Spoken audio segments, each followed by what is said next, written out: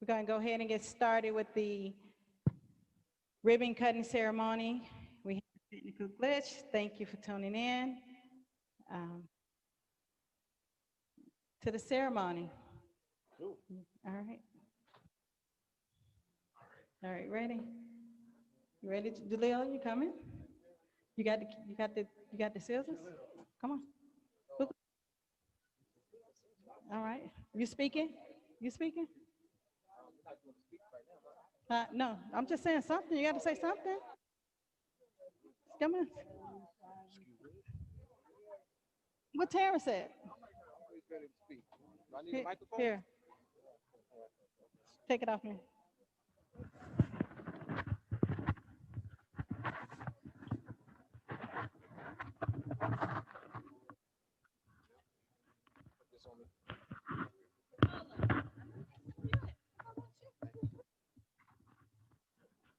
Slam. How you doing? Ready? Juice up? Get him ready, get him ready. I'll be honored. All right. Islam, everyone. Islam. Islam. Assalamu alaikum. Veda Makum. Well, it is absolutely wonderful to be here. I've been involved with the Moorish movement for 27 years. Taj Tariq Bey awakened me to our Moorish consciousness. And as a result of that, I've been able to work with several other people in reaching out to tens of thousands of Moors in the period of 27 years and continuing to build political structure with our people. Shim and I met Brother Shim about 15 years ago, and we connected a year and a half ago. And from there, we assembled, a body of nationalized Moors to facilitate the political unity of our people. All right, Tamriel actually began with us almost a year and a half ago with this process of facilitating political structure and the political essential governing body that will represent our people in the international community. We have caucus members who are here with us, who have been very supportive, working tirelessly to bring this day about, but this is not the beginning, all right? We have a lot of work to do, all right? But trust me, we have a lot of work to do. We found to put a lot of work in and rehabbing the building to a point where we can use it as an embassy, all right? Our plan, once again, is to facilitate the national unity of various Moorish political structures throughout our land, to have a central governing body, as I said before, to represent our people in the international community. We come to understand international law and diplomacy. All right, so we need to begin to be recognized as a nation of people and begin to reestablish diplomatic relations with the treaty nations, Great Britain, France, the Netherlands, Spain, Portugal, and also establish relationships with the other nations of the world. Our people are not Negro, colored, Black, Latino, Spanish, Puerto Rican. We are Moors. And this is Morocco, Turtle Island, Atlantis. And so to continue to bring consciousness and facilitate national unity with our people. So I thank you again for your wonderful support. All right, your tireless efforts. This has been a long journey, and the journey is still long. All right, still long. All right, so we don't want to rest on our laurels. We want to continue to work. We have a lot of work to do in facilitating this process of national unity for our people. I know Wujju Ali, definitely give great honor to Wujju Ali. Dr. G, Dr. Naila. All right, when we started with our first meeting at the caucus back in June of 2019, and she welcomed us with and helping allowing us to rent out the spot every second and fourth Saturday of the month. All right, and giving us opportunity to rehab the building so we can have an embassy for our people. All right, so I want definitely also Taj Tariq Bey, who led the project as far as the construction work. All right, so definitely a lot of thanks go out to all of you for being here. All right, some of you have traveled. We had a brother travel from Wisconsin last night. All right, by car. All right, Tennessee. All right, Michigan, Ohio. So I definitely, thank you for believing in the United Republic of Morocco, and that we can help facilitate the national unity of various Moorish political structures into one central governing body to represent our people in the international community. All right, thank you.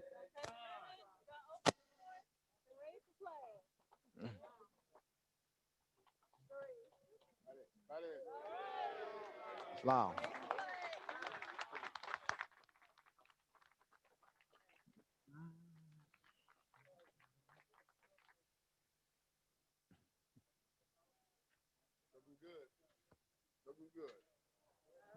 Rise up.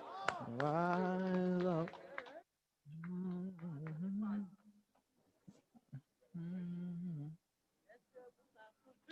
That's it. That's good. Right there. Right there. Rise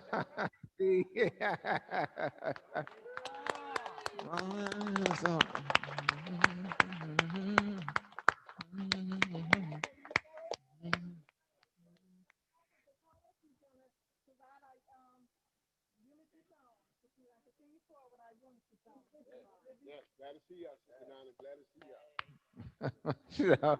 You tired?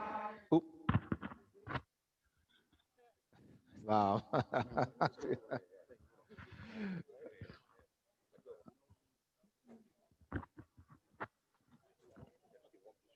Oh, absolutely. Islam, everyone who's watching live, I want to thank you all for your support. All right. We're going to be all continue to broadcast live. All right. We have Zoom, YouTube, Facebook Live. I want to thank you, everybody, for tuning in and continue to tune in. All right. This is like I said, we have a lot more work to do. The journey is long. The journey is long. All right. My side.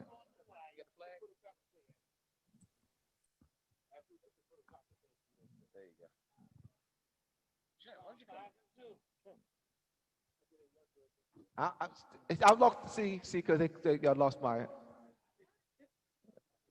I don't know which way to look. I looked the, all right, oh, all right, all right, all right. Okay. Yeah, yeah. So now you know. It's My daughter. That's what it is. Absolutely. There you go.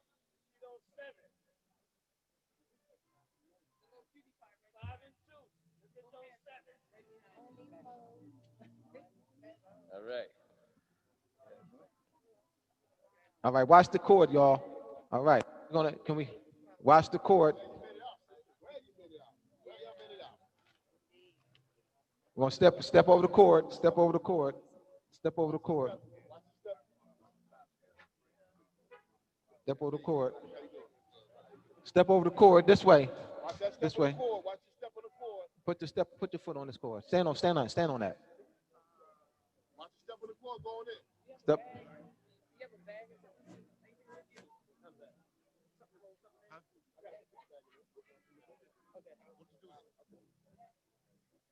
Islam, everyone. You about to leave out? Oh, Miss, oh, wow, good to see you again. Oh, my man, you looking good, man. Looking good. Oh, man, looking good. Oh, yes.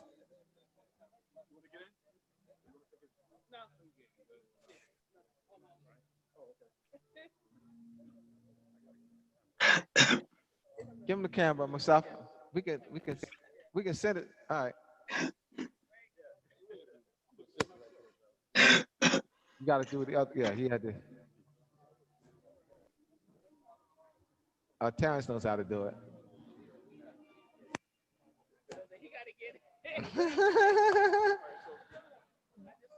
All right, we got to, yeah, we got to go. We got to go. All right, real quick. All right, this is the last one.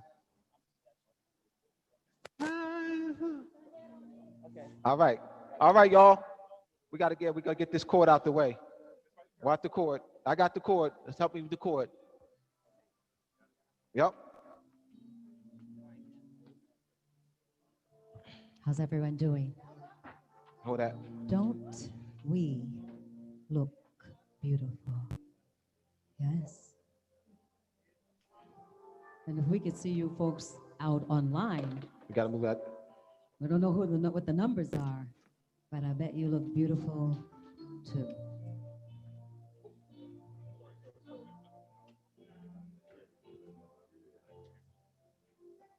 Thank you for being patient. We just getting situated here.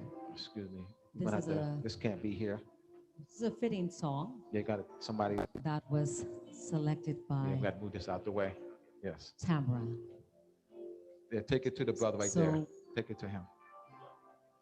As for me not to exclude any of the important words, got a little reminder.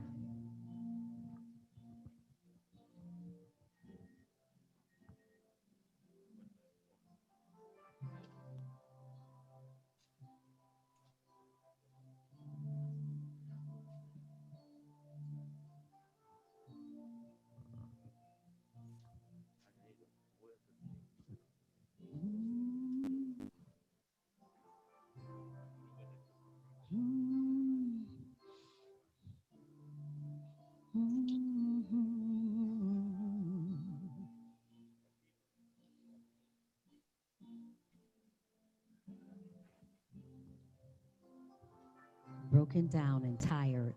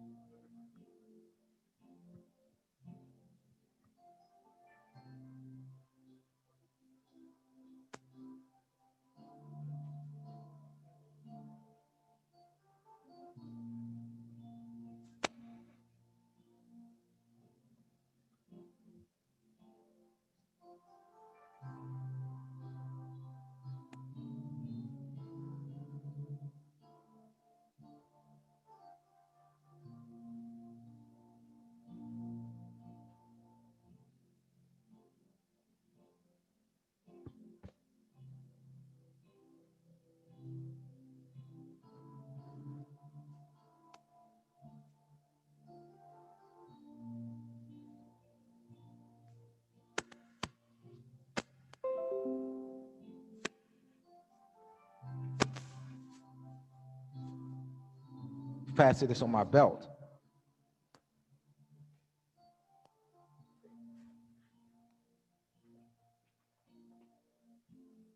Broken down and tired of living life on the merry-go-round. You can't find the fighter. That table right here. But I see it in you. We gon' work it out. Move. I'm gonna move the stuff that this table on table. Mountains, we gon' work it out. Move. Move All right, mountains. you good? We'll rise up, rise like the day. We'll rise up, rise unafraid. We'll rise up, and we'll do it 1,000 times again. We'll rise up, high like the wave. We'll rise up, inside of the ache. We'll rise up, and we'll do it 1,000 times again. For you, for you, for you, for you. When silence isn't quiet and I feel like it's hard to breathe, something inside of me, it keeps pushing and pushing. Ooh, you know, this is hard for me. So why don't we sing it all together? Make it easy for me. How about that? All right? Ready? We'll rise up, rise like the day. That means you sing with me. In spite of the ache, we'll rise up. How about you singing? And do it 1,000 Everybody sing times along. again. You gonna rise up? That's why you're here, right? Ooh, will you rise up? More? Will you rise up and be ready to do it? What? 1,000, 1,000, 10,000 times again. But you, your ancestors did it. But you, now we're doing it for the future. But you, Can we all rise up and sing this together? Rise up. All we need is hope. And for that we got each other. And for that we got each other. Yeah. We will rise, we will rise, we'll rise. Oh, we'll rise. We'll rise up, rise like the day. We'll rise up in spite of the ache. Rise up, and we'll do it 1,000 times again. We'll rise up, rise like the day. We'll rise up in spite of the aches. We'll rise up and we'll do it 1,000 times again. Peace.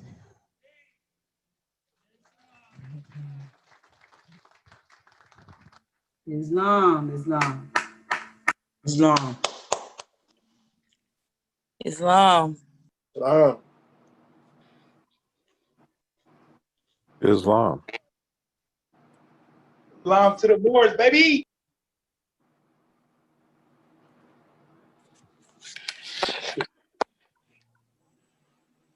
I see trees of green. Get the bird up in there. Roses too. I see them bloom for me and you. And I think to myself, I think of self. What a wonderful world.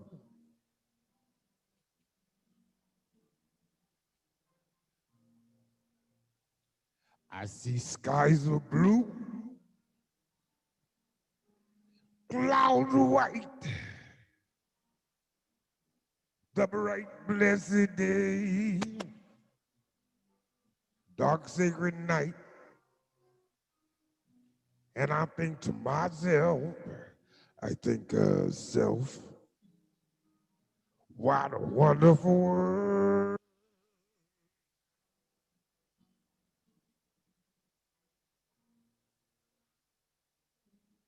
The colors of the rainbow, so pretty in the skies, are also on the faces of the people passing by. I see friends holding hands, saying, how do you do? They're really saying, I love you. I heard the babies cry, and I've watched them grow. They'll learn much more than we'll ever know. And I think to myself, what a wonderful world.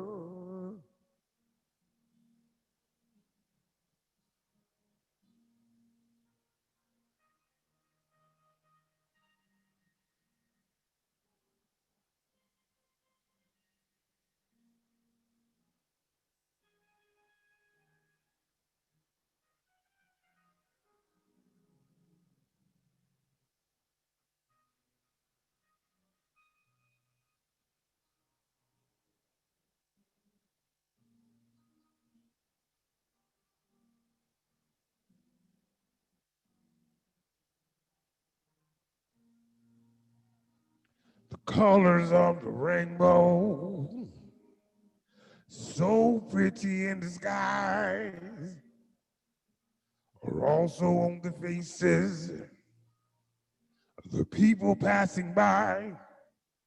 I see my friends holding hands,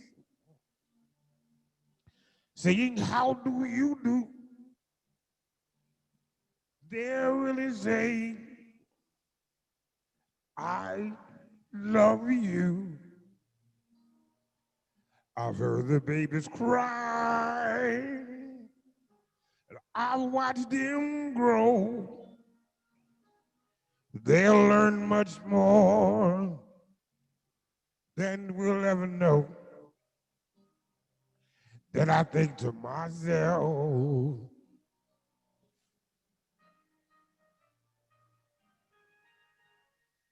then I think to myself,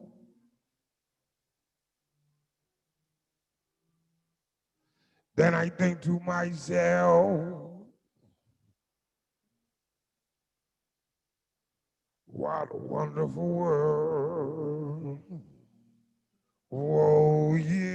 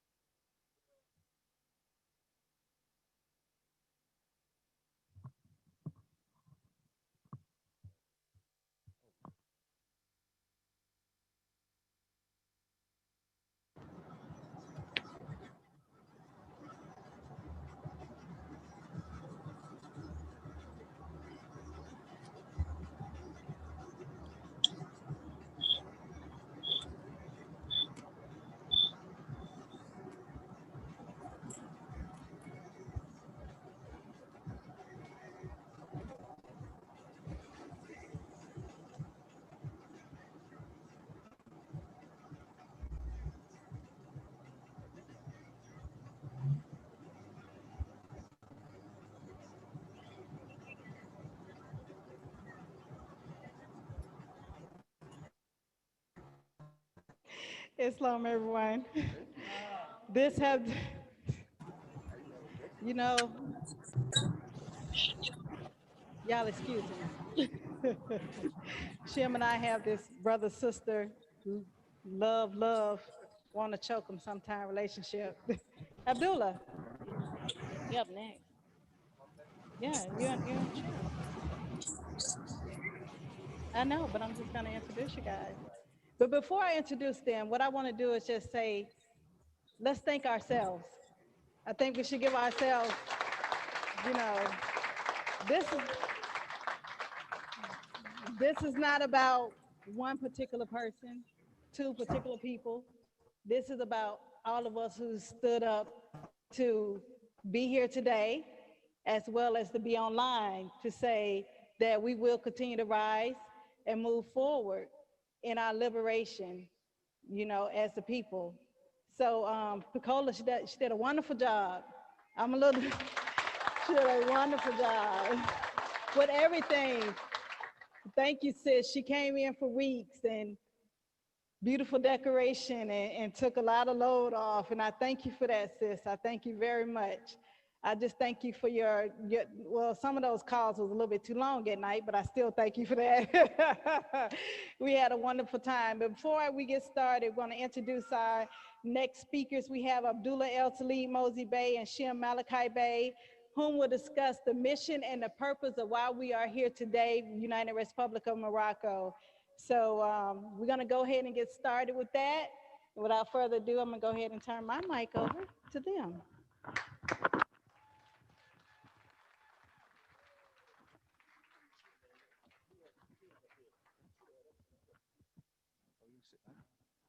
Salam, everyone. All right, all right. The journey is long, as I said before. All right. The journey is long, as I said before. All right. We have a lot of work to do. All right. As I said, 27 years for me. And we must continue to strive forward.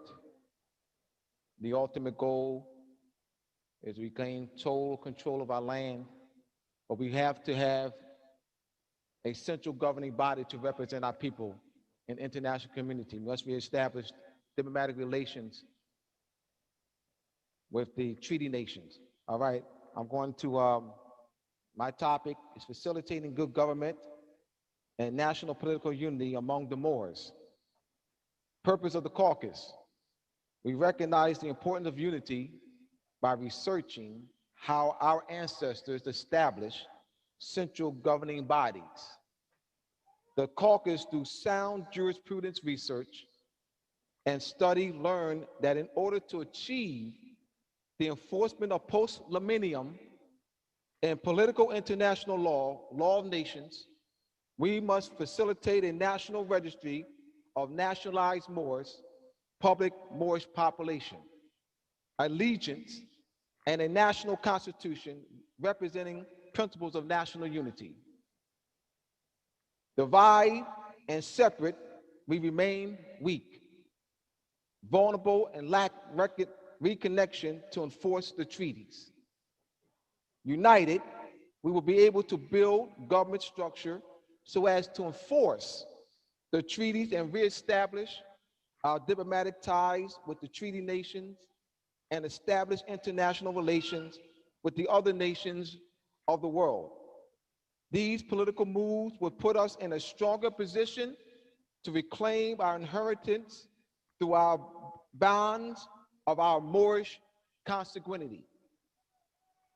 From caucus to provisional constitution and government to permanent constitution and government.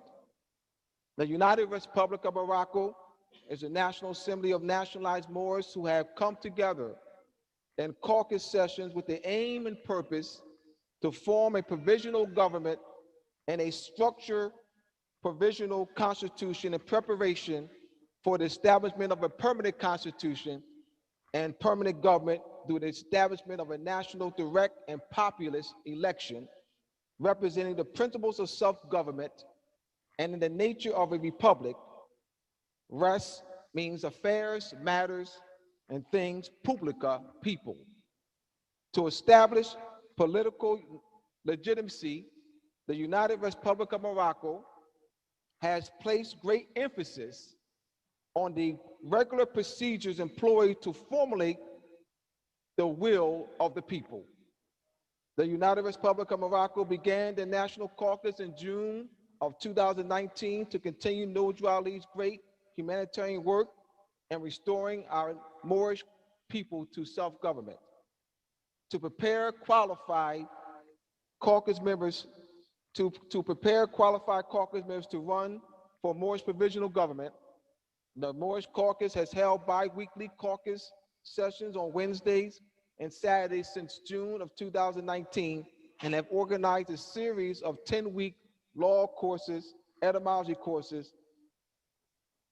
All right, so we, the Moors, the Aboriginal, autochthonous, native, indigenous peoples of the land, stand firmly and squarely on the ancient foundation laid by our ancient Moorish ancestors and our inherited right to write our national constitution and structure our national government to govern the national affairs of our Moorish people.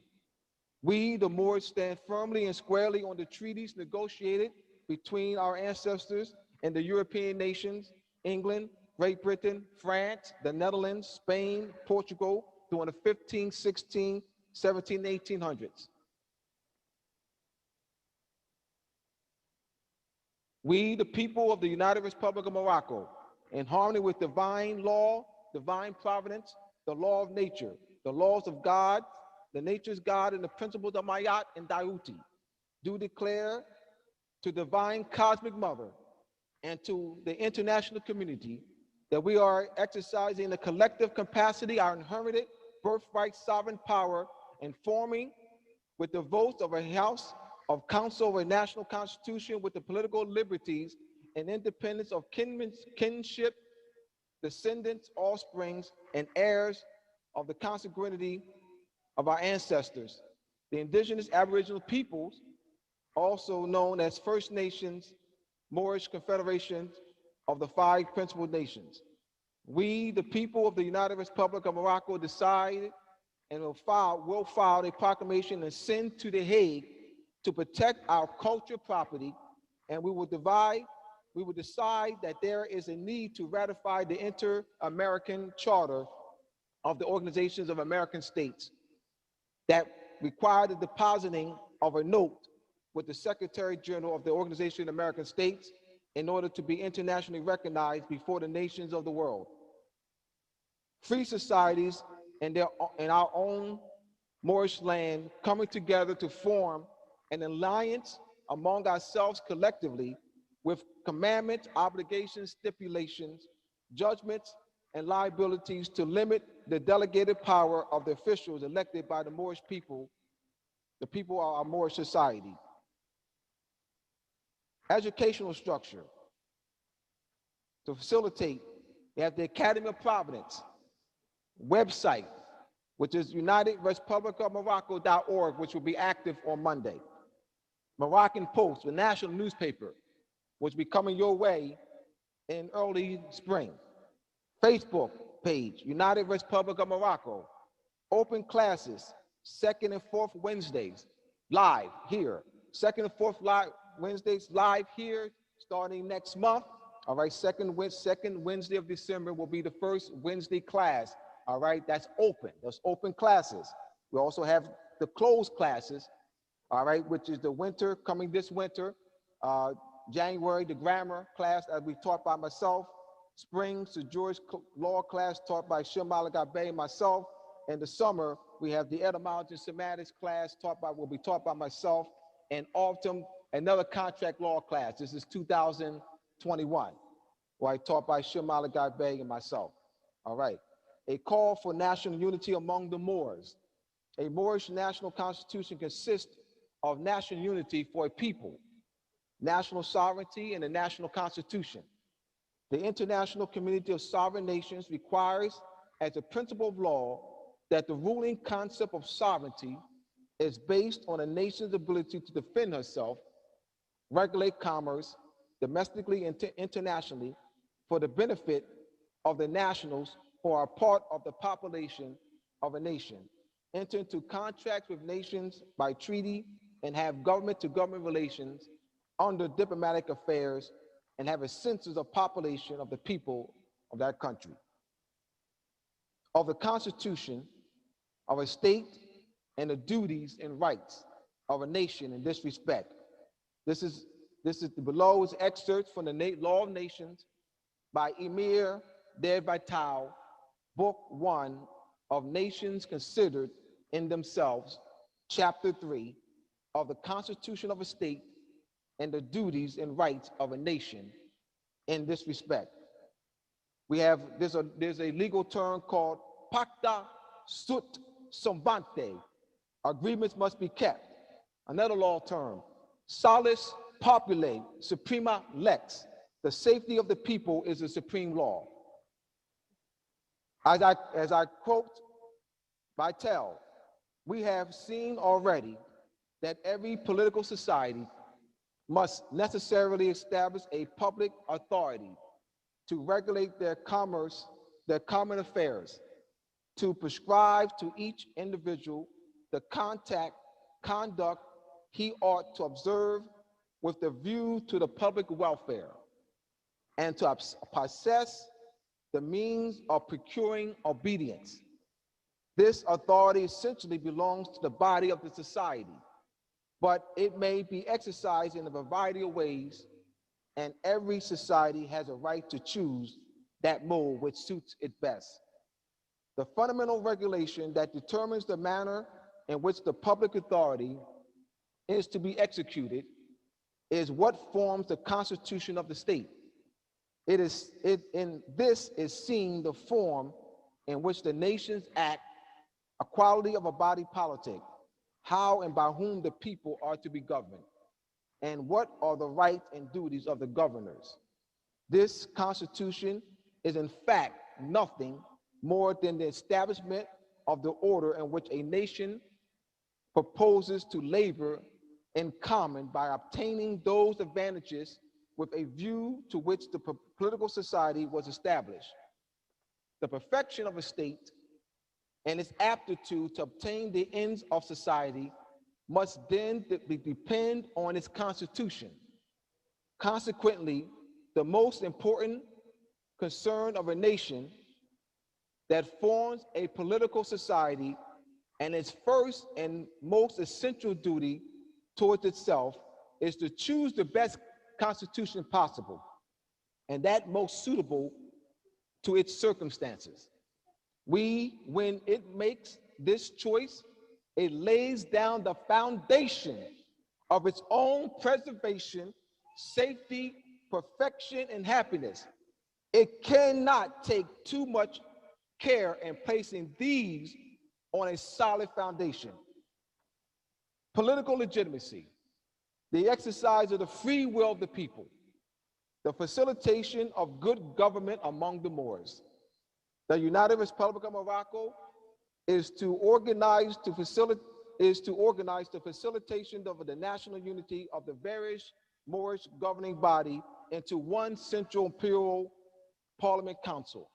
The ultimate purpose of the United Republic of Morocco in exercising our inherited sovereign power is to provide representation and a voice for our people, who in large numbers are currently subjugated on the apartheid United States system of legalized slavery, evidenced through the mass denationalization of the Aboriginal and indigenous people of the land. Furthermore, the United Republic of Morocco is facilitating the government structure to use diplomatic channels and international law to engage in diplomacy with the European nations with which we have treaties, so as to stay in unity with the treaties as the laws of the land, and in honor with international treaties, engagements, agreements, covenants, declarations, unions, and conventions of indigenous Aboriginal people that form the impact with each other, and along with treaties signed with Great Britain, France, Spain, and England, and the de jure United States Republic of North America as the ruling principle and norms of the law. Political behavior. Our political behavior consists of cultural activities relating to the government and its processes of authoritative decision-making and actions, or political activity, including such actions as: 1, voting in Moorish elections; 2, contributing money to Moorish political parties or to Moorish election campaigns of Moorish candidates running for Moorish government office; 3, attending and actively participating in party caucuses or meetings, e.g., precinct meetings and county, district, state, and national conventions, Moorish national conventions; serving in Moorish party and Moorish campaign committees; 5, serving as campaign workers for political Moorish candidates; 6, working for United Republic of Morocco political action committees; 7, active membership in Moorish political interest groups; 8, Moorish lobbying; 9, engaging in Moorish protests and demonstrations; 10, writing to and otherwise contacting members of the Moorish legislature or Moorish other government officials, office holders. 11, disseminating Moorish political propaganda. Oh, really? 12, So I'm writing like, letters to newspapers and magazines editors, letters discussing Moorish politics and Moorish issues of public policy. 13, writing and publishing Moorish books, periodicals, articles, and other literature dealing with public issues. 14, running for Moorish government office. 15, Moorish governmental activity. The government's making and enforcement of authoritative decisions that are vested with the authority of our society for and in the name of United Republic of Morocco, which they are made and carried out and are binding on all nationals or members of the society. And we, in the effect of the authoritatively distributing resources and values for societies living in Moorish territories, political power and public policy. Political power is to be used to shape and control public policy. Public policy under the constitution of these indigenous aboriginal states of Morocco in general and some aspect of public policy, as we possess the inherent sovereign power of the people and exercise in it to influence, shape, and control our own political behavior towards others, whether to influence a decision of a political party or a political action committee, or to impact on the outcome of our elections, to influence the decisions and actions of our government offices and institutions, or to obtain for ourselves election or appointment to public office, and thereby gaining personally the legal right to actively and officially participate in the processes of our own autonomy, authoritative decision-making by this government concerning you ultimately with influencing, conditioning, shaping, and controlling the content and direction of indigenous aboriginal republics of Morocco. Nationalization and post-Limini. Post-Limini, in international law, the rule by which natural persons or things captured in war resume their original status when restored to the jurisdiction of their own country. Write down post-Limini on the board, please. Pick them up. I'll spell it. Post-Limini on the board. Write it real big. Post-Limini on the board. All right, P-O-S-T. L-I-M-I-N-Y, real big. All right, that's post-Limini. All right, put it in black, please. Write it below and put it in black. All right. Once again, post-Limini, post-Liminium. In international law, this is a new term for them, so they need to see it. In international law, the rule by which natural persons or things captured in war resume their original status when restored to the jurisdiction of their own country. Post-Liminium, the restoration of natural resources and rights. Post, it's the etymology of post-Liminium. Post, after. Limin, threshold. The right arising in consequence of a return over that linum or threshold, which is the boundary of the state. Two species of post-Limini. One of person wherein they return. Two, another things wherein they are reacquired. Post-Limini is a right of retaking from an outsider property of which we have lost possession and of putting it back in its former condition as established by the law of usage. It is essential in post-Limini that there be, in the case of persons, a return from captivity, and in the case of things, a recapture thereof. The curriculum taught in the schools of the United States jurisdiction does not provide lessons and instructions in teaching Moorish consanguinity, history, culture to our Moorish children, or Moorish consanguinity and ancestry. We have been indoctrinated in the schools under the United States jurisdiction, that our ancestors were transported on a ship by the Portuguese, Spaniards, French, Dutch, English during the 15, 16, and 1700s from the continent of Africa to North America, Central America, South America, and the adjoining islands known as the Americas, and anciently known as the Atlantis and Turtle Island. Furthermore, we have been socially engineered into the birthright stealing construct of race developed by the three fathers of race: Francois Bernier, 1600s, Carl Linnaeus, 1700s, Johann Friedrich Blumenbach in the 1700s. Letter of termination of all presumptions and assumptions of citizenship of the state of origin, Delaware, North Carolina, South Carolina, etc., in the United States and the District of Columbia. On blank date, the mother of blank brought forth in existence a baby of the indigenous Moroccan consanguinity. As indigenous Moors, we was not aware of our indigenous Aboriginal people and Moorish heritage, natural rights, and claims.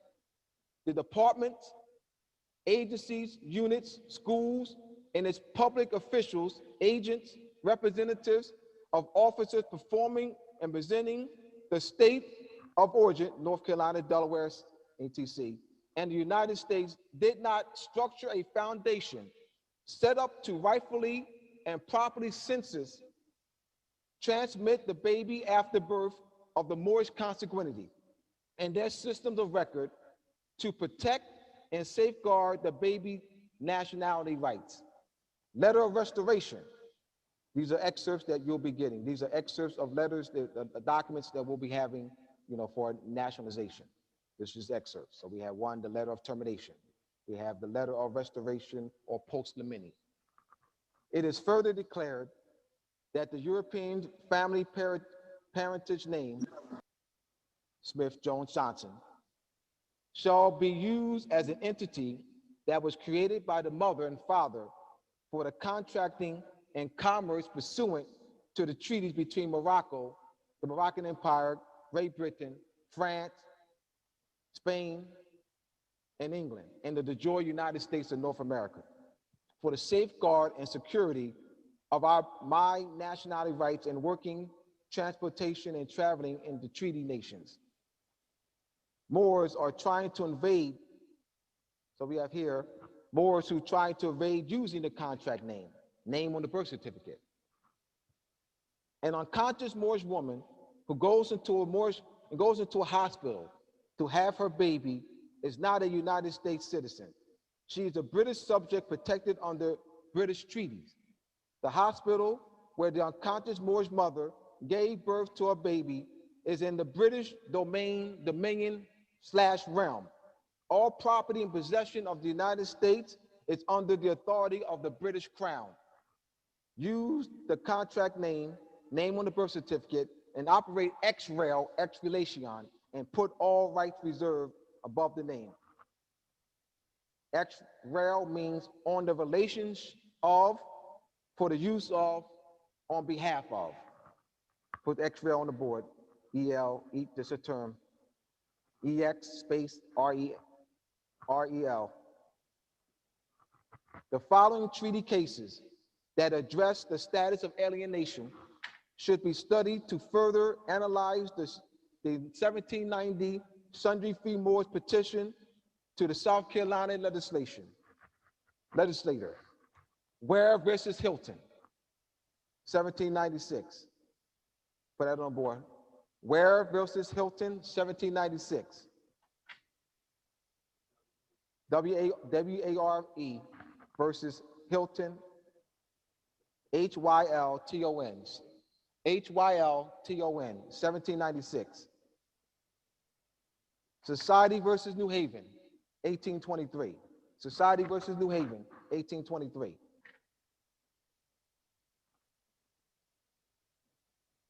Society versus New Haven, 1823.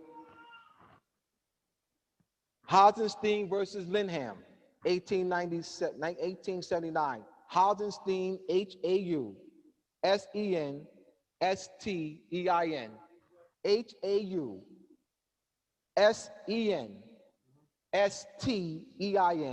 versus Linham, LYNHAM, 1879. In the Society versus Hausenstein versus Linham, 1879. The knowledge of Moorish nationality, birthright, these are issues that were raised with Hausenstein. And the issues that are related would be that we will address the knowledge of our Moorish nationality, birthright, history, culture, and treaties is the basis for our fulfilling a claim, and the language used in writs, injunctions, how to operate a treaty through government structure and function.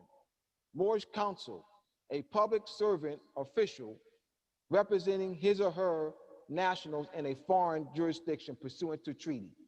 The need for a central Moorish government to protect the integrity and sovereignty of Moorish government. How to get the Moors to be recognized by the treaty nations. This is Shem Malachi Bey. I'm leading into him. All right. How to get the Moors to be recognized by the treaty nations. Providing a remedy for the constructive abandonment through suretyship language and contracts. All right. So we have Shem Malachi Bey coming up next.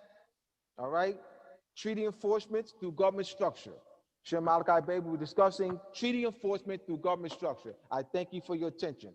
All right. Thank you.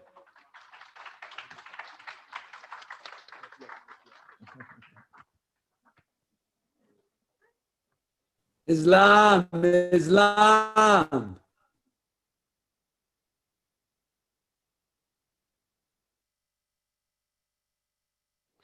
Shalom, shalom, everybody. How you feel? Professor Abdu pretty much said what we were about, and that is the political legitimacy. The Moors haven't had a political legitimacy structure since we started becoming United States citizens, and that came about through migrating in the states. Our ancestors migrated in the states and didn't want to act under alienation. They'd rather act under residence. They want to be a resident citizen of the state, so they become citizens of the United States. And where's the proof to that? Legitimacy, what I'm talking about now. They wanted the legitimacy not under the Moorish government, but under a foreign government that we gave amnesty to. The Moors became United States citizens because, as y'all know, I'm gonna let the cat out the bag, the Moors created the Republican Party in the capacity as Negroes. They created the Republican Party. And when the Albions realized that the Moors have taken over the government, I mean, they started winning majority seats as far as governors, mayors, and they started winning the House. They control, make the laws. Then they became the president. So you would never hear in school what the Civil War was really about. But if you go back and read, you'll know the Civil War is about Moors taking over the government.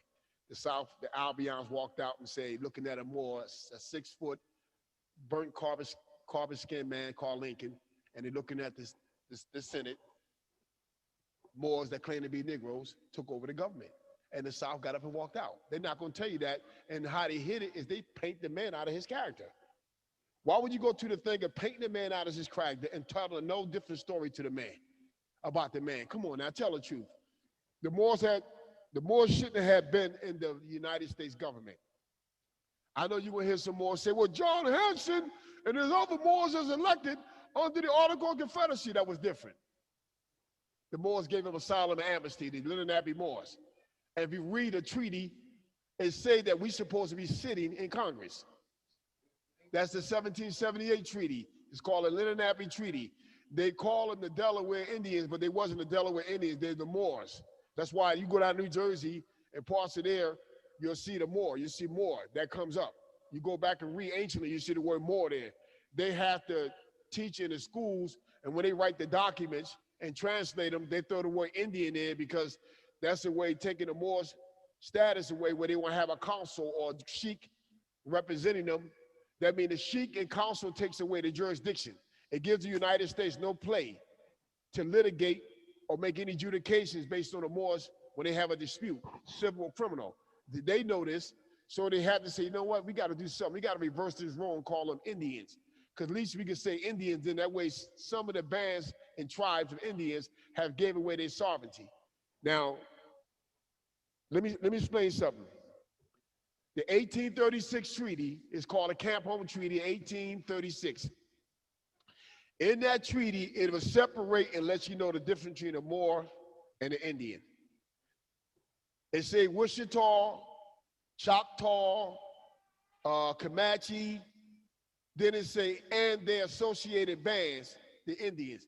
Now, when you put and associated bands, that's a separation. You're separating two now. So they want us to be that, they want us to try to go and say, hey, you got to be a part of a tribe. What you talking? We got to be a part of a tribe. No, we are the tribes. We are the clans. We didn't want to make up these Moorish governments. We didn't want to make up Morocco. We didn't want to make up Israel, Moab, Arabia. Come on, Egypt. You call Egypt, Phoenician, Chaldean. We these people. What are you talking about? And why should we have to do a DNA test when we got carbon and melon? Hey, the shoe fit, we will wear it. I'm serious. So you see the new paradigm, the false paradigm, or go get a blood test. Wait. Why do I have to get a blood test and we got melanin carbon? Melanin carbonated people was over the whole earth, in cold climates and in hot climates. We was everywhere. So what we need a DNA test for? So anybody, anything, any kind of deceitful act, and they take our people. See, this can't go on unless you indoctrinate our people and they hold a flag and run with the flag, but it's not our flag. They running with a foreign corporate flag, telling us that the only way we can be recognized, the only way we can get anything is to a group of renegades that came to us for amnesty and asylum. And we took care of them. We kept the British and French from killing them. We fed them, and we gave them force to create on our own land. And look what we get in return. They descendants of the immigrants from Europe. Now it gets to say who you are. Gets to say we own land. Now where'd that come from? That's against the laws of inheritance. See, this is the taking away your inherit claim. I'm gonna show you what I mean. I'll tell them more about this earlier.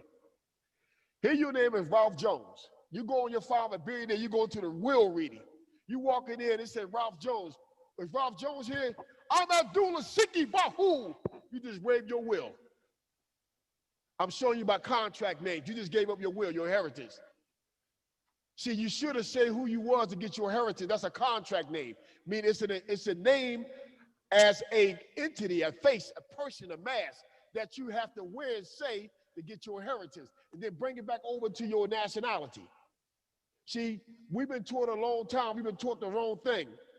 And remember, we've been taught off the principle of balanced law, meaning that everything you see now, everybody wants to be a pharaoh.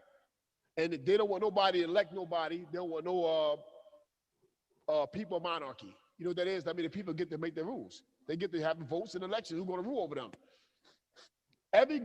You notice this is falling. Everywhere you see a royal house rule, the government falls. Why do you think France and all these governments today have prime ministers? Even though they have his majesty or her majesty, watch this, they still have under that a people monarchy. Because in order to keep your monarchy, you need people to have their monarchy self-determined. Because what's going to eventually happen is the people are going to turn on you and kill you.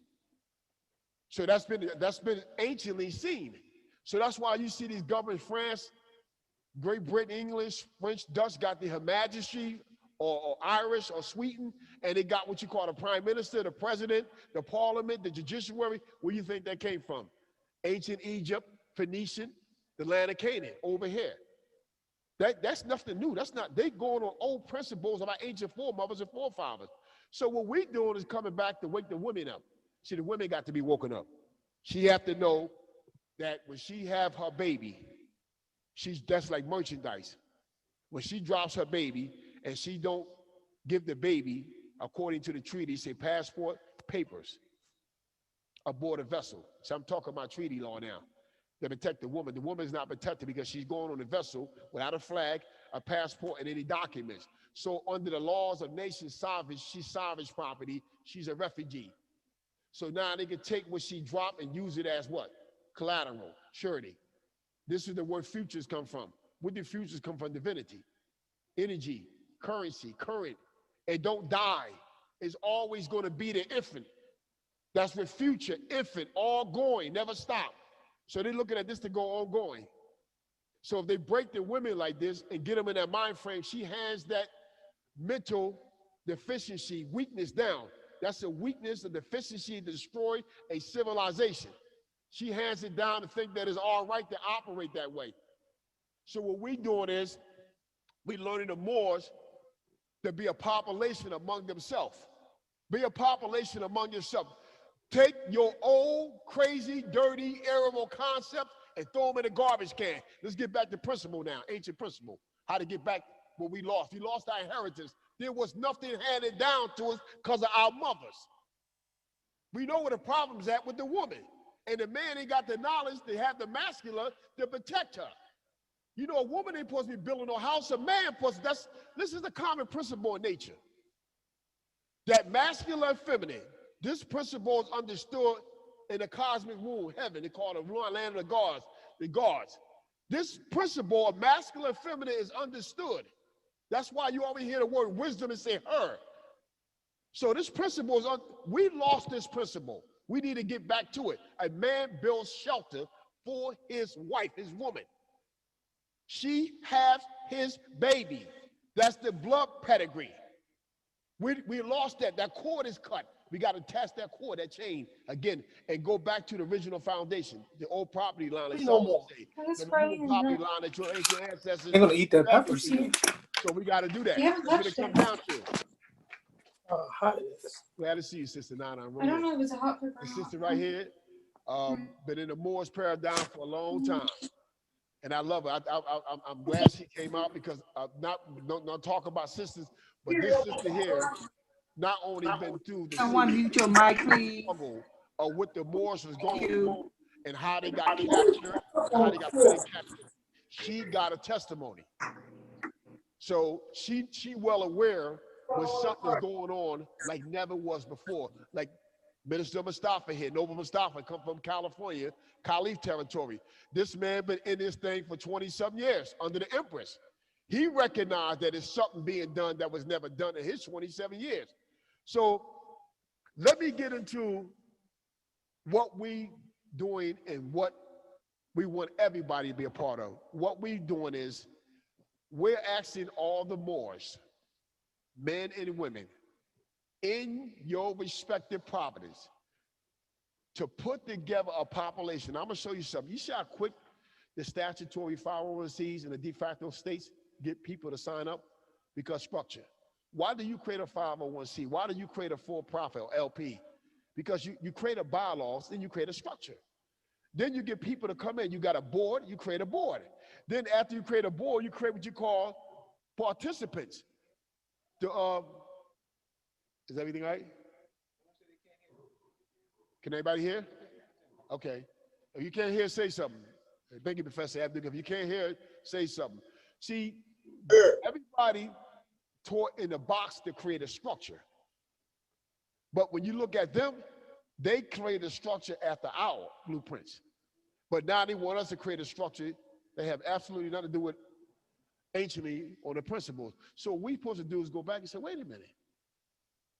How in the world these people are inheriting property? How in the world are they able to pour the gold out of our ground, the oil and the gas, run pipelines through our, dig up our ancestors, throw them somewhere else, and run a pipeline to make money? How do they get the authority and the body? Listen to this. This is called government structure. The legislative body is the one to give them that authority to do it. You became a part of a genocide, apartheid, manifesto government that's killing your people. And what they do is they indoctrinate you and train you to kill yourself and go against yourself. And believe this can only be carried out if the Moors stay dead, unconscious. And the ones that's conscious, well aware of this, but just won't admit that they don't know what to do. And they rather keep throwing these paradigms out here and hypothecating these errors, and then 20 years down the line, you say, I noticed something. They still doing the same. I thought that was legal. How long that league been here? How long they been here? Something wrong. They don't know what to do. And I'm going to tell you why. The cosmic wound. The wound always give what you need. It sends the divinity. You leave the cosmic wound, you got a name. You don't know. Before you hit your mother, you got a name. You're going to know when you go back. You're going to know your name, and you're going to know what lineage of the cosmic order you come from. That's rims. Just like you got south, north, east, and west in the cosmos, that thing broken down in rims. You're going back somewhere. Who's your ancestors? The war started here first. Who's your ancestors? What's your name when you go back? So it gives in the woman what it needs, because we don't make nothing happen down here. We don't make a vegetable grow. We don't make a tree grow. We don't make good metals. That's all written down. Geometry and astronomy, it's written down in heaven already, in the cosmos. What's going to be, the clocks, everything. Times, how much air to blow, how much frost to let out of the season. How you think the different seasons activate? We're not making it happen. You're not making the winds blow. Someone's doing this. Galactic order. And they writing everything down. They writing it down. They got to come back. That's why everybody fighting so hard, throw their hands up. You say you're more, damn. Everybody got a baseball bat, a gun, shotgun, a knife. God damn, they got a hockey stick. They would have open you up. Damn, you say you're more. Everybody hates your ass. Damn. Come on now. Everybody start to hate you. Just because you say you're more. You know why? Because they say if they wake up, the carbonated Moors, wake up the melanated people, if they wake up, what we done to them, they are afraid. But there's no way out because it's already been prophesied, foreseen they end anyway. That's why some of them are trying to repent, because they know that it's going to rise up. The next war rise up is getting rid of them, not us. They gone. Anytime you hear Russia say that, make a statement like this, that I will poison this whole continent over here to get rid of these people. And this man is an Albion. You know something's going on in the blood water. Somebody angry. It ain't him. Remember, he got divinity in him. Something making him do that. Something making him got wrath to go against another Albion people and cut them off. And yet that's going to hurt him. I told you, this thing is controlled by the cosmos. We don't control nothing. Me personally, I'd rather fall into their plan than be against it and perish. That's me. Nobody wants to live to another 10 years. Let me explain something. Oh, man. They killing people legally and raising our people up as a executioner of their own people, and they doctrinize them and say that they healing them. You ain't doing nothing. You're a pay flunky, a indoctrinated pay flunky to kill your own people. I'm keeping this thing real. They selling food that's germ warfare. And you get Moors arguing against each other. Well, you know, they did this in the lab, but they know what they're doing. Are you kidding me? They're killing you. Don't you see what's going on? You talk about Adolf Hitler. I'm going to use Adolf Hitler. We are so brainwashed that we didn't even know that a melanated carbon people lived in Germany where Hitler was doing this, and he killed not one of them. So if I ask any philosopher or scholar and say, excuse me, we had a population of Moors living in about 50, 60, or 50%. He did not kill a Moor. He killed his own people of his own house, of his own blood pedigree. Let me ask you a question. We're here in the United States, who kills about almost 2 million people a year, claiming they're healing them, giving them medication that causing the death of millions of our people, and then you turn around and sell them the food and bad water, and you telling me, now, who will you consider worser? You can't say yourself. See, if you're a rapist and you love raping women, and somebody talk about a rapist real bad, you sitting in there, you mad, but you can't open your mouth to expose yourself. The only thing you can do when you get into a position of a society of rapists and perverts, you got to pass laws that water down in case you get caught. So they just pat you like they spank you. So you got to protect yourself. So they're passing the laws to give them immunity so they won't go to jail when they're killing you in these concentration camps called hospital, Section 8, housing authority. These corporations out here, companies, are germ warfare companies that's designing food to kill the people. And they can cover it up because they say, you ain't got no status. Go to the refugee convention. Well, me and Professor Abdul taught about this. If you don't have a country, you don't have a nationality, and you on the race, you're a refugee. Go and read the refugee convention if you think I'm lying. If you think Shemanek Abe lying, read it. See, the problem is nobody have taught us the truth. See, when a man tell me that we got government here, I say, where's it at? I'm asking the question, why are we like this? Who you voting for? Who you voting for? I ask the question. Who you voting for? We ain't got nobody protecting us.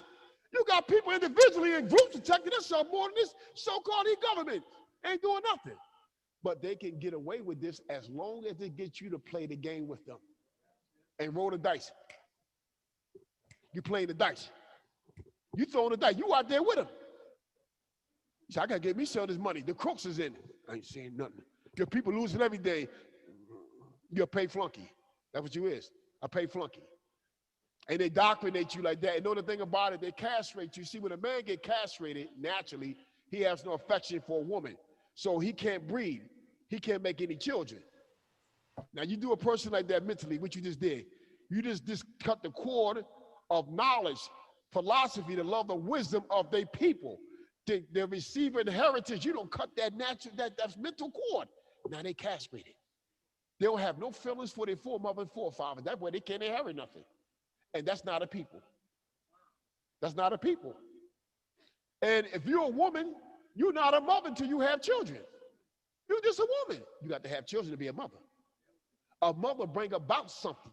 See, we got to get these concepts in our women, and we got to straighten the men, the masculine in ourselves. Because it's both ways. This ain't no one show side. The man ain't protecting the woman, and the woman just not having the knowledge to make a claim of her man and her children. Once we can get to that, we can have a lot of things going on. Because basically, no race of people are going to survive disrespecting a woman. Go back and read history. I do believe that these ancient kings, these ancient men, that pillars of the masculine did what? Took their women with them and protect them. We took our women with us and we protected them. When we went on a journey, the woman ran the house. She ran the clan. Because he left her in charge. Who else can a man leave in charge but the woman? She had the children. That's why he get quiet when she had the children. She make all the decisions. You ain't no weak man when you let that happen. Well, she had 9, 8 months to carry your baby and raise it. What you doing? See, we lost these concepts. Then we think, oh, ruling your house is hollering at a woman, ordering her. That's not ruling your house. Ruling your house is doing what the cosmos prescribed for you to do for the woman and the child. That means provide protection and provide what? Benefits for them. That's you ruling your house. And you ain't doing that, you're worse than an infidel. You're a lowlife. You can't take care of your house and your children, your woman. That's what we got to get. That's why the United Rest Republic is so important. We get ready to have a break in what? By 5? Okay. I just want to make sure. So getting back to what I was saying, the reason why we're doing this here, because we want every Moorish man and woman in the province they at, throughout South, Central, and North, even in Asia, in the Eastern Hemisphere, here in the Western Hemisphere, to create a population. Now, let me show you what you can do when you create a population. The population is the estate. This is why they want you to vote for them. This is why they want you to get an election. Like Professor Abdul broke down the etymology of register. It's the bear and carry. When you register to vote, they bear your rights. You be pledged, you're obedient, and you're giving and they become your protector. Once that happens, you just nationalize because you don't have a country. So your country's supposed to do that for you, stand behind you. That's why the Treaty of Peace and Friendship state a passport, documents, and the flag. What is the flag? The symbol of a national government. What is the passport? Passport. You can pass the boundary lines. That means that's your, and the documents mean coming from your government. See, this is already laid down, this formula. It's laid down, it's platform laid down. It's hard. The only problem is we don't know how to use it and access it for remedy and salvation. And to do that, you have to be a Moorish government. And see, let me say something. Let me tell you what I personally view, and this is what I look at. When you go back to look at clans and tribes, anciently, we never had kings and queens. We had clan leaders, and they was mothers. The woman would take care of the house, everything. The man was the chief. He would go out and meet the seer. The seer was the guardian of the people rights, which they called the Duggards. They was the guardian of the people rights because they was the only one that was of the Dayuti to receive a cosmic record, to keep us in balance. We were handed down and learning so we can stay in balance with nature and God. That's air and land. We stay the cosmos, we stay in balance with them. We lost that train. And then men started looking for the stronger house, a certain authority, and becoming a king. And the Pharaoh, even under Egypt, the Pharaoh was smart enough to have an ambassador, to have a people monarchy under them, which is what? The prime ministers, the presidents, the Senate, the Congress, the parliament. This is an ancient principle. This is nothing new. They copy this. We have to get back. I don't care if it's just 10 people. If you can get people come together and get in the line and fill out an application for a bag, a cart, shopping cart, and they're giving you old food that's old and market, outdated, gonna be outdated in two days, and you in line and you sign an application and you register to be a part of that organization to get that lunchbox and stuff. You can't just create a population, get a flag, and create a seal and proclaim to the world who you are. You invoke your divinity. Invoke. You become the Lord of your body. The body's the Bella. You the Lord. You divinity in it. Do something. We can do this. I'm not somebody come up here. Like I told Professor Abdul, me and Professor Abdul got back together. I said, Professor Abdul, I was curious. I hear everybody talk. Said he got a government. I sat with a lot of places. And people talk. And as things went on, I noticed they was going back into the court. They was going to jail.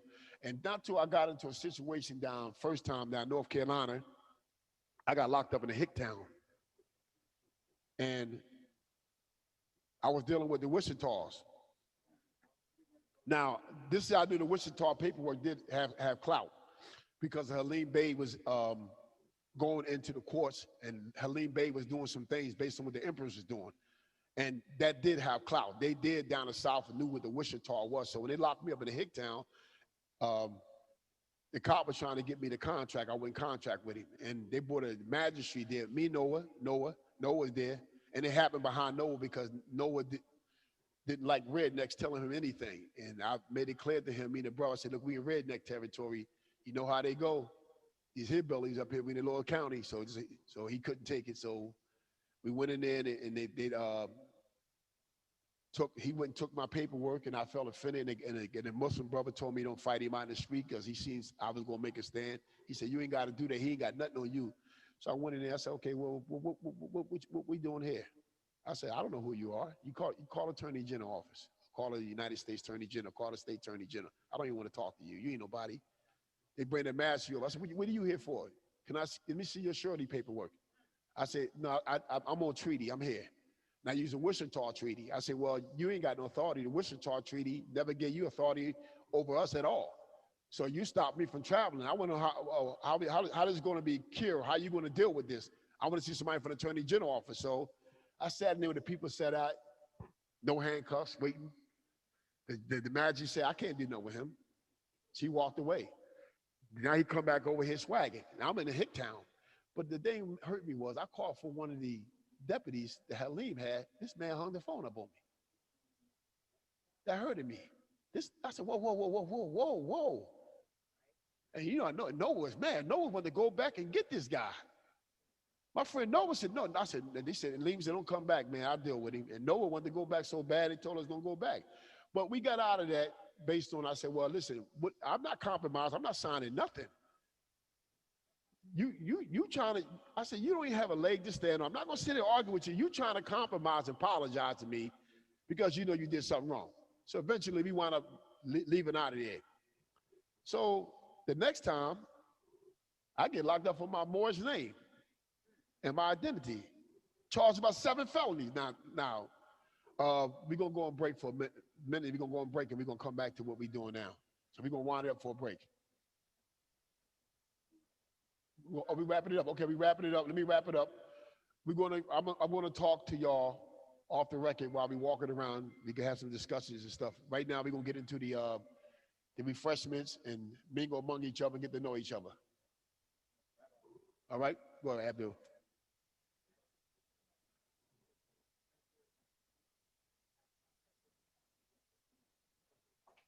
I think one thing I can say about Shem is he do not read the programs.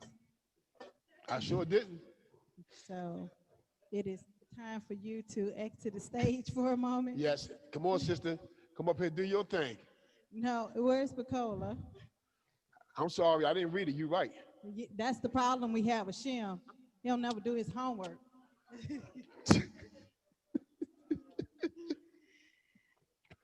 Good evening, Morris. Is everyone okay this evening? Hey, bro. Everyone's looking What's up, great. man? How you doing? What's up? Smile. I'll take that one. How you doing, Louis? All right. Where's Bacola? We want to do something this evening a little different because we know that we're speaking to a room full of conscious Moors. So we want to speak to your unconscious side. You didn't catch that, did you? We want to speak to your unconscious side because I would say as a profession in project management, there's some things that, I just like to sit back and absorb some things that take place and happen. And I'm a novice within this movement. When I say novice, I'll say 3 years. Actually, next week it'll be 3 years exactly to the anniversary of that. And looking at the movement and just seeing some things unfold, I just wanted to, we was coming up with a segment for this section called Steps into Your Nationality and Nobility. Now keep in mind, we do have over 100 boards online. So I'd like to thank everyone online as well as in person. So like I said, let's speak to our unconscious side that sometimes that we may kind of forget that we're Moors. We may look at someone that looks like us, and then we may decide to not extend the Moorish welcome to them. So we're going to speak to that. So in doing so, just give her a moment to come up. Did someone try to come up? Because I know she went in the kitchen, and when I finished, so, excuse me. No, I'm not fixing you something to eat. We're not going to make it. So this segment is called Steps to Your Nationality and Nobility. And I would like for some people in the audience to chime in on it. So I'm going to switch out because this is a little...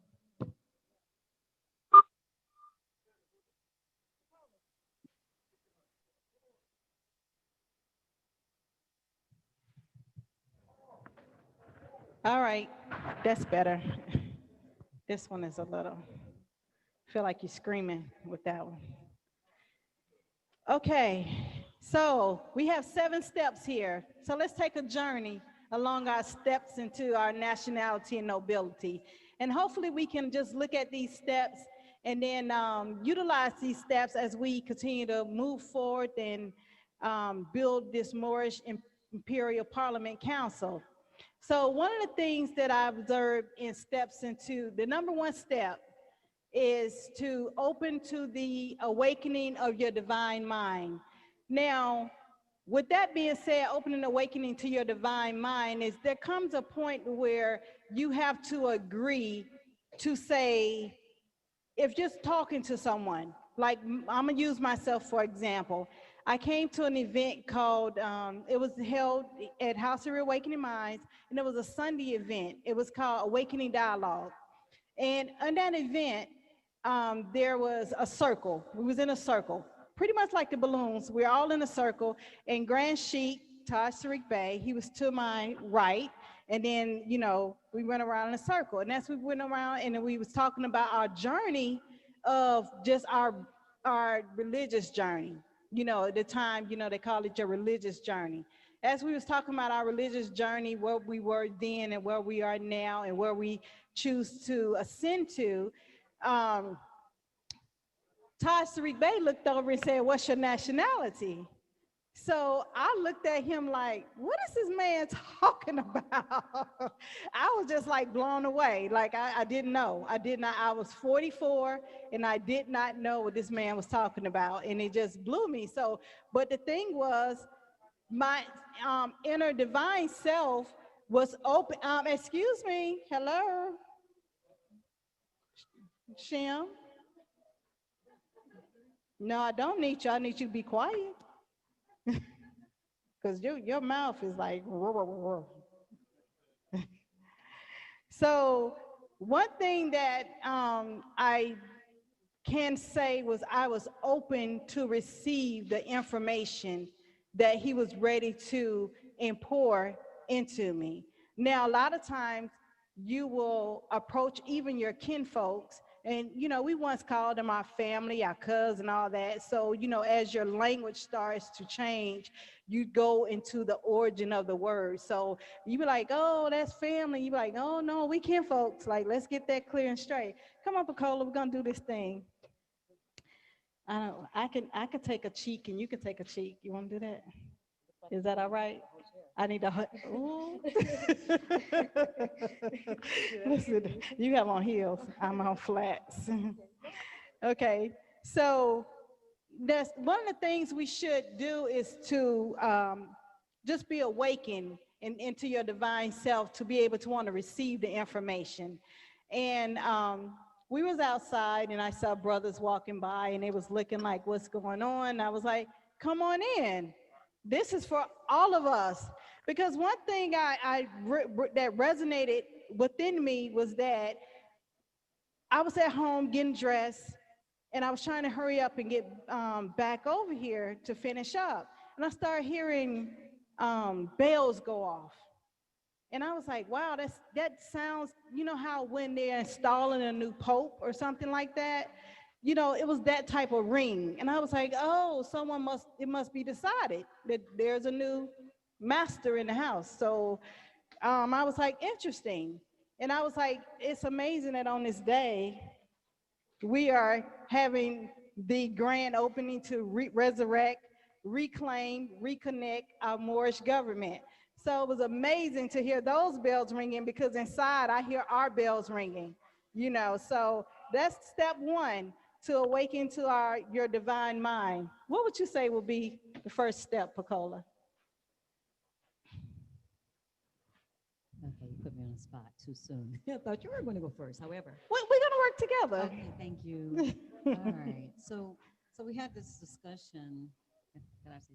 We had this discussion about step into your nobility, like the various Moors, like myself. I've actually, and I think also you have about 3 years in the awakening.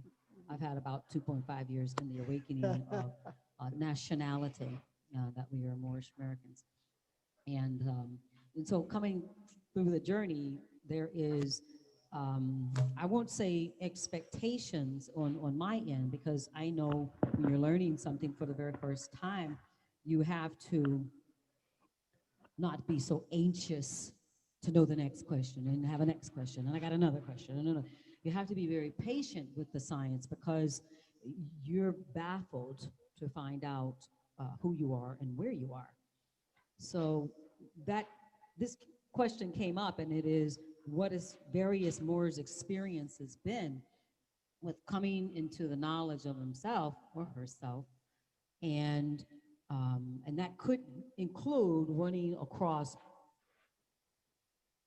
a dirty or a dingy Moor, and really made you feel that you didn't want to be in the Moorish science because you had that bad experience. And so step into your nobility basically is like, what have your steps been? What has your experience been with coming across that, and how did you overcome it? So that's kind of how I started. But so right. All right. So you want to go to step two? Sure, why Wanna not? go step 2? Talk, we can do that. All right, step 2. So as we talk about awakening, now keep in mind this awakening also deals with, in metaphysical, it's called a baptism. And in metaphysics, the baptism is a internal process that comes from a place unknown. You just understand that there's a collective consciousness, your cellular DNA is saying yes to something. You know, and you know how you'll hear something and all of a sudden you be like, nah, that don't sound right. No, but then when someone start pouring in the science and the knowledge of more science within you, your collective consciousness be like, yes, yes, yes, yes, yes. Like I remember this. I remember this. It's like, okay, let's get back on the pathway. Let's try to figure out what's going on. So what step 2 is to reconnect to the understanding of the cosmic guiding principles or the universal laws of Mayat that's tied to the principles of Daihuti, which is connected to your consanguinity. So in a mouthful, that's saying it's in our blood. When we hear these things about more science, we say yes to it because our cellular DNA, our blood structure is saying, this is you, this is who you are. Because I never was comfortable with that slave narrative. My entire life, I was never comfortable with that. Every time someone would say something, I'd be like, show me a boat. Now I'm like, okay, these, the Albions, they can collect all kind of things. They go digging in the earth, pulling stuff out. They, oh, that don't look like us. Oh shoot, we got to go dig again. Oh, no, that don't look like us. And they just keep digging, and everything just look like us. So, one thing I say in step 2 is the connection back to the cosmic mother. What would you say step 2 would be? Are we on track? I know we've had some long nights here. You're so funny.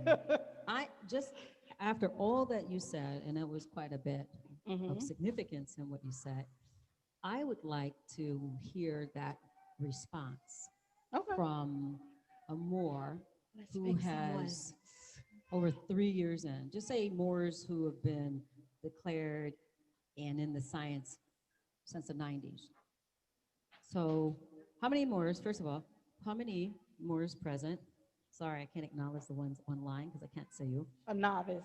Yes, newbie, as they say, newbies. But I don't know how that is. How are we newbies if it's old? It's already in us. I don't know. Well, you have to recognize it. So you don't get to say that unless you can recognize it within you. Gotcha. You understand? Okay. Okay. So I want. How about our elders? Yes. How about this? How many Moors have been declared in this room and understood who they are for over 10 years? Let me see your hands. All right. Wow. So we have majority of newbies Absolutely. in the house. And so I can expound on This it. is beautiful. Anybody? That's beautiful. And give me that. Come on, Terrence, you come on up on the Yeah, bring stage. it up. Come on, let it. Terrence. Oh, come Nope, we're gonna make you come to the so stage. helpful. We're gonna make you come on the stage and bring it to us. You have been so helpful. We're gonna through make the you come to the direction of this. stage. Now you Y'all, this is Terrence Bay, the person you see on, you see him on all the pictures. Give a hand out to Terrence his work Bay. clothes at that, with his family. Yeah. Okay, like what an elder. Okay. Would an elder like to provide some wisdom into the steps? I've seen An you. elder? I used to watch YouTube videos. Mother Yes, Delilah. your face is very familiar. So You're welcome no, we're into coming this to you. place. Oh, she wants you on camera. Yes. She wants your face seen. Come on, Mother Delilah. That's what it is. Come on. We want your face seen. Because you can never forget Yes. about the ones that journey ahead of you. I know a lot of times you have, you want to turn yours off? Yeah. Okay, just turn it off for a minute. A lot of times I've seen also in this movement, there's great disrespect for the ones that have went before us. That does not mean that the ones before us are all right and exact in every step, but you give honor and respect to the steps that they took to be able to put themselves out in the forefront and on the journey and not be just amongst the masses and just hiding our true consequentity. So Mother, give us some wisdom. I'm gonna turn my mic off.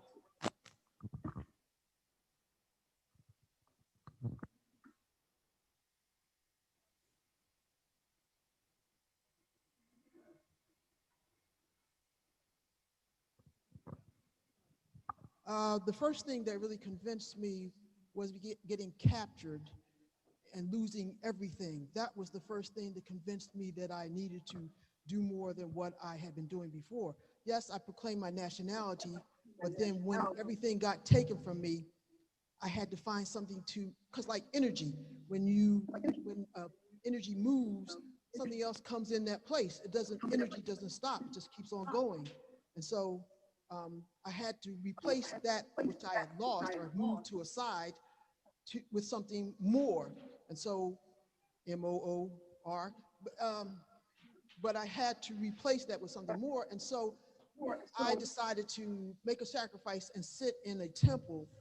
I still sit there for 4 years, understanding the seek ye first the kingdom of heaven, and then all things will be added unto you. So that's what I sought, because I had things.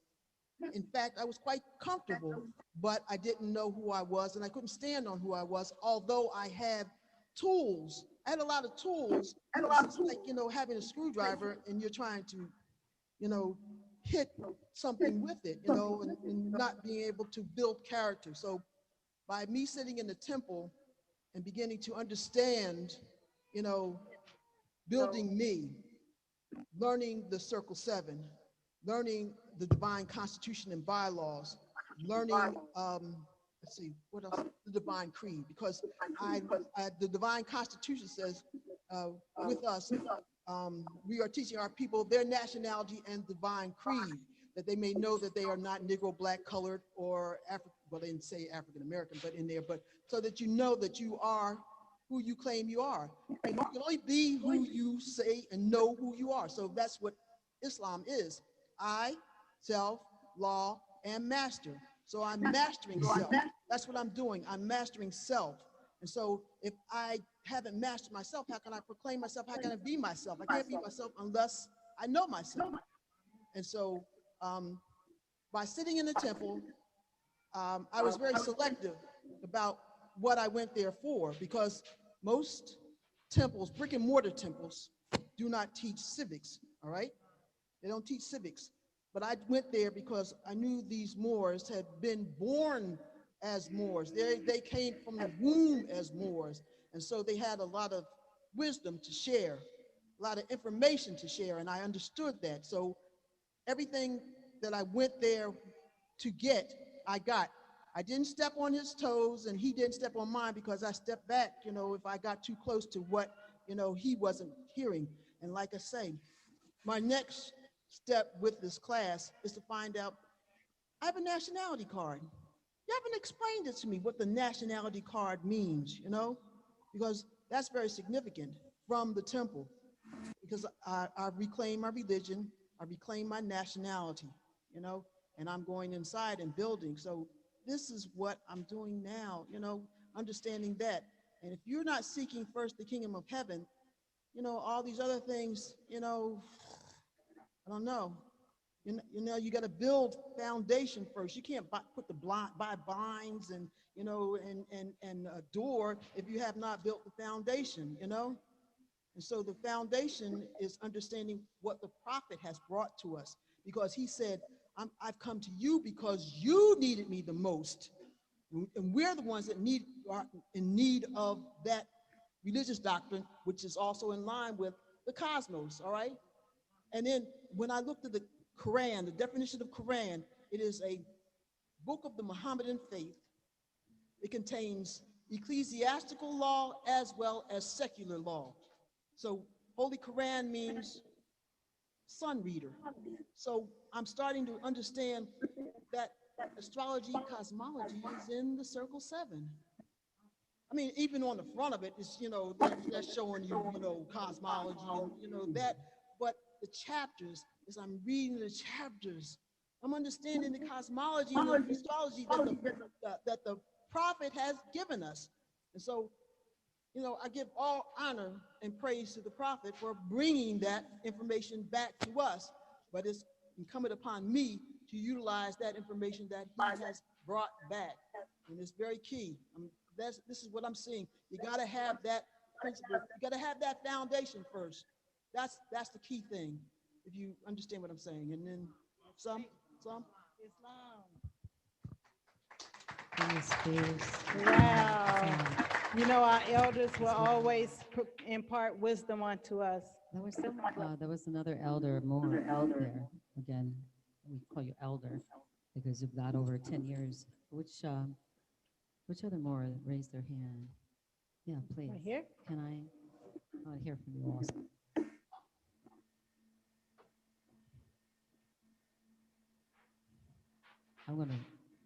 When he's finished, I want to expound on something that the sister touched on. And the beautiful thing about it, it's in alignment with step 3. So we are in step, because step 3 say, make the mental preparation of understanding the history of our Moorish language, lineage, jurisprudence, and the working of our government. So give us some wisdom. Islam. Come on over. Come on over. Okay. Islam. I'm Bernie E. Bay, and I'm from the territory, or there's a political zone, California. I took a trip out here from California 3 days, and I seen nothing but Moorish history, the whole trip. And I was going inside my mind the whole time, going inside myself and realizing certain things about us in the empire.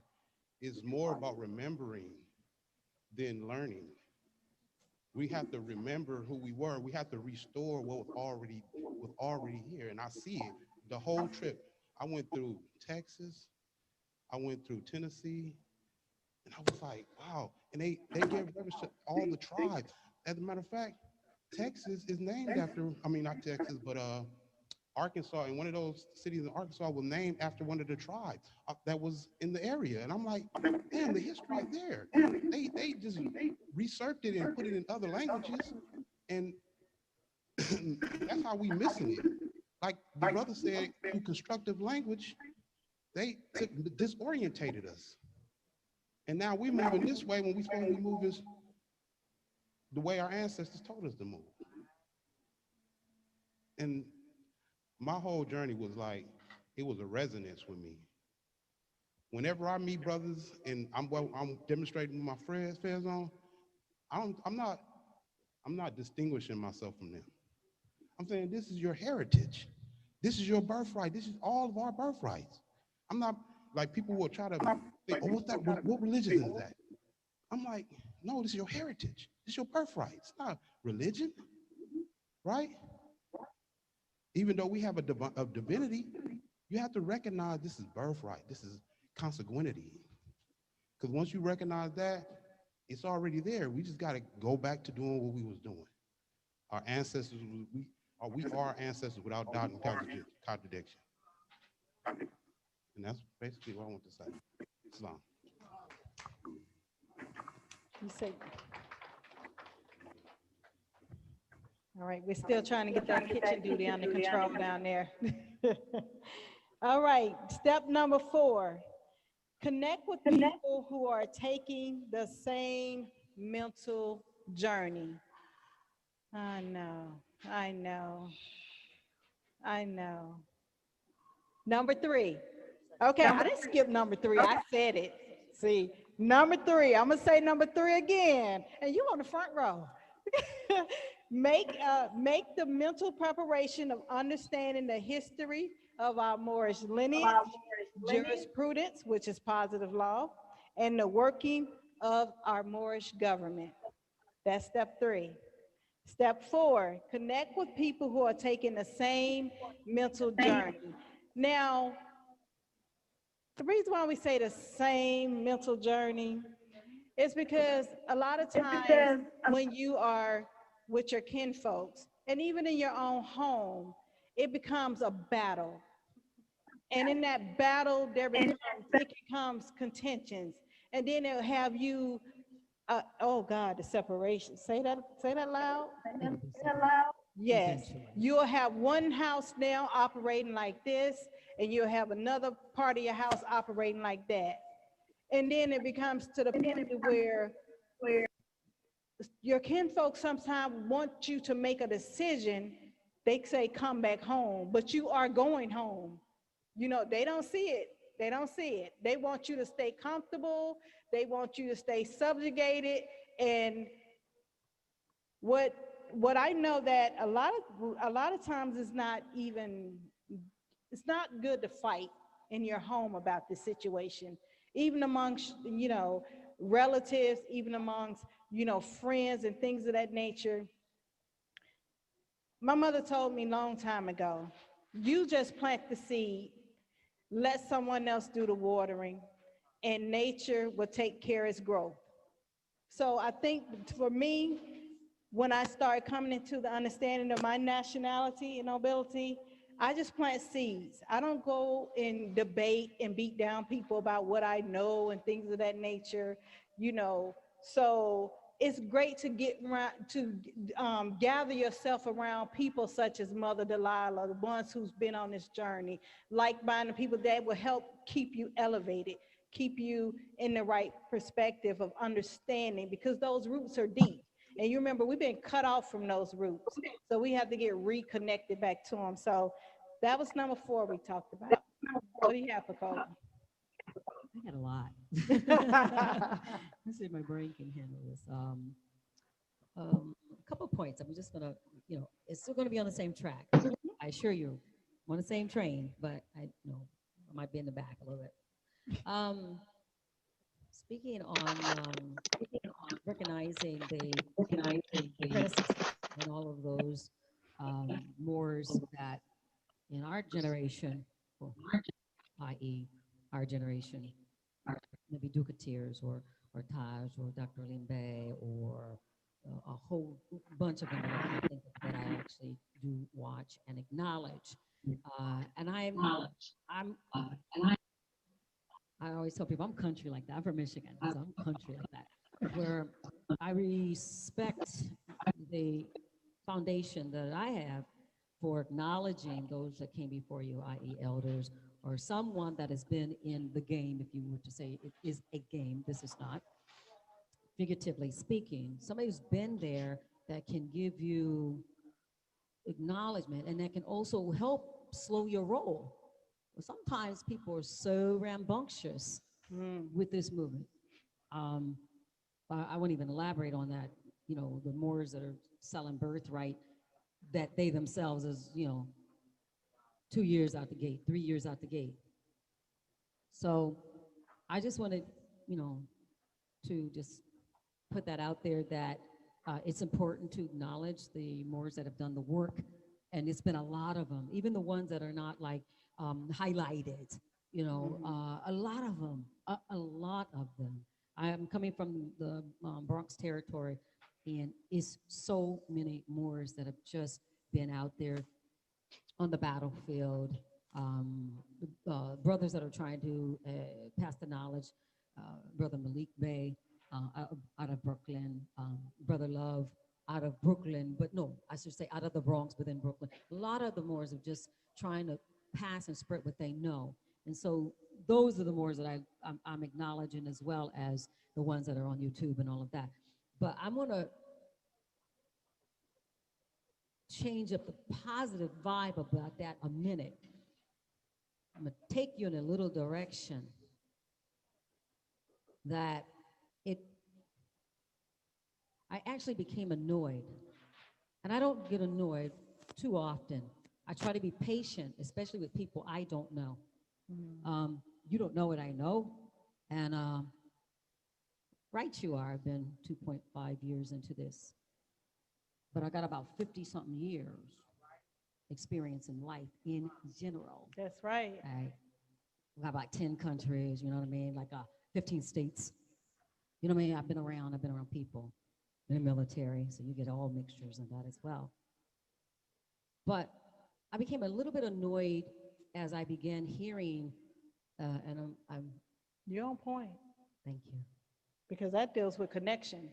Because we have to really understand the cosmology of us working together. Because if we don't, we're not going to be able to build.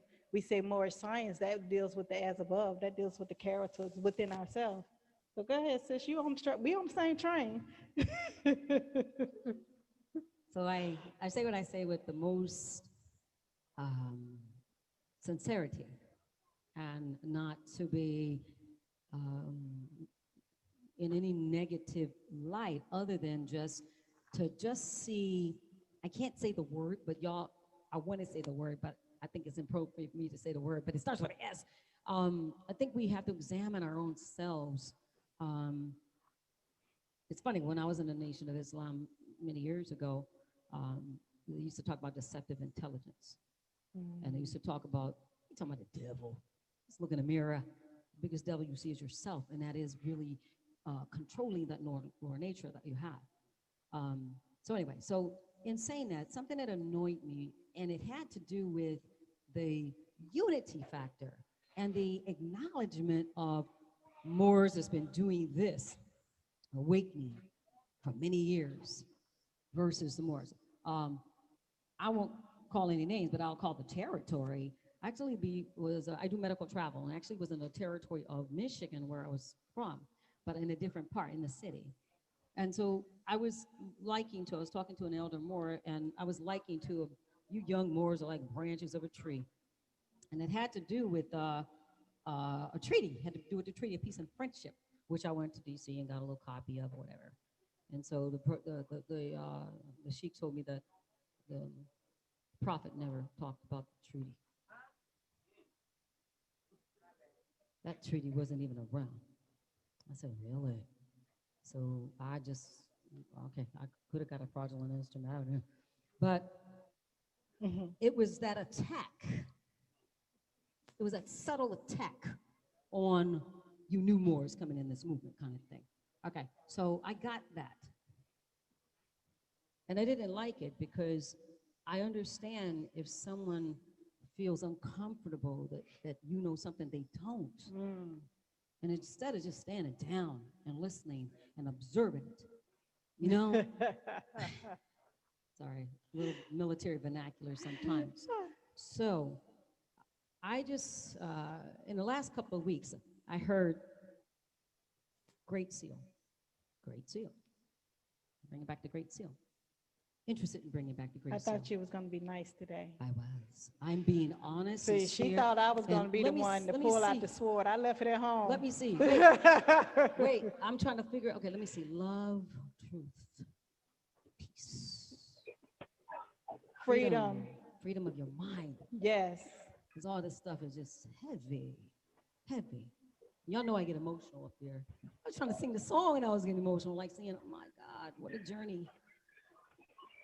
Love, truth, peace, freedom, and justice. That's kind of why we're here today in general, talking about the justice part, how we get justice in our single movement, how we get justice in our land, how do we do it?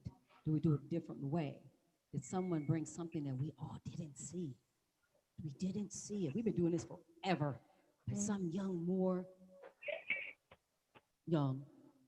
came in and had a scope of what's going on here, and so thus we're here today. But I hear the Great Seal. First thing I ask someone is, all right, I heard this Great Seal thing about 3 different times in the last 2 weeks. Now I'm getting annoyed because it had to do with a lack of vision of seeing what movement, what wiggling, what bumping is going around. But your eyes are yet maybe not forward, but backwards. Well, if Lazarus is buried, don't go there. in his dry bones. There's no oxygen in the lungs. There is no life. Because if it was life, our struggle today would be less. So I heard this great seal thing mentioned, and I said, what is it? And it had to do with a body politic, an attempt at a genuine attempt to do what the temples wasn't doing. This is what I'm only repeating what was stated to me. Bringing to us what the prophet laid out, what they did before, because certainly he was surrounded by liars, lawyers. Yep. Certainly he was, so Oh, boy. that's what the Great Seal, I was told, was about, is that there was an attempt for them to do it. When I heard it, the reason it disturbed me, because it would appear as though ain't nothing happening right now. We need to resurrect this thing here. Right. And I felt like it was no respect to all of this movement that's going on. I mean, big earthquake, big waves, ocean waves, all kind of activities. The United Republic of Morocco, one umbrella, attempting to let you stay as you are, but just come home, come in a house, just so you can be safer. Because your attempts to do the individuality thing may not be as prosperous. And so the visionary brought this together, and I'm gonna end with saying that that's what my annoyance was, is that thing, I'm a new Moor coming through this joint, and I'm hearing Elder Moors jaded for whatever reason, and I'm not getting it. I'm not getting it. Somebody should be, and I'm not a preacher, but I think this used to be a what church? However, those people that got all the jewels, with all the years and all the wisdom, just join the ranks and be that wisdom. That's right. For those Moors that had that vision that is propagating what we're doing here today. Be respectful to the young Moors who might be the ones that's coming into the movement with their eyes wide open. Not trying to sit you old Moors in the back, not trying to do that, but trying to say, guess what? Come give that wisdom that you contain. Come give that knowledge that you got, that came from another Moor, that came from another Moor, that came from another Moor. Give me some of that ancestral knowledge that we're on track here. But don't come throwing darts and tomatoes and eggs and stuff. Stop all of that nonsense, because it doesn't sit right with us. We need to bridge, that's my last word, the generational gap. There's a generational gap going on here. So Brother Malik's favorite words is, everybody got a piece of this. Don't think that you are the one. Says that. This is an umbrella just to come under. Yes. So that we're unified. I yield on that. Sorry. I knew. Sorry. I know. Now, when somebody keep you up to 2 and 3 in the morning, I should have known. I should have known. She was like, Tamara, are you going to be nice? I was like, really? I got to play nice? I'll play nice. But that was great. That was great. I enjoyed that because, in reading these treaties that our foremothers and forefathers set up, one of the things that steps out the most to me is number 99. And it's just amazing it's number 99 of the Haudenosaunee tribe. Everyone knows it's the Iroquois. I'm a Southerner. Hey, got that twang going on. So, the Iroquois, the Great Law of Peace, number 99. It say the clans and consanguinity, which means that we are various clans, but the same blood. And within that constitution, it said no clan shall interfere with the rituals, customs, and festivals of another clan, which means that if in your clan, if Mohammedanism is your foundation, that's your foundation. Go ahead. To usurp what you and your clan decide to stand on. If my clan decides to honor the earth, wind, fire, ethers, that's what this clan aside to honor. But guess what? At the end of the day, it all comes from the same source. So it's one source, many different variations of it. So that's one of the things that United Respublica wants to make known, is that we are various clans in various domiciles, but our goal is to bring into up under the umbrella fold in order to ascend as a body, to say no more. We will no more be hidden. If you're going to celebrate an election, you're going to celebrate the Moorish Emperor Divan election. So when the bell is rung, it's rung for the land in which a lot of blood was shed on. So that's where the connection come in at, understanding the divine connection between our various clans and consanguinity. And what we all decide to have in our constitutions, various constitution, it will remain in your various constitution. But up under the same umbrella, there's an understanding that this is how we behave as one people and one voice.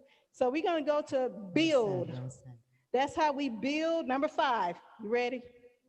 Number 5, build the framework for universal governing order so as to facilitate a political, economic, and educational structure.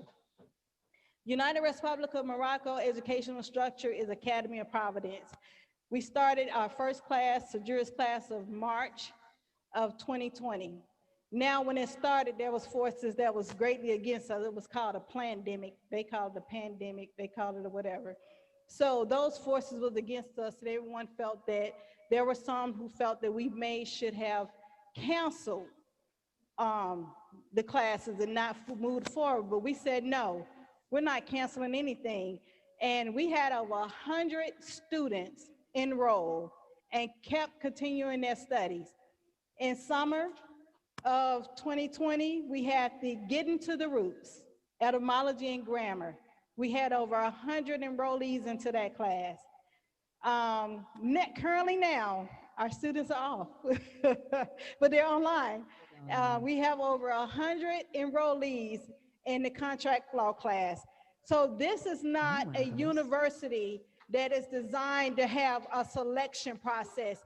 Let me test you on this this section. Let me test you here to see if you're qualified. Because you got to remember, Moore started this university academy. We're the foundation and builders of this. So someone is saying, I remember having to take the, I was starting my master program and taking the GRE, and I was looking at it like, okay, I have a bachelor's, I have a associate's, a bachelor. Now you want to take a test for, I'm like, come on now, this is ridiculous. And when I took the GRE, they was like, well, you know, you were a little, you know, low in the English session. I said, you can be low all day long. What I'm gonna tell you, what I'm not going to do is retake all that crazy stuff over again, because that's their way of trying to just continue to get financing off you. That's how they build that model.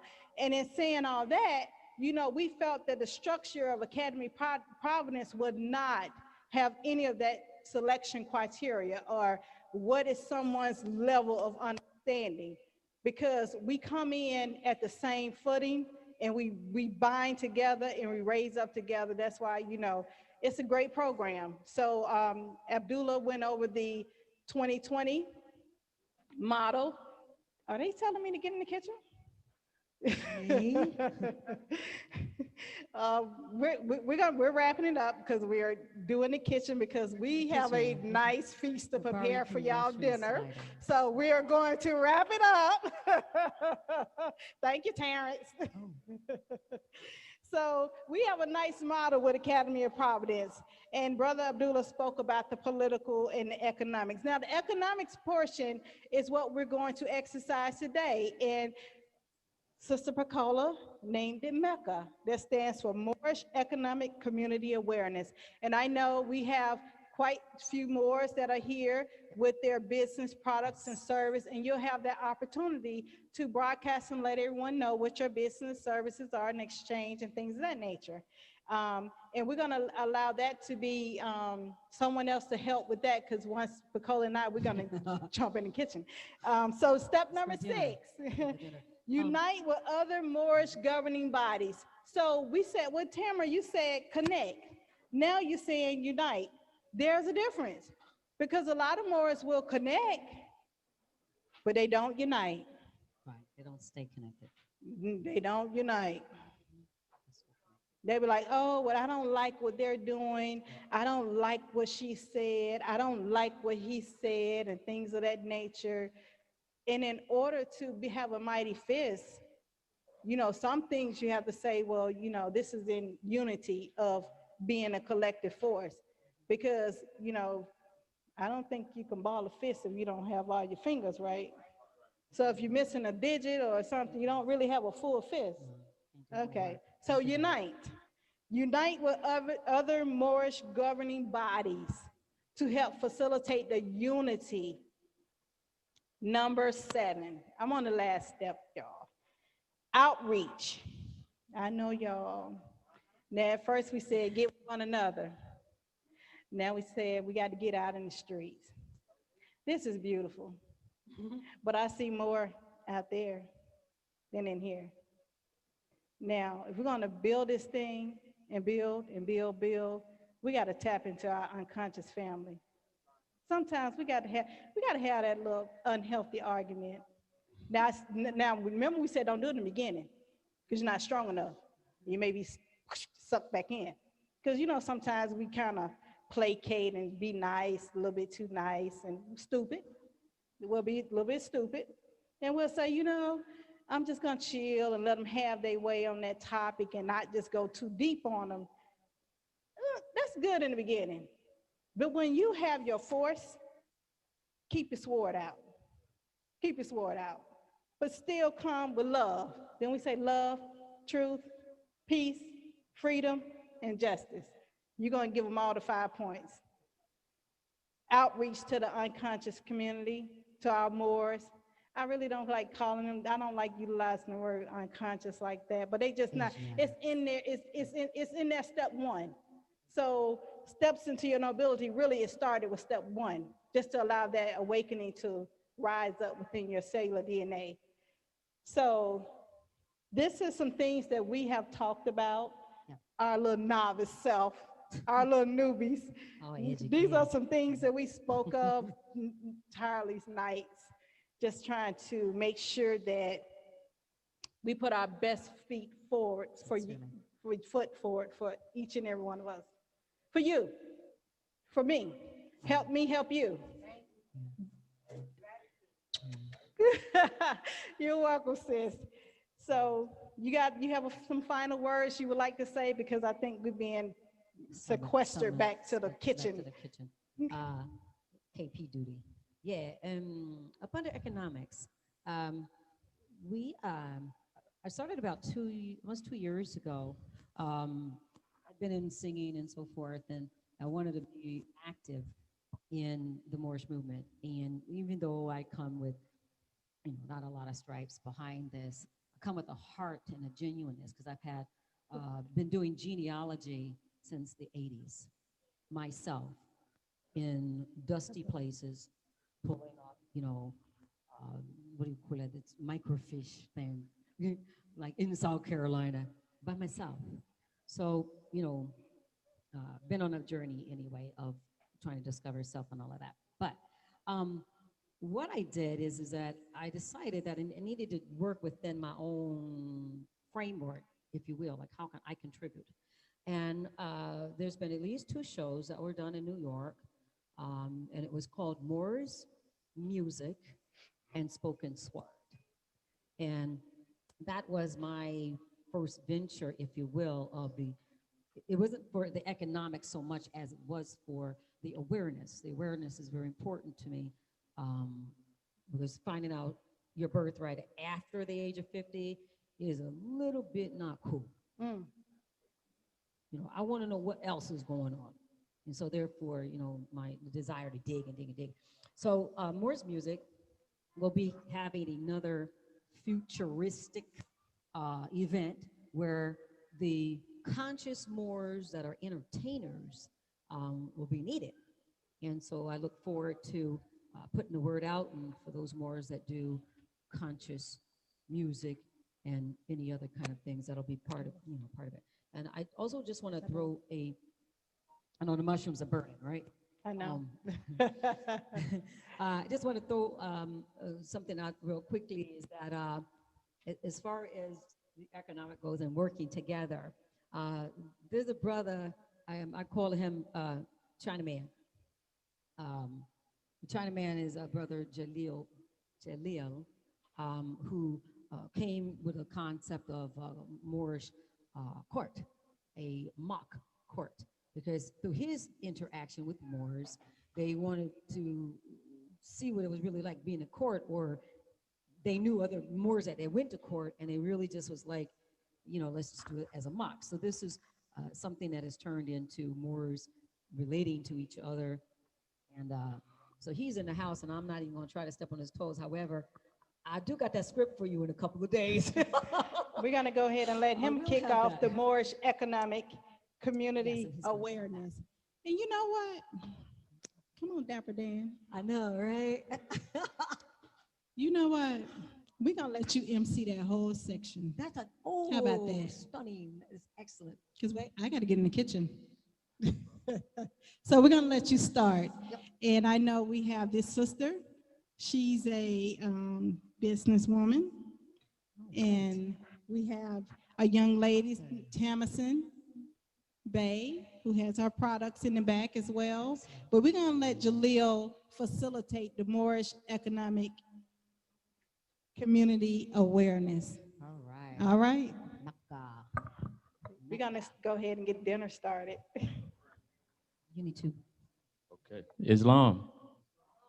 It's great to see you all. This is amazing. Just a quick background who I am. I actually was domiciling at the People's Republic of China before this January. So I've been there for 10 years. I do speak Chinese, 我会讲中文. So this is just to illuminate your mind the possibilities that today, what it represents, because we have to rebuild with finance. You notice everyone's actually have to get it. She just talked about selection, about the MBA, like how do I get a business degree so I can do business? When quite frankly, we do business every day. We just don't call it business.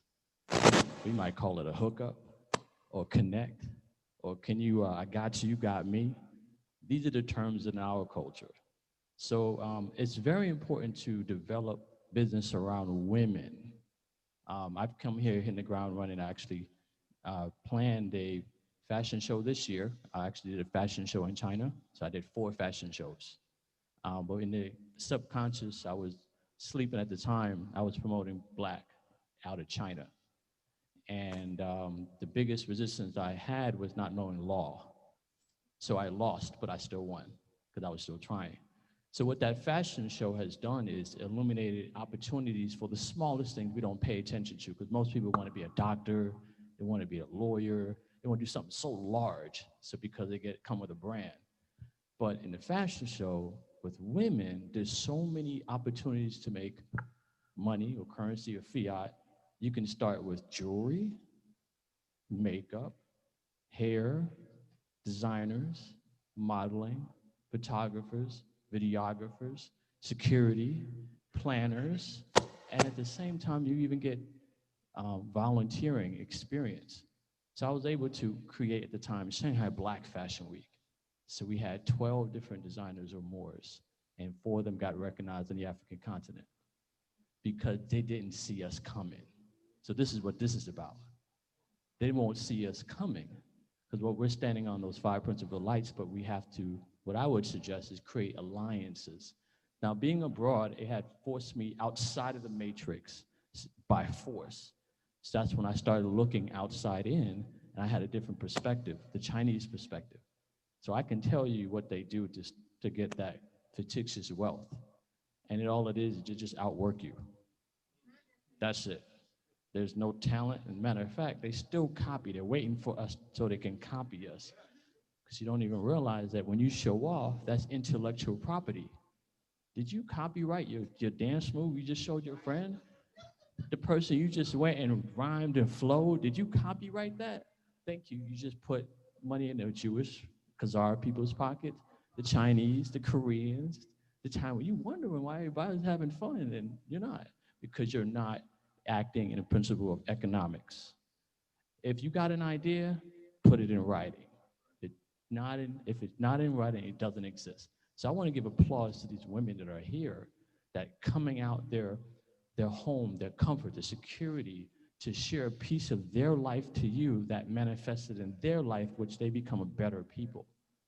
And then once you create that cycle, it's like currency, like flow. It's going to come back. So my personal experience is I was planning a fashion show for the Moorish American, because that little story you heard about in Africa, how the Chinese were kind of taking them down, that was just propaganda. They used coronavirus to be lazy and not get kicked out because they weren't trying to do business with the Chinese. I gotta give them props though. They sold the story, most people bought it. That's sales, that's marketing. And if you look at it, it's just them being them, and they quickly, of course, want to call you African, right? Why is that? Because that's branding. Like, okay, the source with us, not with them. So I felt that through my fashion show, when they actually was willing to cooperate, allies, but they ganged up on me. It was 70 of them and 2 of us. That's when I saw the difference. Oh, okay, I'm not black. That's clear. I lost $25,000 because some people decided to break contractual agreements. So don't take the mistake that I have. Start small, because even the products for children, it is the biggest business in China. They believe in their children. So no mother will say no if their child needs it. She would find the money. So why aren't you selling to the kids? And when you sell to the kids, you're investing in your retirement, because they'll grow up and remember that you took care of them. That's the cycle. So today, you got to come out the pockets. Not only come out the pockets, you have to take photos and say, I bought it. Now, I'll tell you why the media, Noble Drew Ali talked about the media campaign. Think about all the movies you watch in the black status. Can you find a video or a clip where a guy's coming up in a suit and he's behind the counter and Al Bayon is giving him money, not in a duffel bag like drugs, in a professional setting? Can you visualize that? Now, when I worked in the bank back then, I was the only one that looked like me, and I was like, man, they don't trust us around money. But you have to create that vision that we're buying, therefore it manifests and we're truly selling. And then when we start selling to ourselves, everybody's watching. They're gonna come. The Chinese told me, why should we buy from you if your people don't buy from you? Truth. It hurts. So I just want you to know, like, I really appreciate what you're doing. I've actually, you have no excuse. I am hearing impaired. I wear hearing aids. You have no excuse. I speak Chinese, Spanish. I'm learning Arabic. You have no excuse. You just got a decision. So the last thing I'll leave with this, because we're outside, and please, don't just shop only for today. Develop a relationship. So because my opportunity is so large, I'm looking for wholesalers, because it's enough. I have to negotiate with the Chinese to get you to cut out the middleman. So now you could be sold to someone else, become the wholesaler, the middleman. But to understand that, you have to start small. Talk to these ladies. What did it take for them to get here? Presentation is everything. How you feel, customer service is the largest reason why we don't come back. Let the Moors set an example. Right? So I want to just, if you do have questions, please take this time to actually, lady, would you like to go out there? Come on up. Come on. Yeah, come on up, please.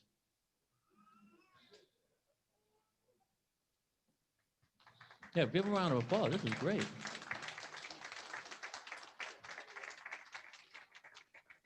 Please share what you do, how long you've been doing it, and how best they can support you. Islam. I did that right there because Last time I was in this building, I was with my mom, and she transcended this year, February 22nd. We slept right there on that, right there, because I brought her down here to make sure she met Elder Tariq Taj Bey. So anyway, I am Deanna Yvonne Millsap L. Everyone knows me as Sister Energy L. This on, brother. We talked on the phone. I was supposed to get them pheasants to you. I create original. I have straight stitching what you need. I registered in 2000, but I've been sewing since I was 4. I create original garments for children, women, and men, home decor, original artwork, and accessories. I teach knot-tie courses and holistic classes. And now that I met my prophet and know that I have a nationality and birthright, I also share that with other people. In my neck of the woods, the people, we, Grand Sheik, we have a temple, and I also have it as a trading post so people can come and trade there, because going back to our ancestors, foremothers, and forefathers' way of thinking, we are traders. So each and every last one of us have a gift, skill, and talent that we can trade, because we are the currency, we are the money, and that's how we can continue on to build what we need to build. That's what I do. Islam family. Islam. I am Sama El Mariki El, and I have natural body products for the body, natural shea butters, I have deodorant, I have toothpaste, I have soap, I have lip balm, and also massage oil. I do massages, I'm a professional. I'm a hairstylist and I'm a barber also. Thank you. That's awesome. Please.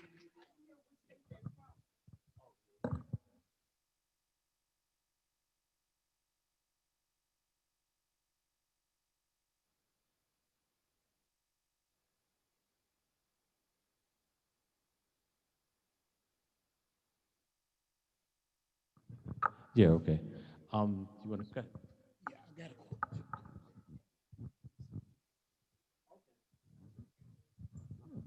Greetings, everyone. My name is Atiba Day. My dear sweetheart, she hasn't made that turn yet. Okay? I'm gonna announce her product line. She does shea butter, shea butters, shea body butters, body lotions and body oils, hand sanitizers, fragrance, sachets. It's called Vision of Gratitude from up in the Bronx territory. Sister works hard on this thing, and she's constantly going. So when she does turn around, we're gonna have yet another thing to reckon with. Sister Strong, Annette Smith. Thank you. Awesome, awesome. That point is the key. What I try to do is, if I'm going to find someone who hasn't had the Moorish knowledge, I go out and support them before I talk the talk, like the act. I put my money where my mouth is. Then I tell them, since I paid you, I have your attention, I paid for your attention, come listen to this Moorish stuff. So I did it in 3 ways. I just started doing work again in August for the Moorish Nation, and I did a mock trial. So basically, Piccolo was awesome. I started thinking going into their tribunal, and she's like, no, let's create our own tribunal, Article 3, and let's teach people how to do it. I was like, perfect, I'm glad a woman's here, right? So we worked on the script. She evolved the script. It's just magic in women. I'm saying. It's only was successful because I put the women in charge. I put the money up, I did some advertising, and I said, please, can you help us? I didn't say me, because that event, I was able to meet Suriel, and she's extremely knowledgeable. Please come up. Yeah, extremely knowledgeable in terms of nutrition.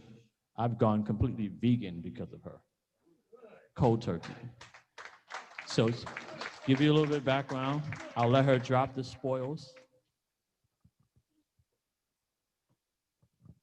Islam, greeting everyone. I'm Cherie L. As Jalil was saying, health and nutrition is extremely vital right now. Brother Shem was talking about that they are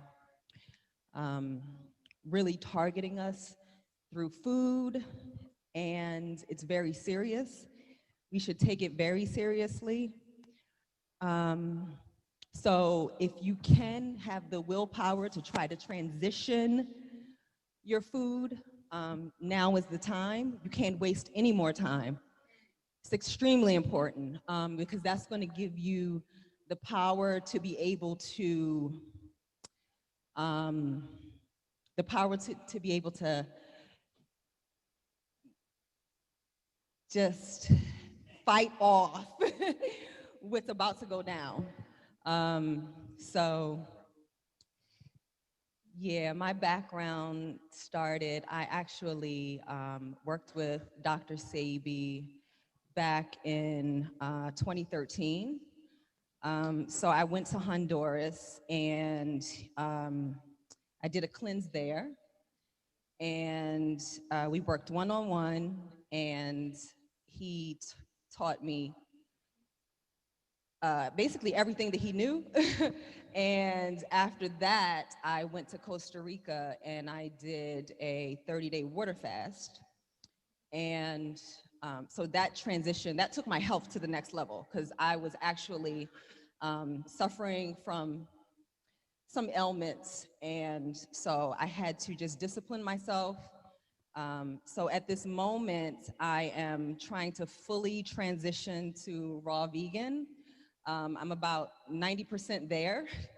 But when you transition, you go through a plethora of emotions, and then they start to release, and then from there, you kind of get a hang of it, and you get a hold, and your body has cleansed out. So just take it slow, and if you kind of try to transition and you fall off, you can get back up, but just know that time is of the essence. So you don't have that much time. Like you, maybe 5 years ago, you would have had longer, but now, you know, we have the 5G, we have the chemtrails, we have the GMOs, we have so many pesticides in the foods that there's no more time. You have to make a transition now. So, yes. So, if anyone has any questions, I'm open to any questions. Yes. A lot of pretzels.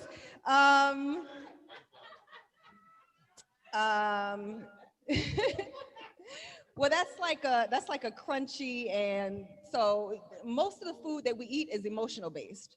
So in order to kind of transition from pretzels, like what is missing emotionally for you to constantly want to eat pretzels?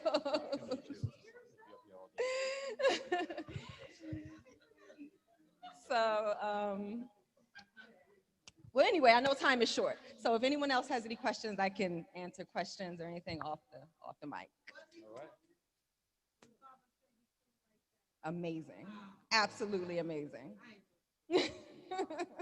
Yeah. Oh, thank you. Round of applause. So we know a lot of questions coming. Okay, I don't want to take up too much of the merchant's time. The last, I'll wrap up my part here. The mock trial, because I did the mock trial, I met her. So it was like a bonus. And this was in an area where I'd never been before. I just met one more. All it takes is one. And we had about 23 people come out. That some was still learning, some was in it, and some was just there.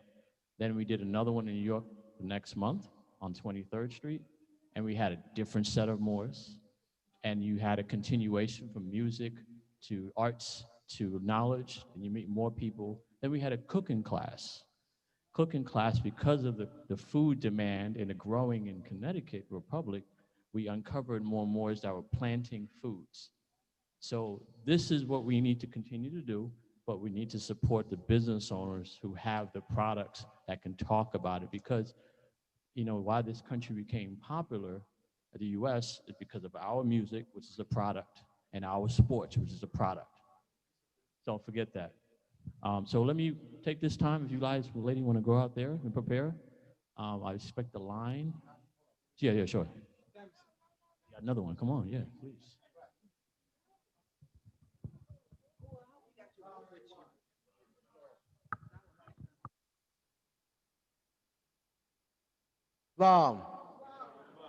Tamison, she just turned 14 on Halloween. So, and she's been performing in front of about 300 people every year since she was 3.5 years old. You've done dance recitals since she's 3.5 years old in front of 200 people, and she's afraid to come up here.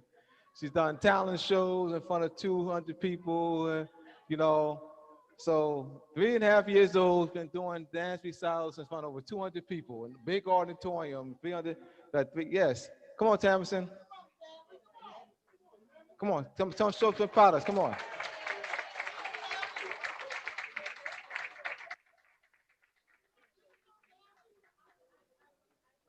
Well, you got your products. She has products in the back, her own. What's the name of your company? The name of your TT's Natural.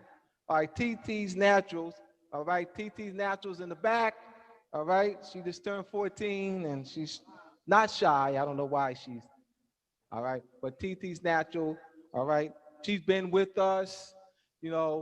I think 5 months ago when we did we had about 25 people here that came from New York and Philadelphia and North Jersey that helped this big cleanup day move about over maybe a couple of tons of dirt. All right, so that was her first day here as far as helping out with the project. So she's been for 5 months, been here. She's seen the project transform into what you see today. All right, so TT's Naturals in the back. I'm going to be set up somewhere on the roof somewhere. All right. So I have my books here, How Her Moon and Venus Rule. All right. This is 40, Illuminati, Illumination of the Mind, the Ancient Musical Scale, Pineal Gland, Melanin, DNA, and Cellular Memory. This is 40. This is in color, full color. All right. Etymology, Vocabulary, 20. All right. We have about 10, maybe 10 color pages in the How Her Moon and Venus Rules. The Masonic Compass Square and the connection to measurement of timekeeping is 50, and Moors and Masonry is 50. All right, so this has been out for will have been 4 years in December. All right, this is 2 years. Will have been 2 years, actually 2 years in October. 2 years in October. 4 years, 4.5 years. This came out before Moors and Masonry in May of 2016. This is about a year, September of last year. And this is 2006, before Tamison was born. All right, it's just been Tamara Eel. She's got a new layout design and 12 new pages to the introduction. All right, so I'll be set up somewhere on the roof. All right, so I'll see you on the roof. Also, if you need flags, I do have flags. You can meet me outside as well for those who are looking for Moroccan flag, the North American flag. All right, so take a break. Bathrooms. Shem, you want to say something? Come on. I appreciate what you're doing. When me and you had a deep conversation, I told you that was good what you did. I love you for that. I love you for that. Now, I'm going to break down how we get out of this mess and support our own industry, which we have not been doing and which other nations that come here learn how to do. The first thing we got to learn how to do is be equally fair and trustworthy to our fellow sister and brother. That's first. The next thing we're supposed to do is we're supposed to create association. When association is created, the strongest, more structure you got, you incorporate it there first. Then you register that as a fictitious name. The next thing to get yourself out of poverty, when you control the industry. Now, a lot of y'all know that the United States is selling fraudulently selling townships and stuff that they don't own. They can do it because we don't know what to do. So if anybody's an investor here, listen to me. Stop buying buildings for $400,000, $500,000. If you're sitting on good credit, you can borrow $1 million, go ahead and borrow. I'm gonna tell you how you do it. Credit hedge fund. All of y'all become part of the association, members of the board. Now, by being a member of the board, all of y'all use your credit towards that association.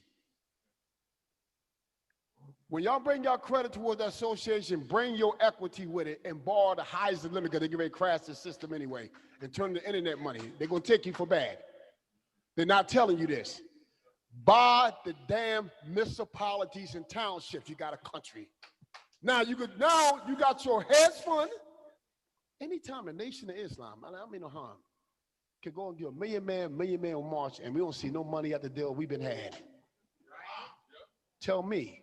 And you talking about you don't want to join the association? See what this brother saying, he went to China, we can do this. It don't take no more than about 10,000 people pick up $500. Add $500, 10,000, and y'all agreed to do that for a whole month. Put $5 million or $25 million a month into account and watch the leverage you got. And go and buy you a municipality. Say, you know what? We billionaires, all of us. All of y'all build your housing, bring your people on, create your structure, a government structure that's a population. When our people see structure like that, they're going to invest with us. You want to open up a thing? You got your people. You got insurance money. And we can create the insurance companies. That's not even hard. Create our own underwriting, write our own surety bonds, guarantee the performance, do the indemnity bond insurance, and we got the insurance. How we win? People now get an app ready. They overnight getting insurance from us. All insurance, we're taking away all the money out of the system. We're not giving you nothing. I'm just going to say that. I'm going to give y'all hands up. That's what y'all do. That's how you free yourself by coming together. As a population, Professor Abdul taught this, and he's right. You cannot claim the estate unless you have a structure and a population. We are the estates. We from the earth. We value for something. When we come together, that's it. So the only problem, we don't trust each other. That's why it makes it so hard. Or I'm going to go with my credit. You don't need no credit score. Once you turn around and create your own surety bond, your indemnity bond, credit thing is throw out the window. Because financial institutions want you to be account holder with them. Now, when they hand you a bank agreement, you say, I don't want that. Here go my escrow agreement. They're going to sign it. I don't want your escrow agreement. I'm not pointing you to trustee and fiduciary owe my money and create a private account till my account is closed. We having problems. I can't get to my money. Nah. Here go the escrow agreement. I'm going to give you one. You have your jurors coming and say, this is the escrow agreement we're going to buy. If I'm putting any kind of wealth, because you're not giving me nothing, I'm letting you make money off of me. When my bond's going to allow you to do that, you're making money off of me. So I'm going to give you my escrow agreement. So we need to trust each other and create that association. Because like I said, start together with 500 y'all, do an association, and have it set that when everybody goes to the bank, everybody's account holder on that account. Therefore, you need a quorum. Anytime you vote to release money or payroll or anything, it's a quorum. Everybody got to vote unanimously. Now you can't run off. When you see somebody don't want to do that, they're going to run with your money. So I'm giving y'all some heads up. Stick together and do that. Y'all can make it happen. Peace.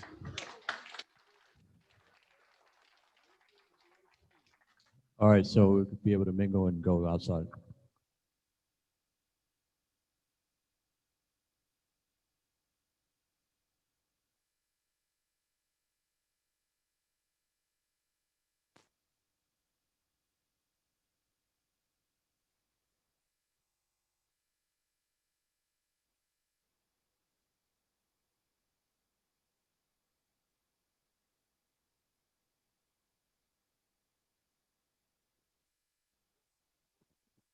Now, they do exist. Some of them look young like me, but are walking with a group of spiritual elders guiding them through the process. And some of us have gone underground because we don't have the protection that we need to do this work. Now, claiming my nationality and understanding my birthright has given me a huge level of freedom to do this work more openly and unapologetically. So I am saying this because I want to just let you all know, the community know, that here in Delaware, I came from Brooklyn. I'm now hooking up with the sisters here in Delaware and letting them know there are sisters doing it. I know sisters in Nation of Islam and all these things. I know more by two are doing it. It's just not enough. There's literally like 4 women here in Delaware who are birth workers, who are attending home births and so on. So a little bit about me. I am an author. I am a traditional birth worker, but I am also a mother of twins. who were born at home breach. One of them is here. My son is here. My daughter is now an angel. She did not make it after 36 days due to having transferred to the hospital. And you know, you put your babies in somebody else's hand, you don't know what's happening in those hospitals. And Spirit says they did some ish, and you know, I just have to set free my daughter and let her be the warrior she is on the other side. So I am letting you all know I am a trainer of birth workers. So is what some people call a doula, but we don't claim that word because that means slave in the Greek terminology. And I train intuitive birth workers. So women who want to attend birth at home, even in hospitals, if there is emergencies that you do have to transfer, which most traditional midwives, no emergencies. Breach is not an emergency. The only time is an emergency is if you were already unhealthy before you got pregnant, like having a really poor diet, obesity, diabetes. Those things you might have to be in a hospital to monitor everything. But if your baby, you know, is breech, it's never really that a baby could be too large for you to birth. So traditional midwives should be and are trained in those methods to deliver at home. So I do train birth workers. A birth worker, AKA what we call doula, is the birth coach, the person who's really educating the mom and the family, preparing her with her body, nutrition, helping her culturally and supporting her culturally, assisting her spiritually through the process of carrying a child and, you know, birthing a child. But a birth worker, a doula, is not necessarily medically trained the way the midwife is. So she is the coach, not the medical professional. She knows the medicine. She's, you know, the second hand or oftentimes the assistant of a midwife. But we work privately. We are privately hired by the mom, the family, and we're supporting the mom even when she can't have a conversation in front of her husband. You know what I'm saying? We're talking about everything that you can imagine. It's about her first, and we're those people to her. So I am on social media. I have a website. My website is YTHEG. That's ytheg.com. I also have an organization. It's a private organization. It's called EBOP. The website is ebop.org. It stands for Birth Options in the Yoruba language. EB means birth, OP, options, EBOP. And it's an organization that I created to, again, train the birth workers. It's also a platform that I created an app for. So I have an app both on Google Store and the Apple Store. If you have an Android phone right now, you can download the app. It's free. It is called EBOP. And you're able to see a directory of birth workers, IBIOP. Sorry, IBIOP. If you have an Android, please go on the Google Store and download this app, share it with your friends. It shows a list of birth workers worldwide. This includes the Caribbean, some melanated sisters in Europe, some in Africa. So you can just contact me via the website to get listed, even if you're a massage therapist, an herbalist, a nutritionist, a yogi, anything that would help a mom while she's pregnant or trying to get pregnant, just had a baby, we want you to be listed here. And the cool thing about it is once you click on somebody, you're able to read their profile, how much they charge for their services, what are their philosophy as it pertains to childbirth and living. And then the button is white. I have to change it. I'll be editing that. You could either click on the person's website, or you could literally get in contact with them right from the app. And that's my phone ringing. That's me trying to hire myself. So just letting you know, we are a nonprofit organization, so it's all fully funded off of community, and this is why I need to share it.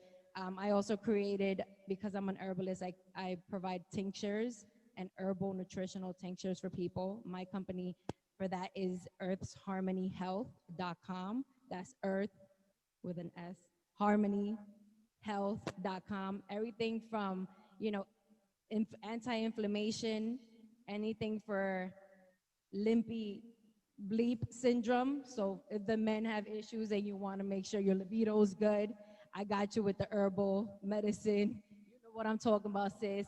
You know, anything from issues with circulation. We often have poor nutritional habits here in this country, sadly, because of the SAD diet, the standard American diet. So it's important that we connect back with nature and intake some of these herbs and plant medicine to fortify ourselves and kind of help us with deficiencies that we might have. Everything is eco-friendly, everything is made by my hands. Some of the things are harvested from my own backyard. So I'm just letting you all know there's people doing the work to promote life. I am one of them in the state of Delaware, and you know, I love to travel, so anywhere else. But yeah, please connect with me. Again, Why the G on Instagram, Why the G _ on Instagram. The website is whytheg.com, Earth's Harmony Health, also on Instagram, and EBOP. If you're interested in connecting in anything, please let me know. And the last thing I will say is I am starting the cohort to train the birth workers this November 19th is our second cohort. So we're taking students now, and the cost of it is $550, and it is all virtual with live online classes weekly. Please let a sister know, and let me be very clear. We need our elders. Some of our elders, some of our mama elders have done this, have been doing this, or come from a lineage of this. Please step into that, tap into it, because we still need mentors. I am going to, you know, tell my business. I'm 29 years old, but going on 80. But that doesn't mean that I strongly believe that we need our elders backing us up and giving us that knowledge, because I still don't have a 50-year-old wisdom. So truly respecting our elder mamas, please reach out. Even if you have 10 kids, but 10 children, but you've never attended births in that way, we could still use your knowledge. So please connect with us. Thank you. Yes. So you can go to my website, Why the G, YTHEG. EBOP is the organization. Earth's Harmony Health is for the tinctures. Earth's Harmony Health. Health. Yes, with the S at the end. Earth's Harmony Health. Please share the app with everybody. If it's not showing up in the Apple Store, give it maybe about a week, put it in your calendar, and then check again, because Apple's trying to kind of delay just because photos needed to be resized. But please share this, because we need our mamas to know that they have access to us in the community. And just because it's not listed under your insurance, that doesn't mean that you shouldn't hire, a sister that lives in your neighborhood. That's important. People who speak your language, understand and respect your religious beliefs or your spiritual beliefs. That's why I created that app. Yes. Yes.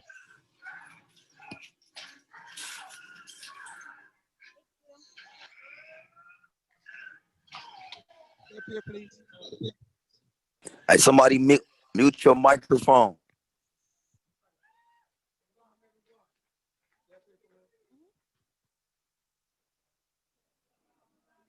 As the sister was saying, the women were once honored and worshiped. There's been the deliberate suppressing of this ancient knowledge and ancient matriarchal principles of civilization. Women ruled. Addressing the political motive, I'm going to give this book to you.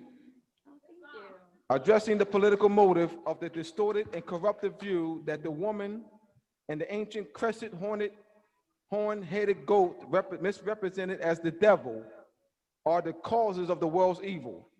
The European Shriners placed the Moorish scimitar above the head of the Moabite woman, crescent moon, and five-pointed star as a symbol of their suppressing the ancient astronomical and agricultural knowledge of the Venus and moon calendars.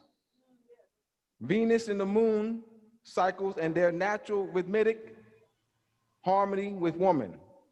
In the chapter entitled Goddess of the Witches in their book, The Great Cosmic Mother, Rediscovering the Religion of the Earth, Monica Zunge and Barbara Moore write, the morning star, also the evening star, is Venus, which along with the moon was observed with very accurate calculations by ancient astronomers worldwide. To the Aztec, it was Quetzalcoatl. To the Mayans, Calculcan. To the Sumerians and Babylonians, it was Inanna, Ishtar. When quote unquote Christians, this is their quote because Christians didn't do this. We're the Christians, we're the Kras, we're the Christians. But this is the direct quote. When quote unquote Christians encountered astrological observations and texts on Venus and the moon, they saw only quote unquote devil worship.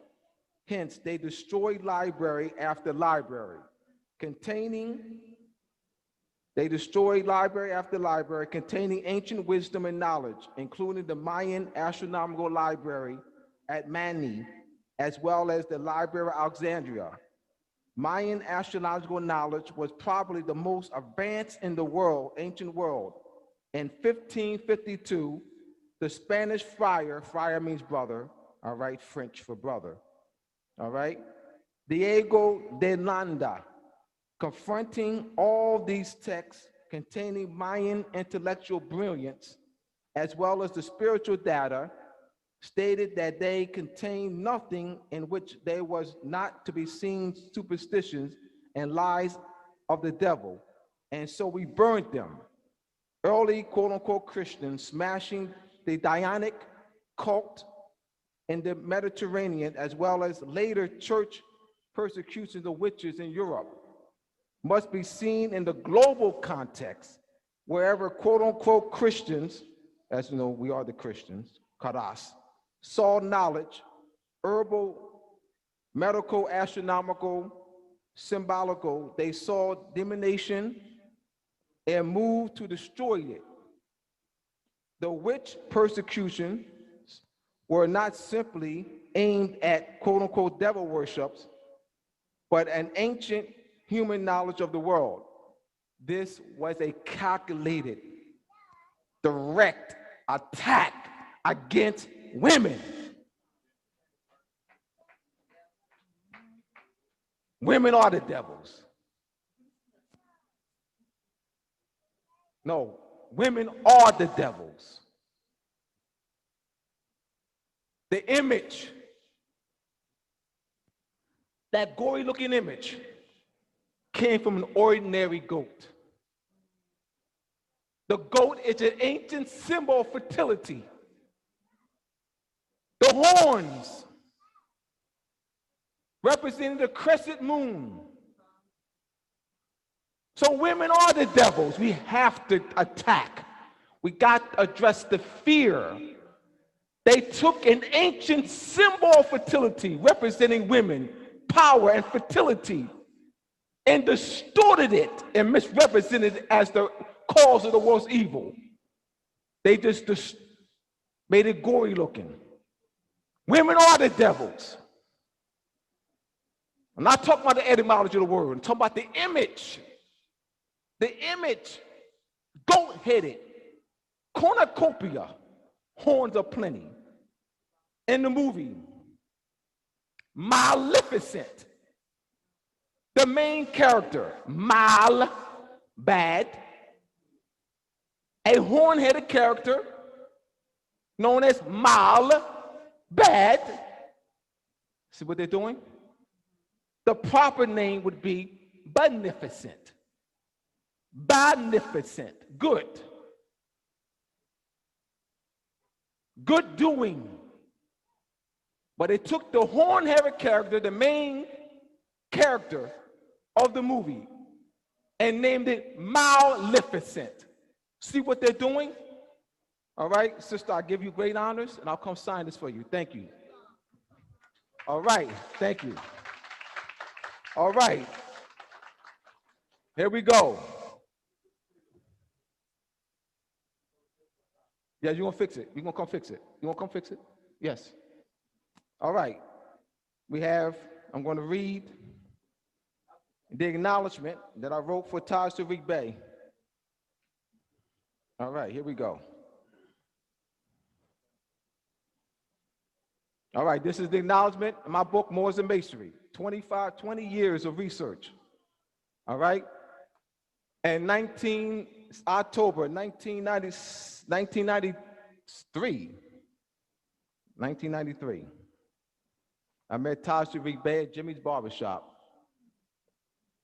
Jimmy's Barbershop is in the Moorish territory where the private corporation called Camden operates. Camden is a private corporation that was established through a charter. Fetters, Mickles Boulevard, Fetters School, Copop.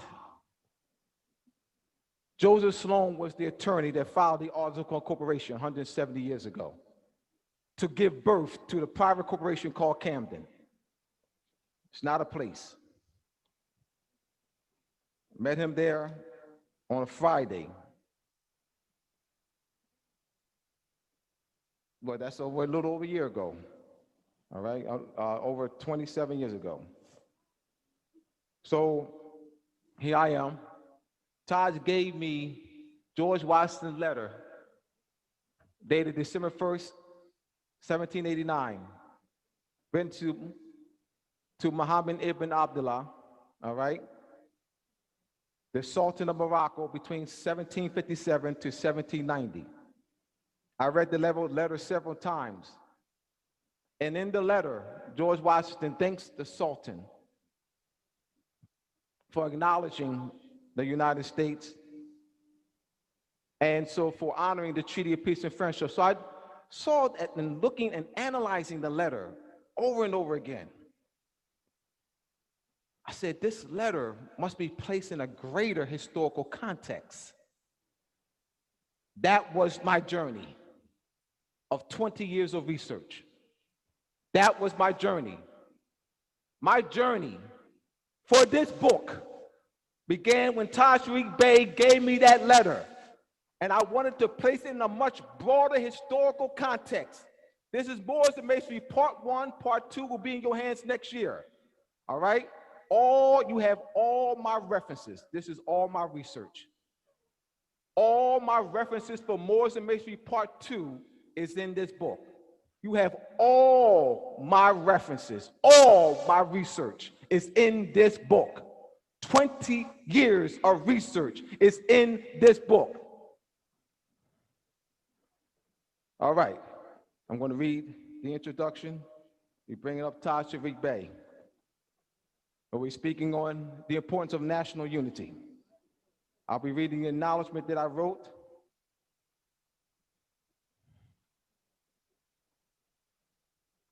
Go back to the acknowledgement page. All right, here we go. Taj Tariq Bey. I owe much gratitude to my brother Taj Tariq Bey, my brother Taj, for opening up his library to me. He exposed me to a whole new world of light, guiding me on the journey of freedom. Brother Taj is a true liberator, breathing life into Noble Drew Ali's insightful wisdom. Quote, in order to change the people, you must change their literature. So I humbly present this light with the guidance of the great cosmic mother to humanity. Thank you, Brother Taj, for inspiring me to write. I bring to you our next speaker.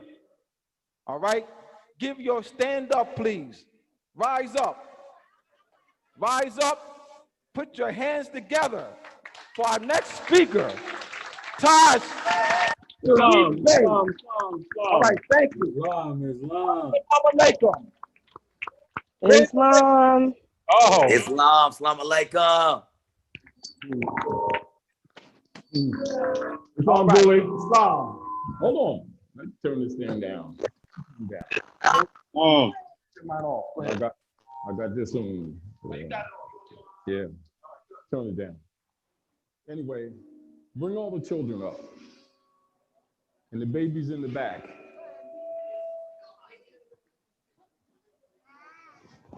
What's up? Yeah. Bring up the babies in the back. Thank you all for coming out. I'm supposed to be semi-retired, and the older I get, the busier I get. Now, they are why we're here. I'm going to keep it very simple. Divinity and Allah and Yahweh, Elohim, all of the different names of the different angles of the gods are feminine. You need to know that. No man, which is the species, not the gender, gets here but through the womb of mother. The problem with Midgard that we've had here for a while, much of it is our own fault, and much of it is with the hybrids that we help breed at Central America in the Plato Negra, etc., experimental chambers in the hills of the Yucatan. And that's what you're dealing with today that you know as the Roman or red man. And they've twisted history, and it is our job to fix it so that they don't suffer as we have suffered. Keep that in mind. One of the other keys to keep it simple is that woman is the key to fix this thing. And it is our duty as your sons, because we stay boys no matter how old we get. We do, you know. To aid you and to uplift you and not abuse you in your unconsciousness, nor you abuse us in our unconsciousness. That is our duty to fix Midgard. This particular earth is Midgard, and you need to know that this is not the only earth. Earth only means inhabited place. And there's a few places in this particular solar system where we have been and still are. And everybody that's here at Midgard is not necessarily from this earth. Now that's a fact, so you get used to it. The other deal of it is the keys to redeeming the humans on this Midgard part, because this is a school, it is somewhat a repair shop, somewhat a prison to some degree, and it's a major storehouse for this particular solar system. And there's other beings that have been competing for this control of Midgard. So you have a hierarchy that's operative that many of you didn't know about and we don't often talk about, but also some of the others of the hierarchy have been removed. So this has created problems for the hybrids who've been used to ruling Midgard and stealing your estate. And most of you have submitted to fears because Rome is the God, accepted God of the descendants of the ancient Canaanites, Moabites, who are us, right? And one of the things that you're going to have to do for your own evolutionary stages is to be willing to give up all belief systems and start dealing with knowledge alone, because it was used to subdue you. And for the most part, it's MK Ultra mind control systems set up by the priesthood. But anyway, bypassing all that. Years ago, Brother Abdullah, I remember he has a master's degree in sociology and also in dealing with children, etc. He worked for people in Trenton, New Jersey. And I remember they were also preparing him for ministry. All right, so he came. I used to hold classes at my house 3 times a week, and I used to feed people and give them free literature for years until it broke me, you know, to sacrifice because of the opposition that we had, right? And after that, I started sharing or teaching at Brother Alim's spot. He was high in the clearing level of Scientology. And so I took the Scientology linguistics and explained to him what it meant. So I pulled him out of that, and he came in and helped us until he passed. D, come up here for a minute, D. D has been primal. I call it Sister D. Sister D. She has been primal with the studies and also structuring the questions that we presented to the people for the restoration of treaty law via Article 3 of the Constitution, which comes from Honesty Confederation in the North Territories. That did not come from the Europeans, the hybrid Europeans. That's our law. However, it's a contract to keep them in check doing business of trade here. That's not your defense. The treaties are your defense. The Constitution is their obligation to the treaties. Are we clear? Now, when we did lesson book 14, it's actually a couple of parts to it. And we deliberately desktop published it because of opposition and because we already knew that we had infiltrators in the movement, et cetera, because we had also the FBI papers. We know many of the people that are still in the movement were put in place to neutralize Noble Drawley. Do you understand? They talk about the great sellout, but they don't tell you details. So I founded a roundtable in '82 officially in order to keep what you would say, the keys to the people having knowledge to enforce that Constitution, which is really the treaties. That's why I split the book to catch a lot of people, because I already knew they already had people set up against us. And then the fake persons, the fake Jews wrote an article about me about 15 years ago, calling me the Fourth World War as a signal for them to get rid of me, right? Of course, they don't know I don't fear death. Yeah. For all of you, Grand Chief Nature Eel and Sheikis Nika Eel Bay from Asbury Park Moorish Science Temple sends the greetings to everybody and encourages everyone to continue to do the work that you're doing. And they will be coming in the future to share information. We're going to review the law case we did in 2005 when we sued the representatives of Asbury Park territory. And he's going to bring some of the documented records that hasn't been exposed to the public, whereas the hybrid Europeans used 12b-6 in the federal courts at Philadelphia to dismiss the case, which means diversity of nationality, to cover up. So they rolled about 17 heads in that area, and they published it there, but didn't publish it around the country, etc. However, many of you have come on board since then because of activities that took place then. And I respect you for that.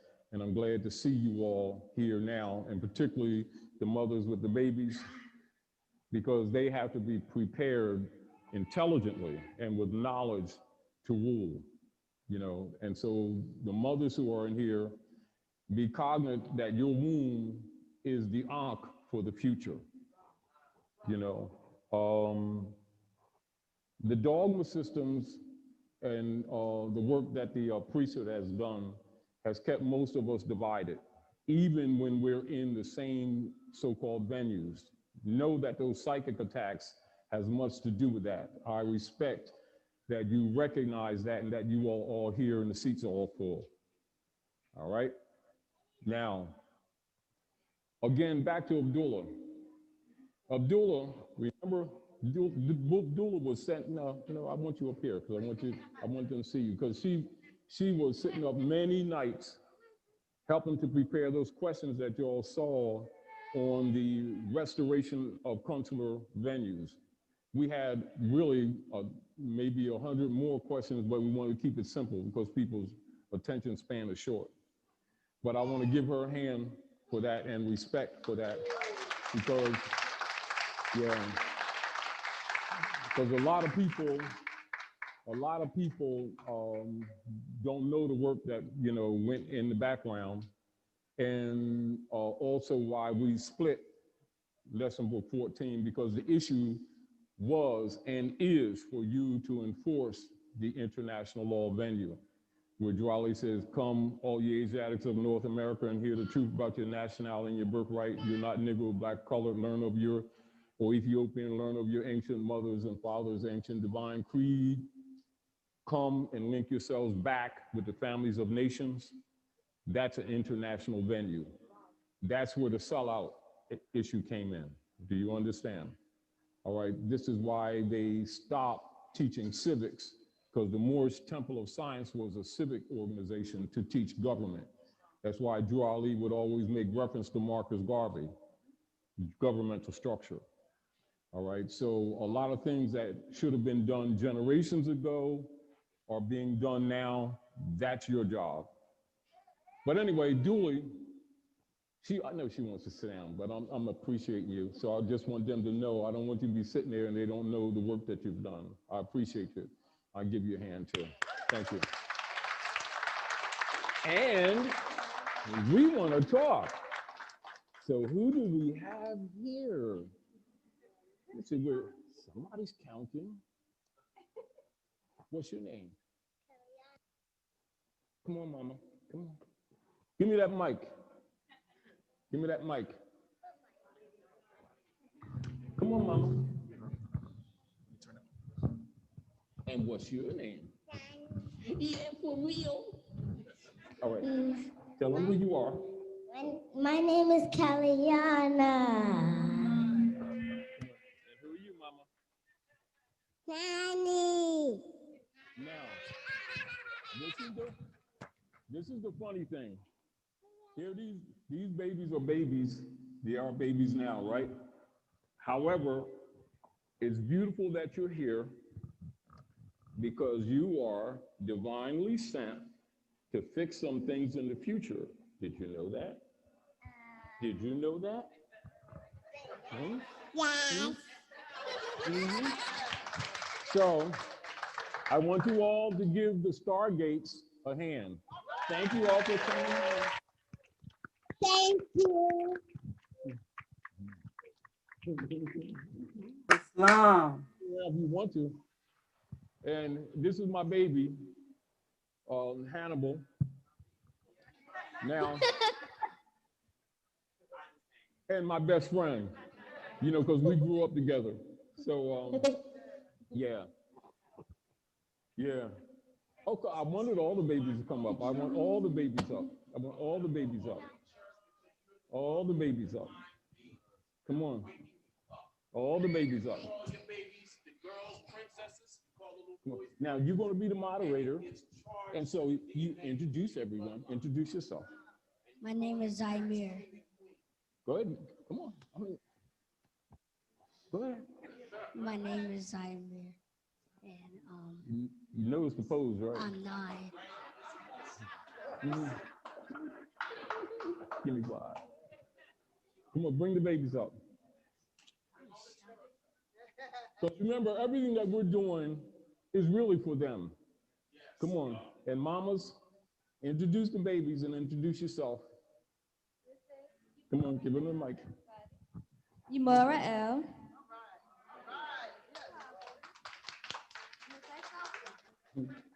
She'll be 1 next month. All right. Come on. Introduce the mamas. I'm Yasmin Teresa Garcia Bay, and this is the other half of a twin. So his sister who transitioned, her name is Desaline Yasleen Garcia Bay. Yasin Malik Garcia Bay. All right. Give them all a hand. And thank you all for bringing us here. And thank you all for bringing us here. Hands to Stargates. Thank you.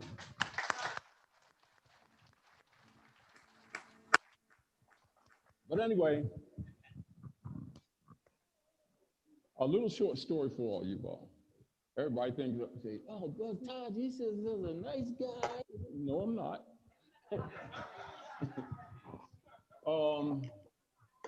A real short story, because I want you all to know this, so you don't think I'm such a nice guy, because I'm Frankie on the other side. I was drafted at the time, you know, it was still drafting us.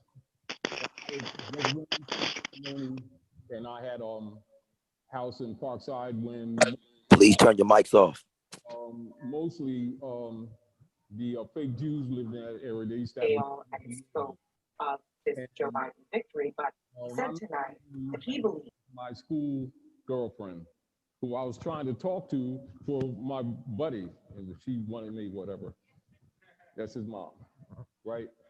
But anyway, I got drafted, and I'm gonna tell you all the experiences I went through. I was actually an expert with weaponry, and but I didn't take the BS. And so they started the stuff with me in the Army. I got in fights every week, you know, and I used to do stuff and they say, you seem such an intelligent guy, but you beat people up and sit down like nothing happened. So you're training me to kill, tell them don't play that nigger game with me. No problem. You should report. They'll report to the grave, they mess with me. But anyway, I went through all that and a whole bunch of other stuff, but the real deal is I went AWOL because they were stealing finance from me and also from the other Asiatics that were supposed to go home to my wife, right? Messed our home up, everything. Anyway, to be honest with you, when I came out, I was dedicatedly going to become an assassin, right? And I held Hannibal in my left hand, and he's double jointed. He curled around my hand, and I had to make a choice whether he was going to have a father, because I was going to go down with all my intelligence. By the time they figured out what was going on, I had been smiling, and that never left me for years. I used to wake up for over 3 years gritting my teeth. That's how much anger I had in me. I just converted that anger into love, which is why I do what I do now. You know,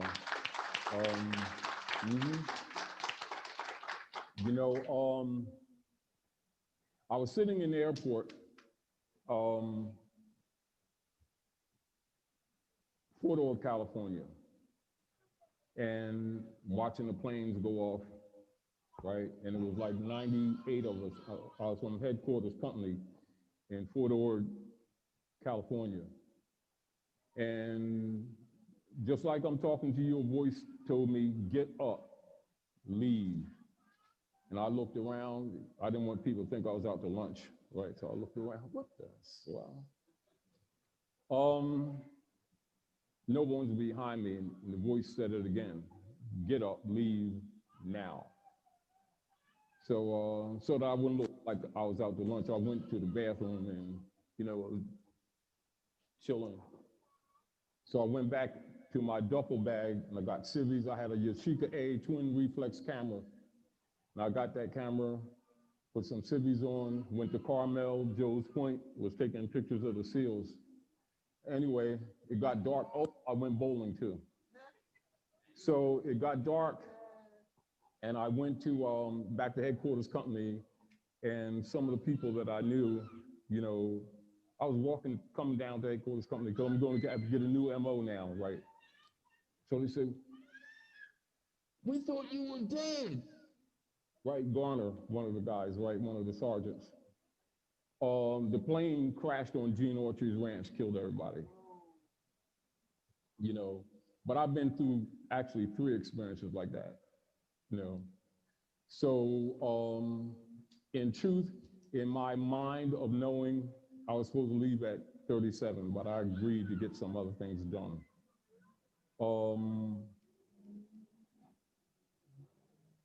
He's why I'm here. You know, it's my good friend, my son, you know, also my other father from another cycle, for real, you know. So, yeah.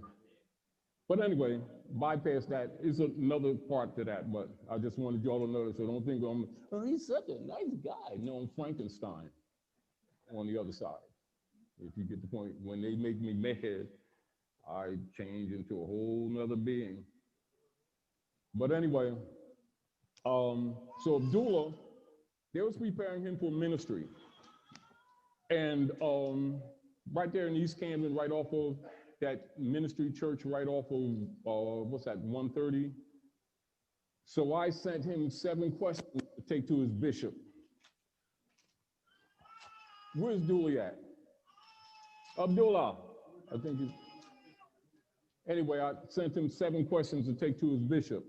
Within 2 weeks, he left the church. I already knew because, you know, and within 2 weeks, he left the church.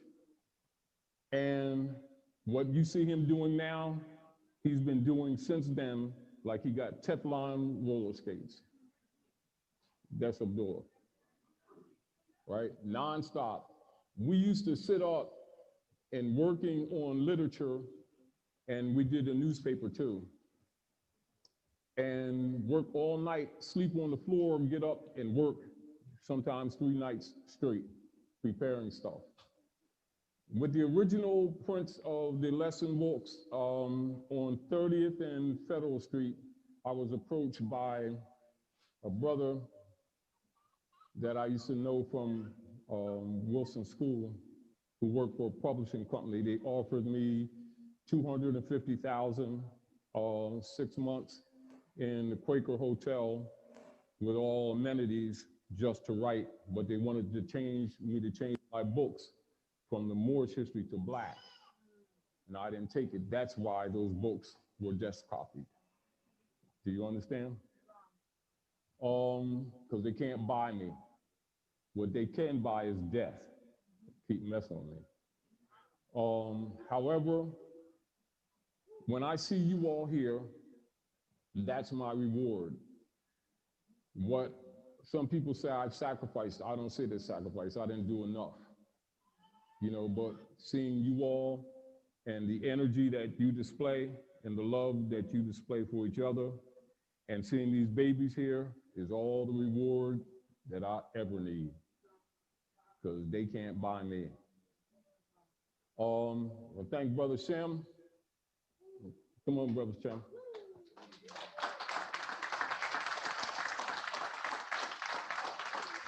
I know this brother got a story to tell, because he's been around some big shot lawyers and everybody. You understand? And it's sort of like, yeah. Mm-hmm. Mm-hmm. Oh, yeah. They're the next crown under the original crown. Mm-hmm. So they place collecting their debts, Mm-hmm. making us surety, so that, you know, don't think they all Albion. They're another one. These are like big time. These people are some of the wealthy bankers and Tory bankers, just like big time. Well, most Africans call them the hybrids. You know, most of the purebred Africans that I talk to from, you know, other parts of the planet call them hybrids. And it's another reason why lately I started making reference to the hybrids, so that you can not get caught in the idea that you're not Europeans, because you are too. You know, that's Phoenicia. If y'all wanna see Phoenicia, go to Iberia, because Iberia is Phoenicia that you call Europe. And that's Nefertiti's daughter set that up. So when they're talking about Africa, and you keep thinking just that side or that lower part, your concepts are wrong. When you're looking at them castles in Germany and in France, they are Moorish castles. Yeah, yeah. When Hitler was in control of Germany, No, here. Oh, yeah. Thank you. Hitler was in control of Germany. Like Todd said, the castles and stuff that was built there definitely was built by our ancestors, meaning that we are German too. It's just not Albions. So when Hitler, they call Hitler the baddest person in the world, he's not, because Hitler didn't kill no Moors in Germany. They had a blood feud in Germany, and he was killing off all the Albions that owned the estate. The hybrids. So he killed the hybrids. That way, nobody can come to claim the estate. Yeah. So that was a war. If you kill all the heirs off, nobody can come and claim the inheritance. Can't be handed down. And this is what they're doing to us. We got to recognize this genocide. They just nationalized us through education, and now it's not working fast enough. They're using joint warfare. And they pointing to other men as master killers and masterminds, but they the ones are the master. They're using the same formula. So go ahead, Todd. I appreciate you calling. Yeah, thank you. Anyway, I want to give him a hand, and particularly getting together with Abdullah. Come here, Abdullah. So when y'all hear me call him Dulinsky, you all kind of understand that. Now, what you all need to know, because you see this conflict with a lot of people. They look at, when they're talking about German and Old High German, et cetera, and they're thinking the hybrid Europeans think Africa, Central Africa, Sudan, Nubia, because those are actually African languages. They don't belong to the hybrid, they belong to you. So when they start saying that that's the hybrid's language, the concept is wrong. Reclaim your estate. But anyway, Dooley worked for, up in New Jersey, I remember that. Yeah, Trenton, yeah. And he loved children, and he used to always work trying to help with the children. Now I remember when he started coming around my cousin's barbershop, et cetera, and he was also talking about the taxes, everything. I wrote a letter and signed it and read it, sent it to Trenton, New Jersey. He stopped taking his tax out. So Dooley got fired up. He gonna fix this. Dooley's been working hard since then, like he got Teflon skates, and I've always appreciated his determination, his goal, to say that he's a bookworm is kind of an understatement. He's a bookworm to the degree that he becomes the book. And he's got a good memory, and his Aquarian spirit is highly intolerant of Bieskidorf. And so I'm appreciating the fact that he's willing and has been willing to put himself out there and tell the truth and give you reference. So when you look and read his literature, use the reference. And one of the things that we've always said, if you don't believe what we're telling you, prove it a lie, and you'll learn, you'll become a scholar in short order. So in short order, I also want to give Dooley a hand. Give him a hand, you all. Yeah. Yes. My son Hannibal is my baby and my friend, you know, my best friend. You know, I remember when Muhammad Ali used to come to our house and eat when he was little, and Muhammad Ali said, "Who's this little guy?" Right? And I remember at that time, mostly I ate fish, but we did have we'd make fish burgers and beef hot dogs and stuff like that. He used to take 2 bites and the hot dog was gone. Very down to earth, but he loved Hannibal, and we had a lot of pictures of him on the porch. You remember those pictures? Yeah. I wish your mom kept them pictures. They're valuable now. But anyway, so when Hannibal was little, there was Muhammad Ali's little buddy, and he used to hold him on the porch and everything and hug him and everything. And Hannibal used to hold my finger like this. I remember we used to walk all the time. He'd hold my finger. But anyway, I just want to acknowledge him because he studied And we always had a library in our house, right? And he studied, and when he was little, you know, I talked to him and I talked to my baby, Salih, the sister, right? And Hannibal would always be studying and studying and studying. And he's shared a lot of information with a lot of people around this country and outside this country who also have followed some of the ancient Gnostic wisdom that he has shared with people. And I want to give him a hand for being steadfast and continuing, and I'm proud of him. Thank you. But getting past all that, because I was looking at this food and stuff downstairs or whatever. So I thank you all for coming out, and I don't want to bore you with a lot of conversation. I just want you to know that I respect you and I appreciate you coming out and supporting. I appreciate Shem and Abdullah enforcing the treaties. But I want to say this to you all. I've said this before, and I'm going to say this right now. It is important the work that you're doing, even though they're not going to respect it. Because it's a learning curve for you.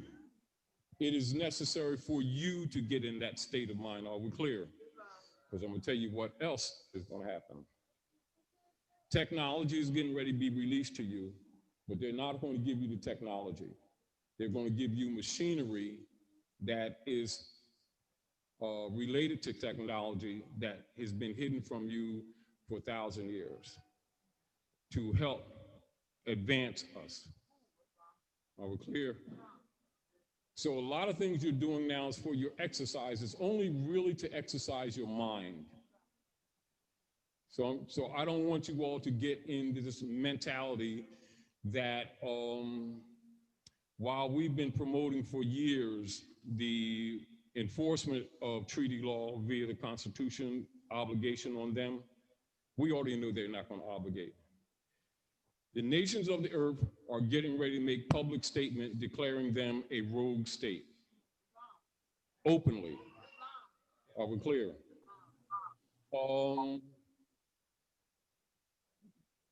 The hybrid Jews have already set the coup forth to get Trump out because he's assigned to kill the bond issue systems because the nations won't trade with them.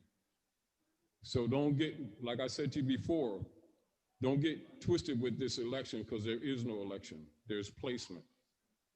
Are we clear? Now, soon as they play this game that they're playing, because remember, they're both Zionists. Trump is better than all of them wrapped together in red ribbon, for real. However, they're still battling over our estate, are we clear? So they just exercised a coup d'etat against Trump. Because the truth of the matter is Biden didn't win. Didn't matter because the corporation is dead anyway. However, you'll see some things take place in sequence.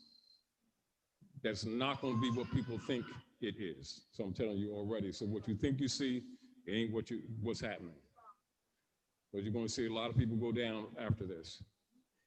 And particularly after they steal all of your accounts, etc. But again, they're not going to give you the technology directly, but they're going to give you machinery that represents or comes from that technology. However, it will inspire among some of you light energy in your DNA, because your DNA is actually light energy. It's not some little code systems, it's light energy. And then many of you will reattach and then start pulling it up. That's what your assignment is for humanity. In the next few years, you're going to be jumping exponentially. It doesn't mean don't do what you're doing now, these exercises, but know that we're not even going to be concerned with government in the structure that you think it is now, because all that's going to be dead. However, you need this exercise. You need this experience. That's what it's for. So don't stop.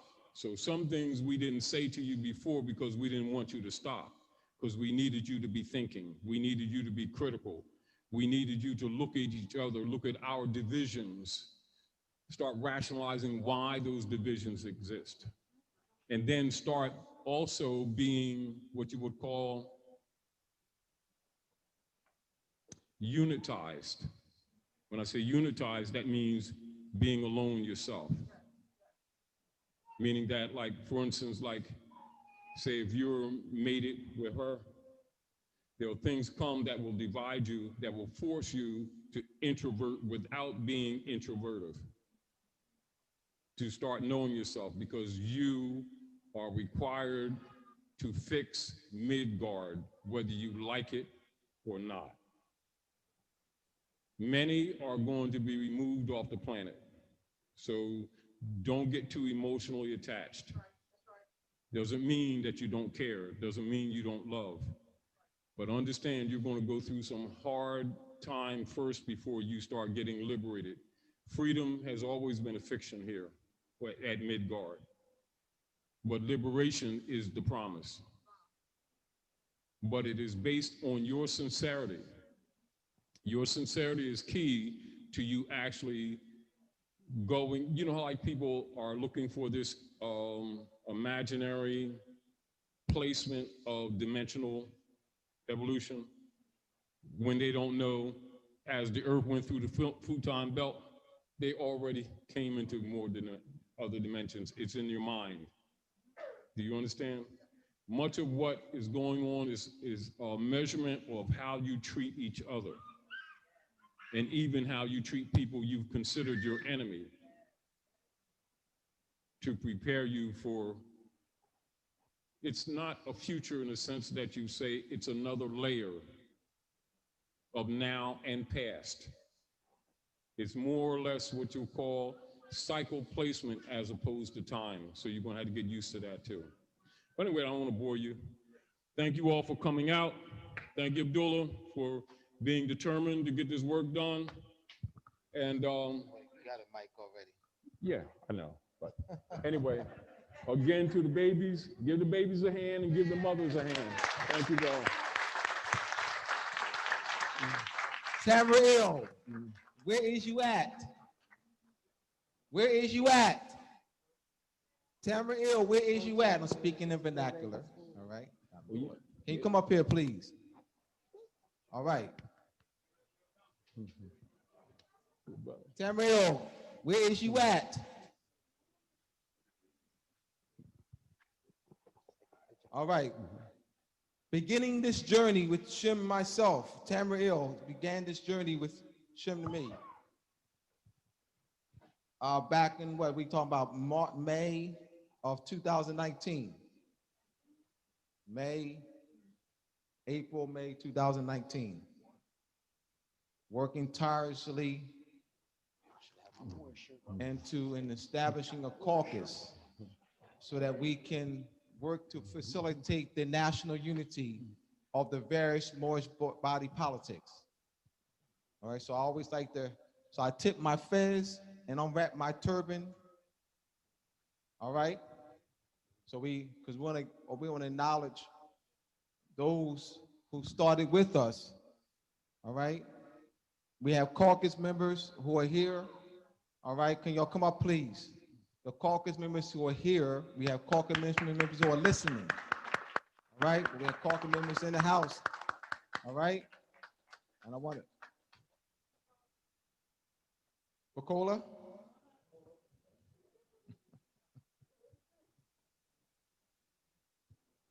All right, Terrence? Anyone we have everybody here? All right. Shem Malachi Bey, where is you at? All right. All right, so these are the caucus members that are here in the house. We have those who are listening. All right, those who are listening, who've been with us all day listening, caucus members who could not make it today. All right. Working tirelessly, dedicating. We've started, our first caucus session was here. I want to give honor to Dr. Naila for opening the door for us to have caucus sessions every second and fourth Saturday of the month.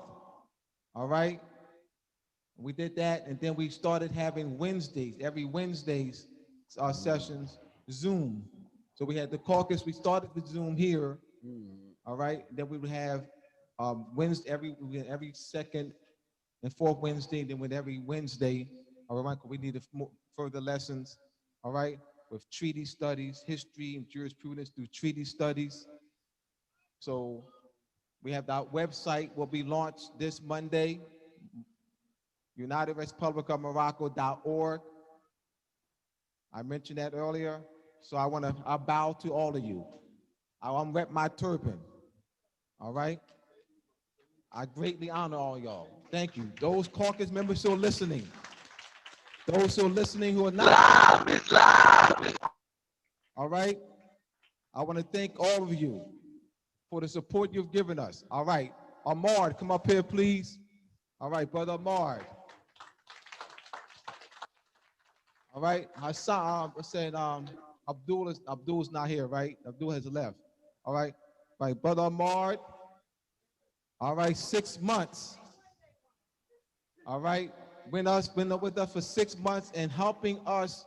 We have the building to the point where we can have to work as to have the offices at the yard. In fact, Ahmad and I were out in the yard before we actually broke ground. We actually we got the rake. All right, we using the saw and getting up the roots and weeds. It was about 6 months ago, right? All right, Brandon, up here, please. Terrence's brother, Terrence's brother, Brandon. Keon has left. Brother Brandon's up here. All right, all right. Brandon also with us. Oh, Keon is here. I thought you said he left, man. That's why. See. All right. So, all right. We're gonna have Tajuddin up here too. All right. So Brandon and Keon, Kion, man, I'm about 150 years old until I get your name correct. Well, all right. And breaking ground outside. All right, they was with us. All right. Yes, I got you. I'm one at a time. I'm with you. I got you. I won't forget anybody. I don't care. I got over 100. I got over 30 people acknowledged in my Moorish Masonry book. Over 30. All right. So breaking ground. Tajuddin. We did 3 dump runs. That first day on a Monday. All right, kicked it off with the dump run and getting rid of a lot of the stuff that was in the basement. All right, Brother Eric. So I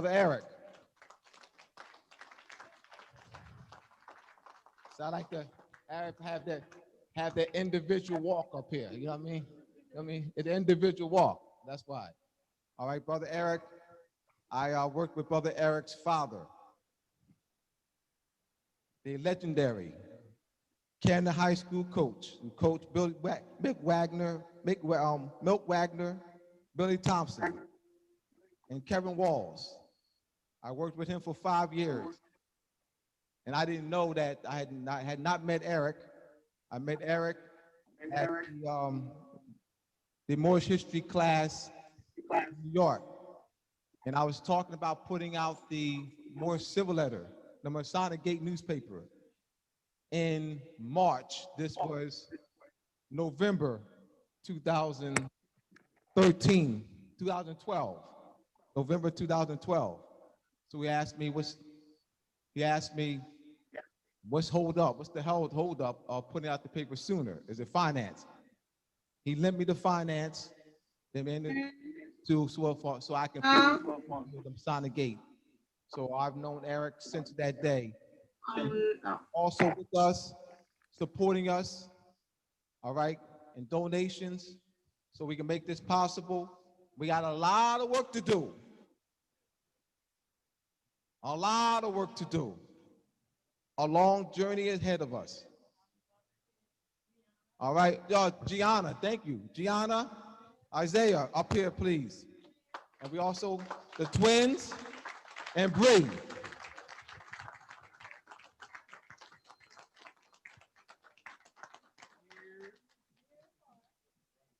all right? Baltimore, right? So, you know, that, I'm not going, that's last though. That's not, I can't bring, I gotta do, they gotta have the individual walk, you know what I mean? Up here. I can't, you know, he gotta have his individual walk. You know what I'm saying?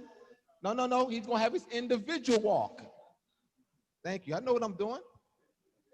All right, so I wanna thank all of you, all right, for your tireless support, all right?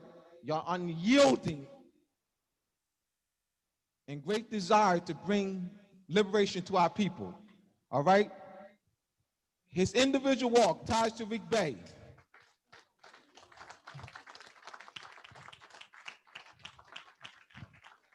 The individual walk, all right? Leading the project of this construction, 6 months, so that we can have this embassy for you.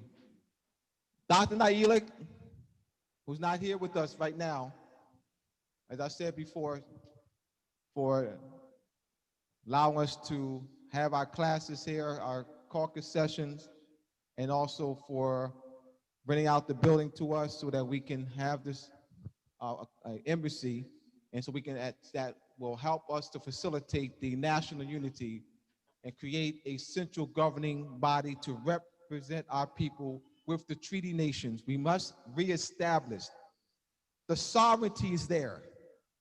They need natural people. They need natural people to enforce the treaties. We need natural people to step to assert the natural sovereignty. The sovereignty is there. We're recognized already. I mean, the sovereignty is there. Just need natural people. The evidence of recognition of the treaties. The treaties are the evidence of national recognition. So it's not the establishment of recognition, the reestablishment of diplomacy with the treaty nations, Great Britain, France, the Netherlands. But you need a governing body to enforce the treaties. This individual stuff ain't gonna work. You need a governing body. We must understand the laws of nations. We must understand private international law. All right?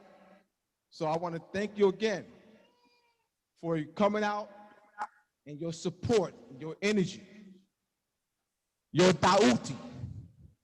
You are the Christians. Kras, the oil that's secreted in the brain. The sun is a source of energy. The sun stimulates the serotonin and melatonin in the brain, activated the Christ or Kras, the oil that's secreted in the brain. You are the Christians, the Jew, the Dayuti. So we must become to that knowledge and rise up. Rise up. You want to sing it again, Vicola? Rise up. Whatever. That song, DJ. Can you please mute your mic?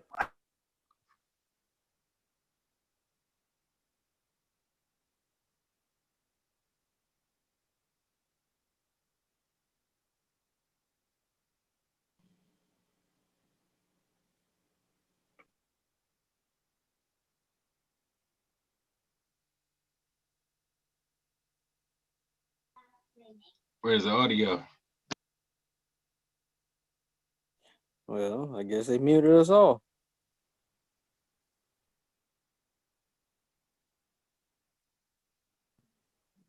I guess they did, like they did half of the day.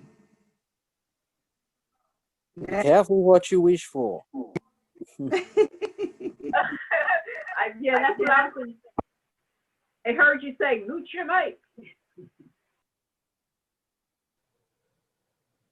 So is that it? They can't hear us. Yeah, they can't. They choose like bald headed step children. For real. The moderator who working the Obviously, camera can hear us. Right. That's about the Obviously, only that's person that got Get themselves compassion. together. you see, it's over. It's over. Y'all see it. How is it 12 o'clock? What time is it? Y'all should already. It's only They said it's 12 o'clock. No, the DJ's supposed to be. It's 9:40. Oh, light was here, y'all, but they put us on top of a shelf somewhere. Hey, Islam, but don't forget to link me with Shim though. This Amazon, girl. Yeah. No, I got you, brother. All right. I mean, they playing music. I don't hear nothing. We'll be playing "We Are Family" right now. Yeah. Okay, wait a minute. Hold on. Let me send Tam a message right now. Yeah, they got us out of there quick. What's up, Daniel? That's okay. We had our own building up in there anyway. You know what they do? They got us out of there. We sure did. We learned a lot just talking. Right. Yeah, drop your Instagrams and your emails. Hey, y'all heard what Todd said though? Yeah, I heard what Todd said. Yeah, y'all heard what Todd said. So get ready. That's right. That was powerful. He yeah. He was speaking to, like, 7 different types of Moors in their consciousness walk. You hear me? Know that though. Yes. Know that though. That's only for those who understand what he was saying about what is to come. Now he already gave actually a prophecy of what was going to happen for if the one who's supposed to be already in there that's not in there, and what's going to happen if he's not. Islam. And so what he's saying, that it's going to be some serious more going on. Well, if history repeats itself, if we don't fix it, we already know what's coming on the planet. Exactly. What So always happened? What always happened, Moors? Any more? No. It's a sweep through coming through. It's called a flood, baby. Yep. Yes. Islam, Mafiel. Every time. That's what the point But of it's us not gonna having be government. remember, it said it would never be a flood. It's gonna be a fire. It's gonna be a burning. No. We ain't talking about that biblical Hitler. We talking about history that we know. Right. But even that fire that you're talking about, that does not necessarily make it a physical fire. Exactly. A house on fire type thing. So if we don't get our, we don't get our act together, get our government. Well, let me just say this: we're gonna get our act together, and some stuff. Well, why you think? Well, We put it got like our act this, though. together. Yeah, we got our act together, but why you think they be digging up Earl, right, and do fracking on the ground? Where the Mother Nature flooders, they already doing it. Why you think they sending them hurricanes and stuff? Louisiana already sinking. When they dig in the ground to get Earl, right, they loosening up the continent for the water to come in. Exactly. Yeah. That's what they doing, man. They doing what? They lifting up the continent? Nah, what they doing is whether Mother Nature or the cosmos bring a flood on the planet or not, they're digging in the ground to let the water in, brother. Why you think they already got them tunnels and underground bunkers? Yeah, and it's called fracking. They whole mind frame is warfare, though. That's all they think. 24/7 is warfare. Exactly, but you got to understand. Remember, I said the very hole that they dig for somebody else, they need to dig it for themselves. All day, huh, King? About it. If you go underground, but they don't care though, because guess what? Just like Taj told you, the Stargate. That's why they don't care. They ain't got no It's gonna connection pay. to the geographical landmass, so they don't care. No, what I'm saying is they got children. They don't care. They children gonna. Do you get what I'm saying? That's why they don't care. Whatever mission that they told their child to do to carry out, they are trained. You can't tell. They are trained from generation to generation to stay on mission, no They matter don't what. slip up. Yep. That's they That's the thing. son. That's our problem. We slip up. We slipped They, up. You know what I'm saying? Islam, can I please interject? Yes, you can, ma'am. Go ahead. This is Portia Talib from Detroit, Michigan territory. I'm in Detroit too. I went to Washington to see Light, to go to the Mima Mounds this past week. And when I was there, she did some of the tours about our structures that are underground. So, and when we were there, we experienced some actual tremors, some real light tremors that's going on. So, this thing is bigger than what the Albions might be telling their kids. It's all going in, it's still going in divine order of what's supposed to happen. So, And that's it what we looks gotta like, realize. yeah, It's the it looked Moorish like divine and national movement. it looks like our cities are going to be exposed to us. You I'm mean just throwing that out resurfacing? there. Resurfacing. Oh, you talking about those underground? What's underground. Exactly. They got to come up from the bay or the water and rise back up. Rise up. Everything is going to be exposed. She brought, I took a lot of pictures of the White House in Washington State, Olympia, Washington. It looked just like the same White House in Washington, D.C., except it's, you know, the dome, it's like it's heavier. I really felt something off of there when I went there. But, you know, and I took a lot of pictures of it. But she was explaining about grand structures under there. And, you know, a lot of these areas that are hilly, that have a lot of hills, it's cities under there. Go ahead Those on. are mounds. You know what? Those are mounds. It's amazing.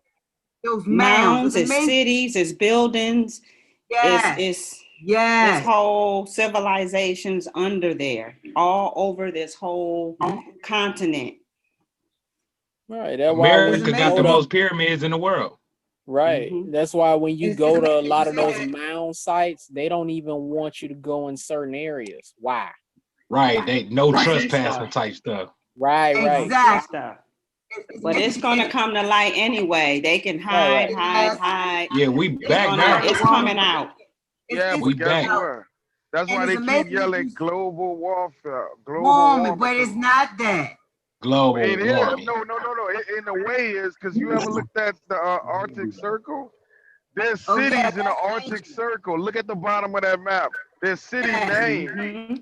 Well, actually, Those there's cities under other the water. continents. There's other continents outside of that. Exactly. Islam. And it's That's amazing. what Finding That's Nemo what is they- about. That's a continent. That's where they go at. And it's amazing that you say that because I'm here in Powelltown, Guatemala, and when I was a little girl, we lived in church here. But I went back 4 months, 6 months ago, and stood on the mount. And the whole area which we lived at, it is the highest of the entire city. We got to understand, because I couldn't understand when I was a kid, so why we couldn't stop. I kept saying, come from the playground.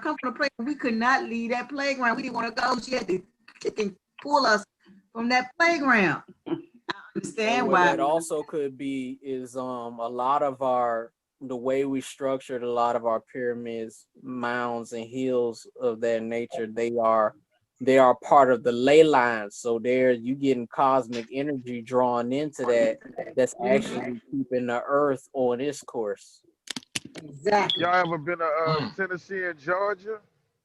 I used to I'm live in in Memphis. Georgia, not Tennessee. Okay. When you go past and you look at the bridges and y'all go past the little so-called mountains, start looking at the mountains. They got entryways, and start looking on the side of the bridge. You be like, what is that rock structure?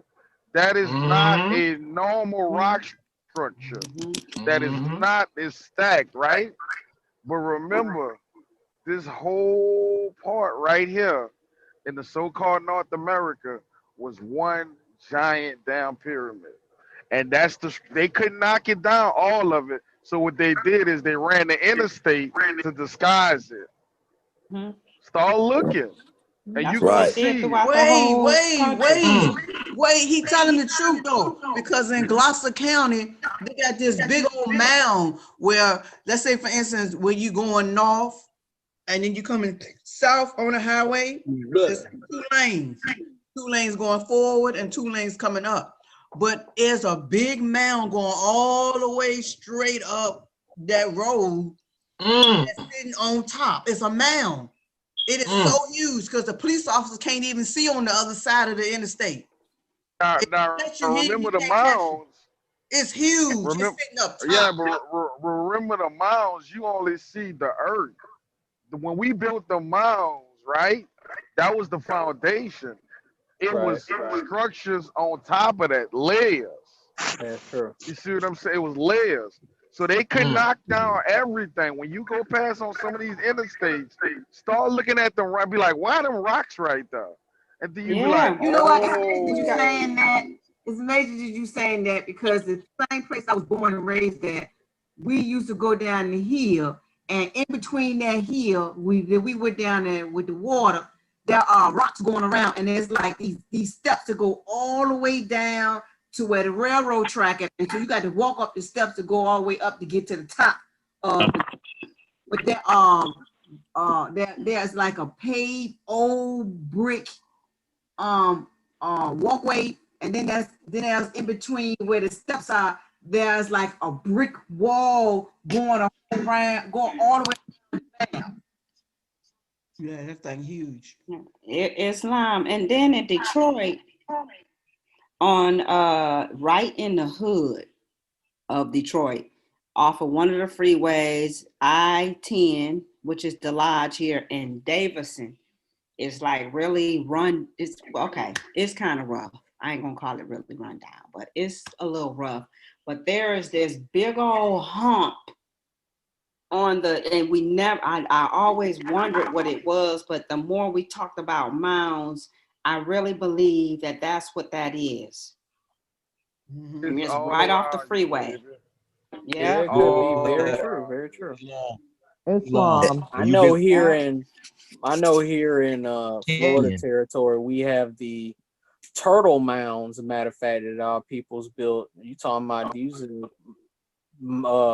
these are structures of ground earth that are like 60 feet high.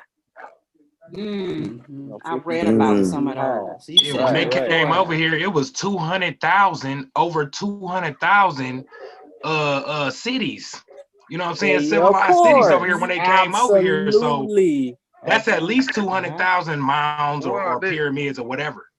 That's why they showed you in Black Panther how we was living, really. But the only thing is, they try to make us think that everything is in, Africa or that part of a Mexico over there.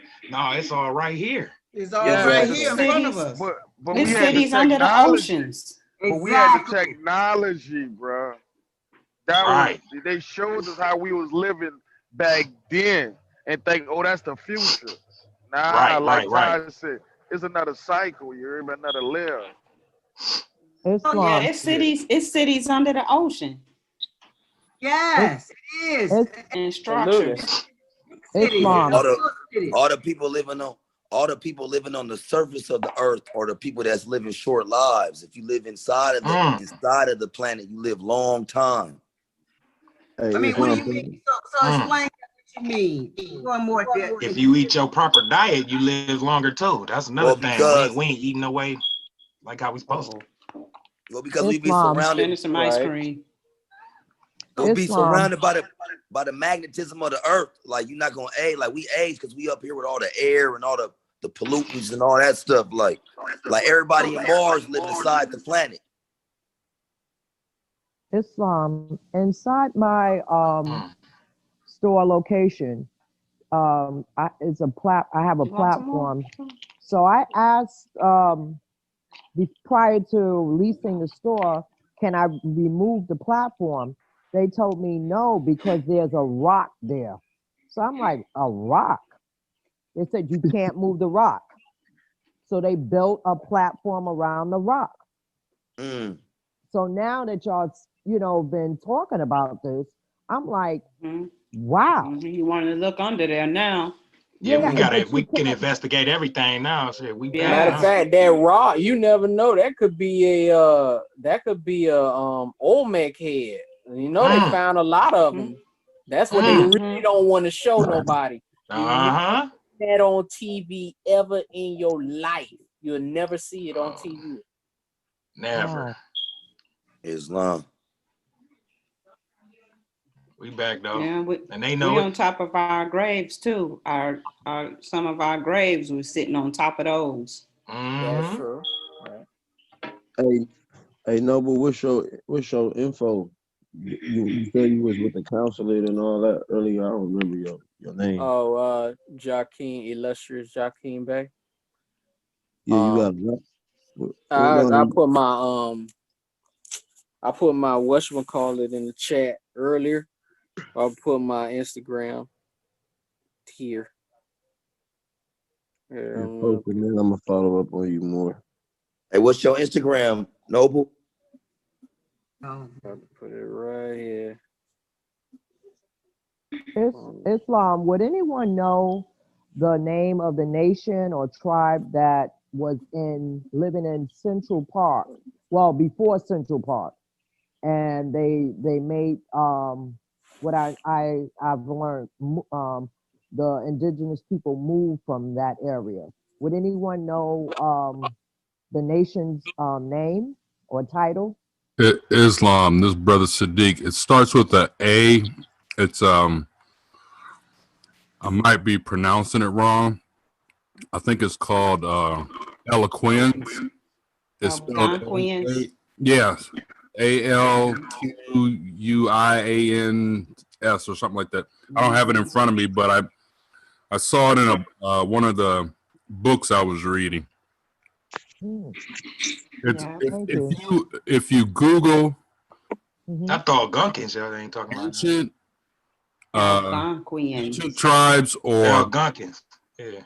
Yeah. Algonquians.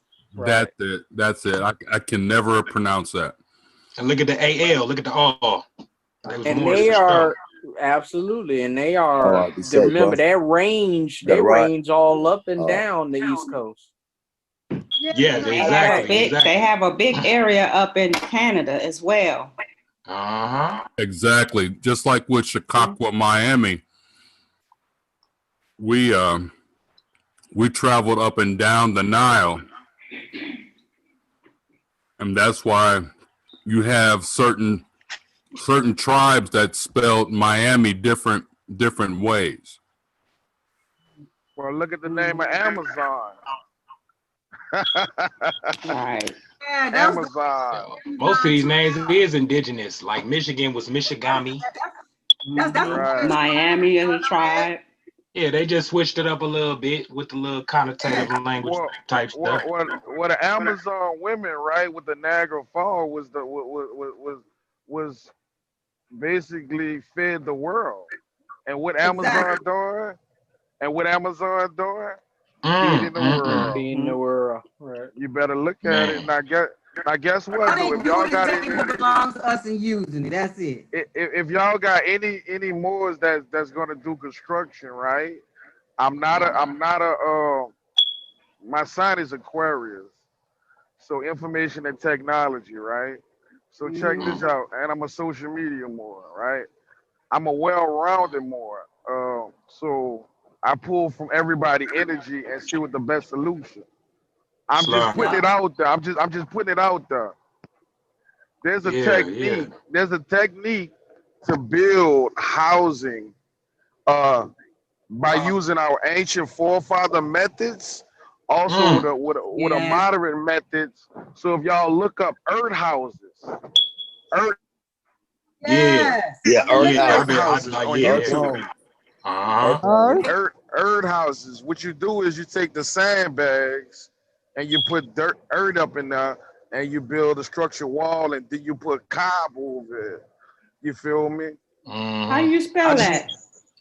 What, earth houses or cob? I don't know how to pronounce earth spell house. cob, but it's called earth house. Not an earth home. Well, yeah, earth home, earth houses. You know what I'm saying? What is a quick? So what I'm saying is, these Moors that have land and they be like, well, I gotta buy building material. That cut down your. That cut down. Yeah, they cut down your costs extremely.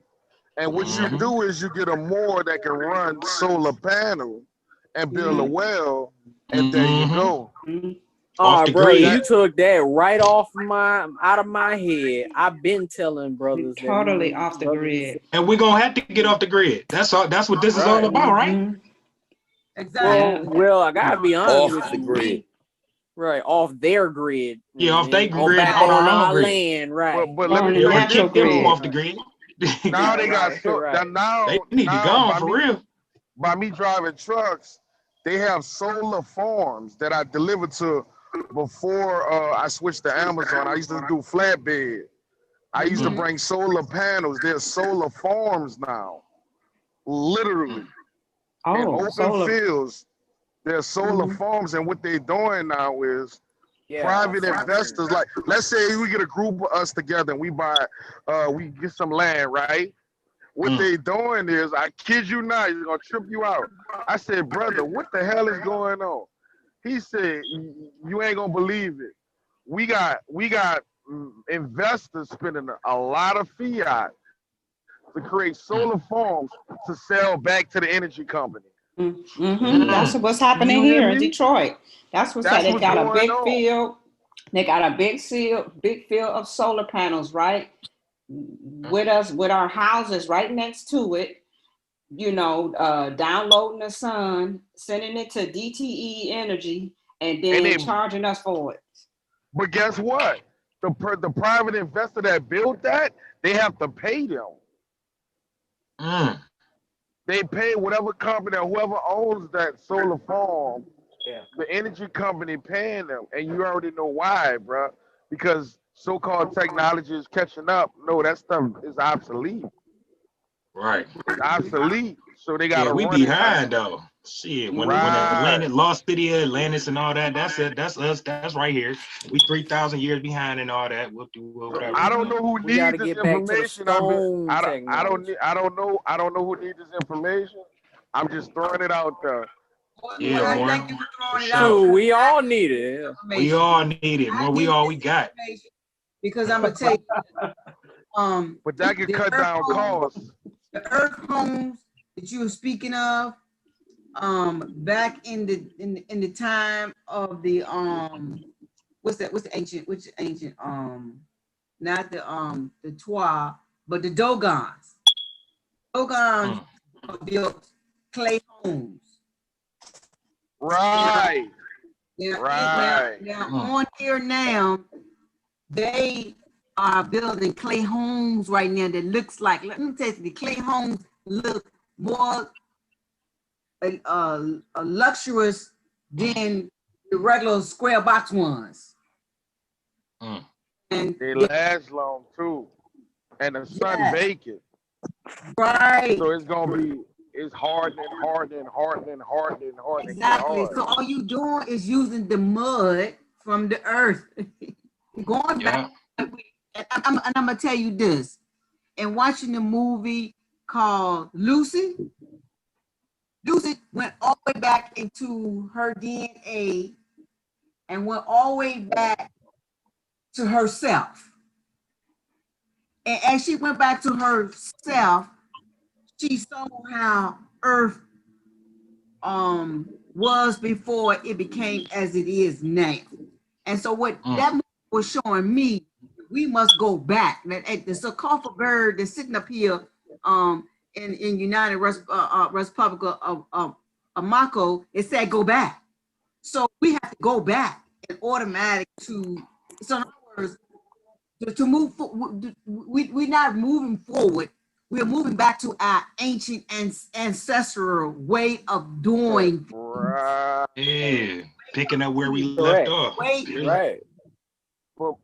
We picking back where we left off because that's the only way we can serve to save Earth itself. Yes, indeed. We're getting rid of the New Go World back. Order and But bringing back the Old you World. heard what Ty said also, though, right? You heard what Ty said. It's Yeah, an but that's gonna exercise. take us. Listen, Yeah. that's gonna take us back. Listen to this. The same thing that he said tonight is the same thing that happened in the movie. As you see in Lucy, she was dealing with technology, right? She handed the man the black disc.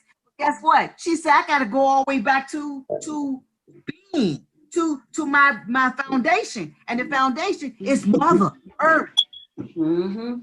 Yeah. Right. We gotta go back to nature. Technology is gonna take us back. And it's gonna bring and that is not taking us back, it's waking us up. It's bringing us right.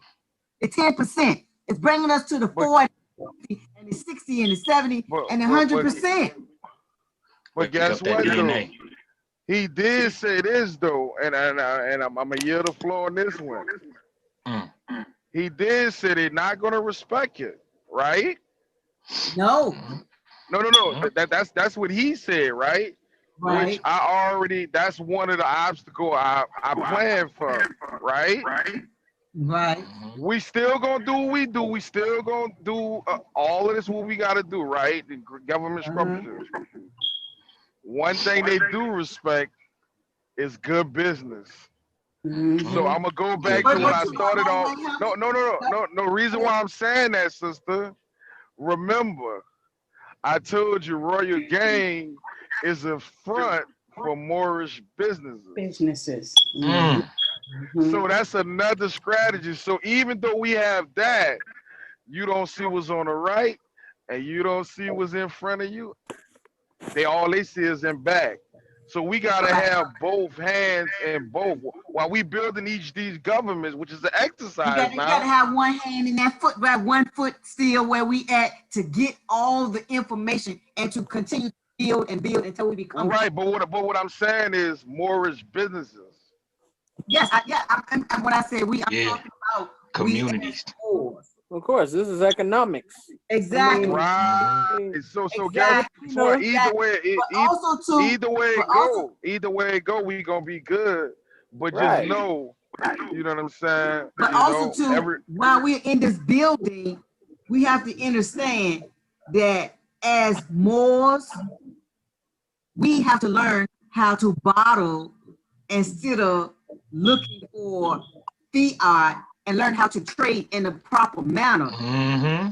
Absolutely. I got something. We definitely can't deal with fiat for too much. Well, that's why the unity is so important. I got something that you got, and you got something that I need, and we do a equal swap on there. Because right now we are not in that state because I'm looking at Moors right now charging taxes. Now, there's I get that. I get that, sister. That's what the sister was talking about. Who make the clothes, energy in Pittsburgh territory. That's what she do. She was saying trading, but in the meantime, I got her information. I got a direct link to her. I got a direct. Yeah, we also fresh out of slavery too. So I mean, we can only expect so much. But what I'm saying is though, right? I want y'all to be aware of that. Nothing's wrong with that, sister. In the meantime, we need to get as much resources before that happens. That's all I'm saying. I know that. Do a lot more of this, man. We need to communicate a lot more. Definitely, that's why everybody needs to connect with that new embassy. That's what tonight was about. We got a new embassy for all the Moors across this great empire to connect their body politic, whatever you're doing in your national and your local domicile, to the embassy, so we can all come together. Exactly. That's what I'm Branch talking about. out from there. Islam. So Yeah. what's her information? Well, that's what I'm saying. Just get in contact. Just get in contact with me, and I'll give her information. And I'll give her your information because she's not. She like technology, but she don't like it. I don't need it, but we gotta go. What I'm saying is what I'm saying. Moors invented technology. Y'all better like it. No. I'm not saying. I'm just saying. I know the sister personally. Respect. Like I begged her to get a cash app so I could give her some fiat. I went saw her yesterday in Pittsburgh. Okay. Yeah, she got a lot of work to do. A lot of work. She got to post all that. But what I'm saying is, her cash app is another more cash app. So what I'm saying is, if you give me your information, I can give it to her. You see what I'm saying? And then she'll get in contact with you. Trust me. But that's all she do. She got a trading post. Moors can go set up shop in front of her domicile, which is a temple, and you can trade or you can sell right there. And she's near the Pittsburgh territory. Her name, she go by Energy. That was the sister with the white fez with the gold tassel. She makes the clothes, she sew, she do it all, but she only trades. She do not want to touch fiat at all. That's first put her into that. If you and all that fiat stuff, we got to get up out of that. Right. So the fiat I gave her, right? I sent it to another Moor and whatever she need, but her domicile. I did a walkthrough. Is in need at least like 50K fiat and notes to fix it up. Because it needs to be gutted out, and it belongs to the Moors. It's for the Moors nation. And I'm definitely personally myself is gonna make that happen. But the sister does everything. You know, she do a lot of sewing. What else? She teach. She do all kind of stuff. And like I said, all she do is trade and barter, and she want the Moors to get back into that. But that's what she do. She like, if you want something that she made, she'll cut the grass. You know what I'm saying? Go cook some food. Like she old school with it. Very old school. Old school with it. And I love her, you know what I'm saying? But certain things I'd be like, look, sis, you gotta. She like, no. Yeah, but guess what? I went over there. I went there yesterday, right? The colonists, right? They cut her water off. The sister don't have no water, so she collected rainwater, and we gotta build a tower. I sent her a video to build a tower to collect rainwater to purify that. And she got a little solar panel that she used because she refused to pay anything to the colonists. And her mother brought that house years ago. So everything up in there, but they just cut her water off, the sister water off. And she wants some solar panel. Yeah. I'm serious. This is that sister, and she drove with another Moor that has the soap and deodorant and all that. 5 hours just to go to that meeting. Just to come here. Like I said, I went and saw her yesterday. I kid you not. You know what I'm saying? And the sister don't have no running water. She collect her rainwater because they just cut off. She refused. And she has is a Moorish trading post and is a temple. She in need of 2 new flags. The flags is old. They are burnt out, sunned out.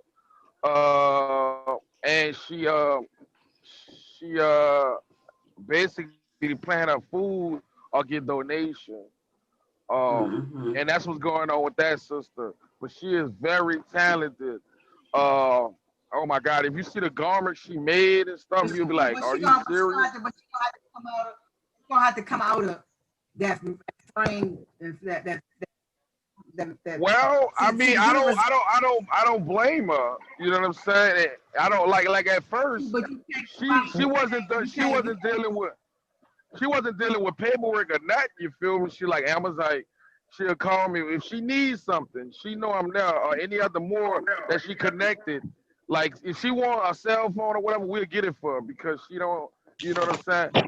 Certain things when she got to do paperwork or whatever, she like Amazon walk me through this now. You know I don't do it, but I'm telling you that sister that I'm talking about, she handled the Pittsburgh territory without any paperwork. You hear me? Them children, they don't have a social. They got a live certificate of birth and never had no issue. She done went to City Hall and everything. Everybody know her. That's why she said the neck of the woods. She said, you ain't gonna put me in a box. So I'm just saying, you feel me? Ain't nothing wrong with that. You know what I'm saying? But she has manifested that. So when Moors be like, oh, you need paper, I know a couple Moors, but I'm just sharing that with y'all guys. I know for a fact that Moor never used paperwork, but one time. What's the appellation of the sister? Oh, it's a long. She got like a long appellation. How she go by Sister Energy on Instagram. But if you follow me on Instagram and DM me, I'll send you her. I can't send you her Instagram page. She barely be on it, but she does post. But my Instagram is RG Royal Gang. And if you see RG Royal Gang Entertainment, that's me too. But it's RG Royal Gang. And I'll send you that sister Instagram.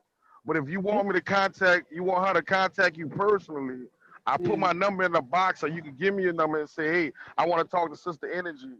You feel me? And I'll forward your information. Isn't she on Gia Moore's meeting? Who? Gia Moore every Friday. Isn't she Sister Energy there? I don't know about the meet. I just went saw her yesterday. I don't. She might be. I don't know. I don't have that information. But she's there. She's in the Pittsburgh territory, and I stayed in Pittsburgh 3 years. That's how I met the sister. And when she found out, she like no active Moors here, and I was like, I was here, and she came out. I had a couple of conferences in Pittsburgh with Cujo, Rise came, Satin Rock came, a lot of Moors came when the Pittsburgh territory a couple of years ago. But that sister is the only non-dirty Moor that I know in Pittsburgh. We went to them temples, and guess what? They didn't want to let us in the temples. That's because they were dirty. They couldn't stand that light. Oh yeah, I went with Cujo. It's on Candyland Moors with Cujo and Yusef, and I did I brought them to the Saint Benedict Moor Church. I brought them everywhere around there. Did you say Yusef? Yeah, Yusef. What about him? No. I said that's one of the Moors. Yusef be online with Cujo. If you know who Cujo is, with the Candyland Moors. Well, I'm not too familiar with. Nah, it's okay. That's Moors that be active. Not only in the community, but we try to make a social media presence because that can reach everybody. Like I said, I'm one of the Moors. A lot of Moors know me by other things, but a lot of them know I'm the Moor that was on C-SPAN. If you never saw that, it's called Moor called C-SPAN, and it's a 4-minute video of me calling C-SPAN and asking them a question, basically declaring my nationality in the international realm on C-SPAN. It's called Moor called C-SPAN. You can look that up. That's not my YouTube channel. But y'all can check that out though, and it's very helpful. It's called Moor called C-SPAN. You might have to Google it, and it's a picture of Pope Francis and what's so-called Pope Francis and Obama when he came to the continent a couple of years ago.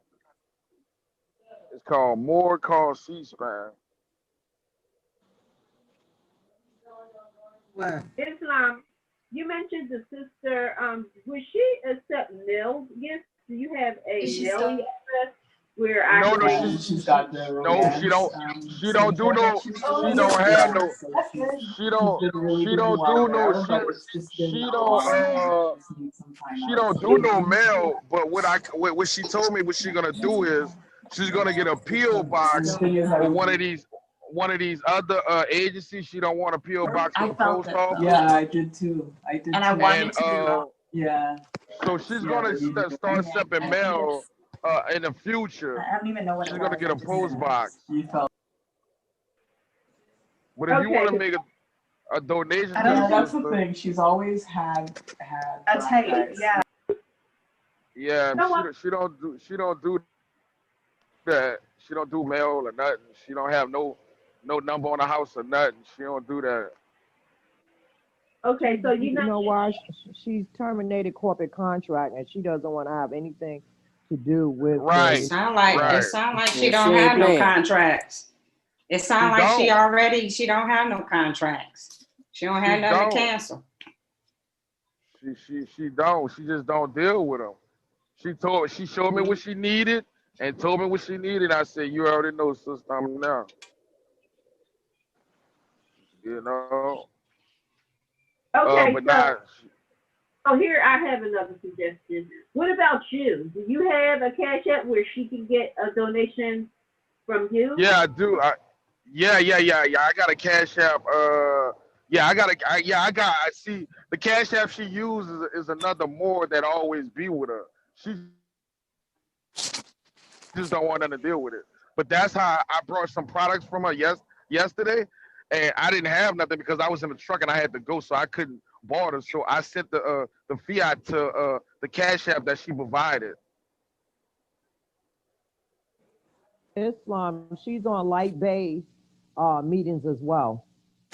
Matt, what did you say, sister? Islam, she's on light bay Tajiri. Her meetings on Thursday and Sundays. Okay, yeah. She do jewelry. She does that too. She do the. I got a couple pyramids, organic, origami pyramids from her. She do all that. I got some necklaces. She said Tajiri, a name. Oh. A name, Light Tajiri At the Bay. meeting, she's at the meetings. Light Tajiri Bay meetings, Thursdays and Sundays, and then sometimes Wednesdays. Oh, okay. But I think her Instagram is Energy Divine. I'm not sure, cause I got all her personal.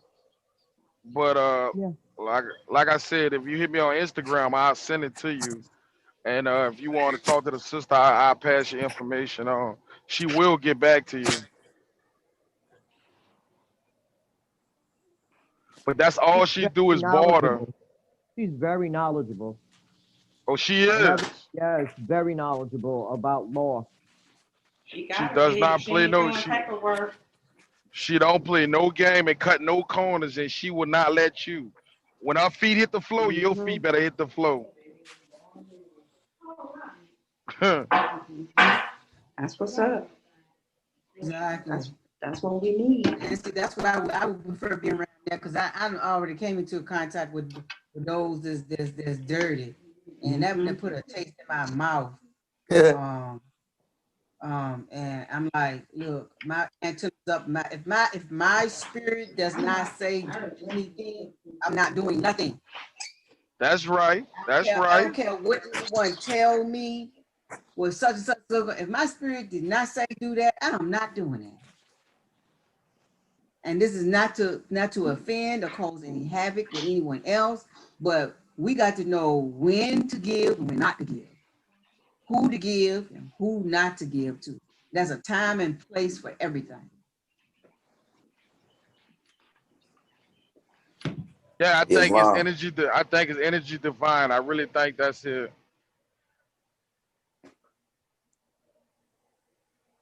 Islam. No. Islam. Islam. I Noble. What domicile you in, Noble? Who, me? Yes, sir. Man, I'm all over the continent. Like I said, I got a condo in so-called St. Louis, Missouri territory, but I drive trucks, bro. I'm an owner operator, so man, I be all around the continent, man. I don't be there, bro. Tell you the Oh, truth. okay. Yeah, Now, I was just asking because I feel that Louisiana vibe coming out of you. Oh yeah, I'm a Washington. I'm a Washington more. You hear me? Okay. Yeah. So what's your name again? My appellation. I'm Amazite Bay. Was you here in Richmond, Virginia, not too long ago? I be everywhere. I probably was. I'm gonna ask you something because I'm gonna tell you something. I got a card, and I'm gonna see if this is you. Cause I. If you got a card, I don't know. I don't have a card. I don't do cards. No, I ain't talking about that. You wrote something on the card for me. If this is you. Maybe.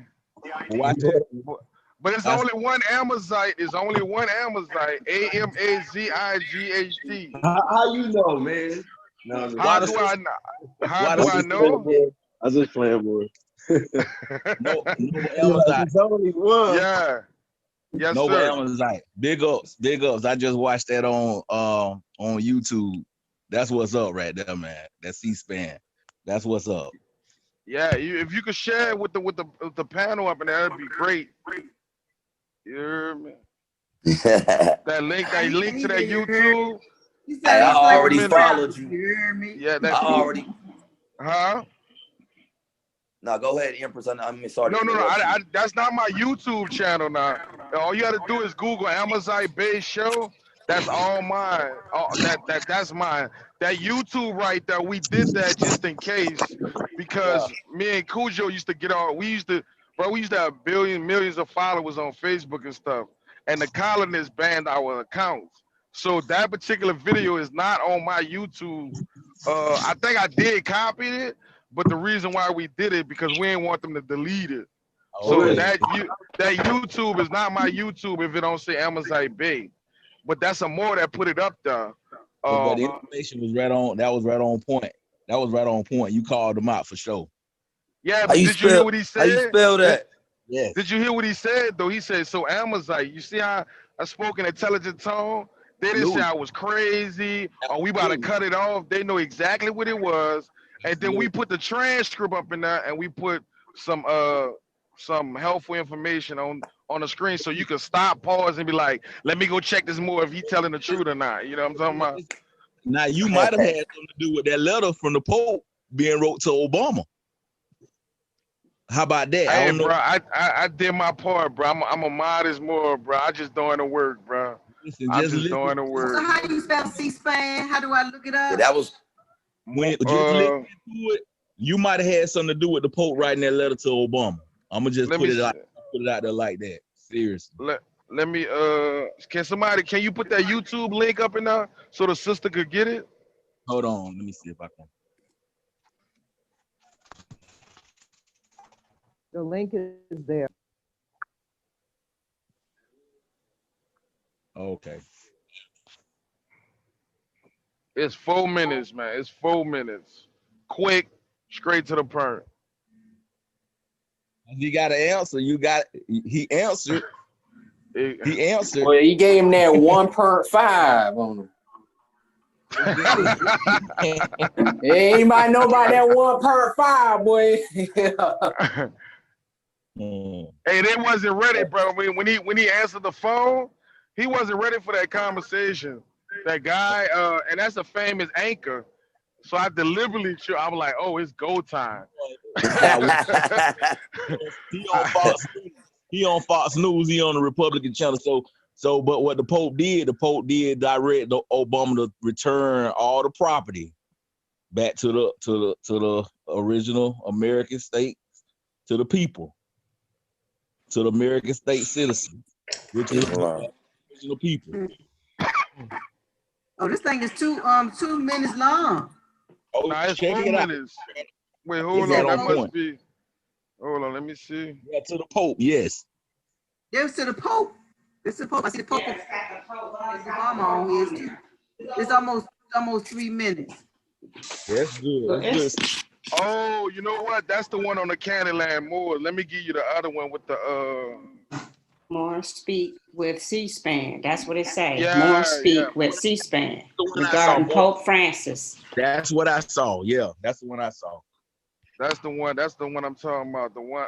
It has error. It's 4 minutes. Copy. Let me see if I can find it right quick. I'll put it in there if I can. Let me see. So you said more speak with what now? With the Pope. More speaks on C-SPAN. More calls. When I look it up, it's more calls C-SPAN. Yeah, that's what I did put that in there. It says more speaks with C-SPAN regarding Pope Francis and more. It's exactly 4 minutes. Yeah, that one. That's the one because it's in the chat twice. Okay, that's the one that we put with the transcript. Yeah, just click on the link. But if you read the Pope's letter to Obama, then it makes sense. Yeah, that's the right one. Yeah, that's the right one. Okay, I got it. Yeah, a lot of Moors know me from that, but I mean, I still just do the work, man. I just do the work, man. But a lot of the Moors know me from that, though.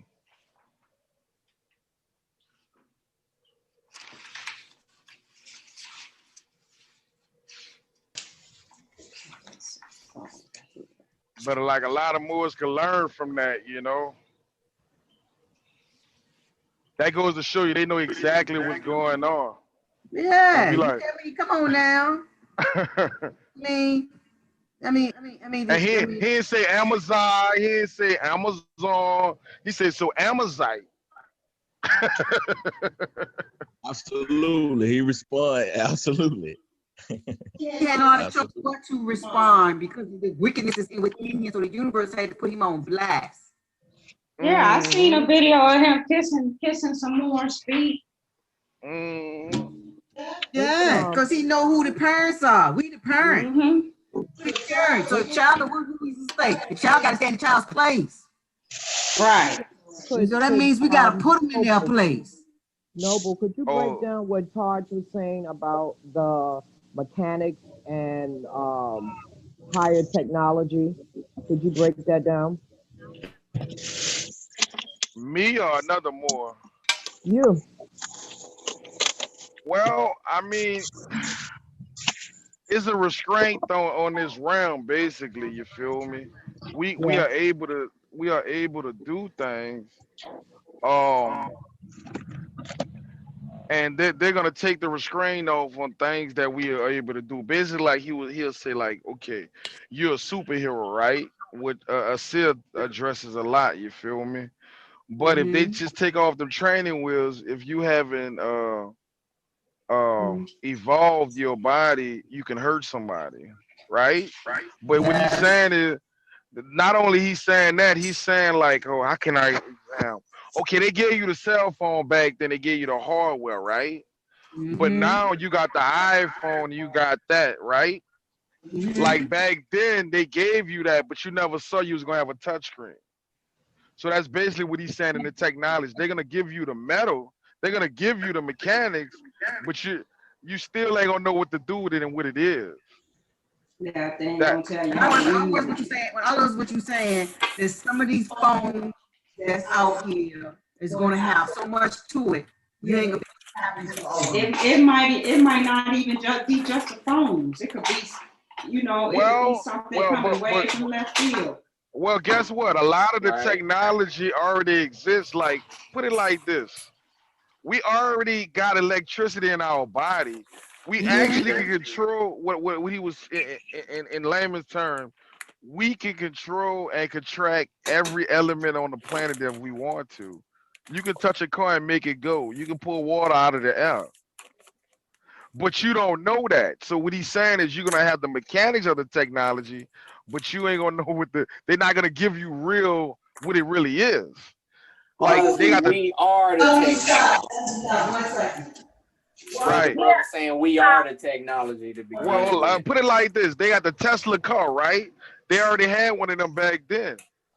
They had the push button. Look, they had a push button, a 1986 Maxima. Remember that? You could take a screwdriver and just turn it and press the button. Now they got touchscreen. They got touch button. Not keyless now.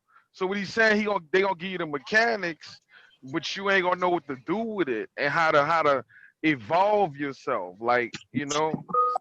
You saying we been breaking having automatic key starts. They been breaking into the cars with a screwdriver. The technology been already did it. They just right. What he's saying is nothing new under the sun. Right, look at Star Wars, right? Star Wars, the sister had the Bluetooth already. But we all know that. We should all know that more in our teaching that technology at this point, that's more the technology is behind. Yeah, you know but I mean? see, Ty's just saying you gonna have the mechanics, but you're not gonna know what to do with it until you jump. Like put it like this: all the stuff that came out right now, I already knew. My mom confirmed this. I already knew this when I came on my mama womb at about 9 years old. You feel me? I already knew how to use all of this stuff when I came in the world. That's why I'm a social media, I do this. You know what I'm saying? And what I'm saying, there's other Moors that's in the lab that I know that are, that we go in the lab, right? There's Moors that can just touch stuff and just figure stuff out without even they first time, bro. Like literally, bro. You'd be surprised, That's that Akashic record.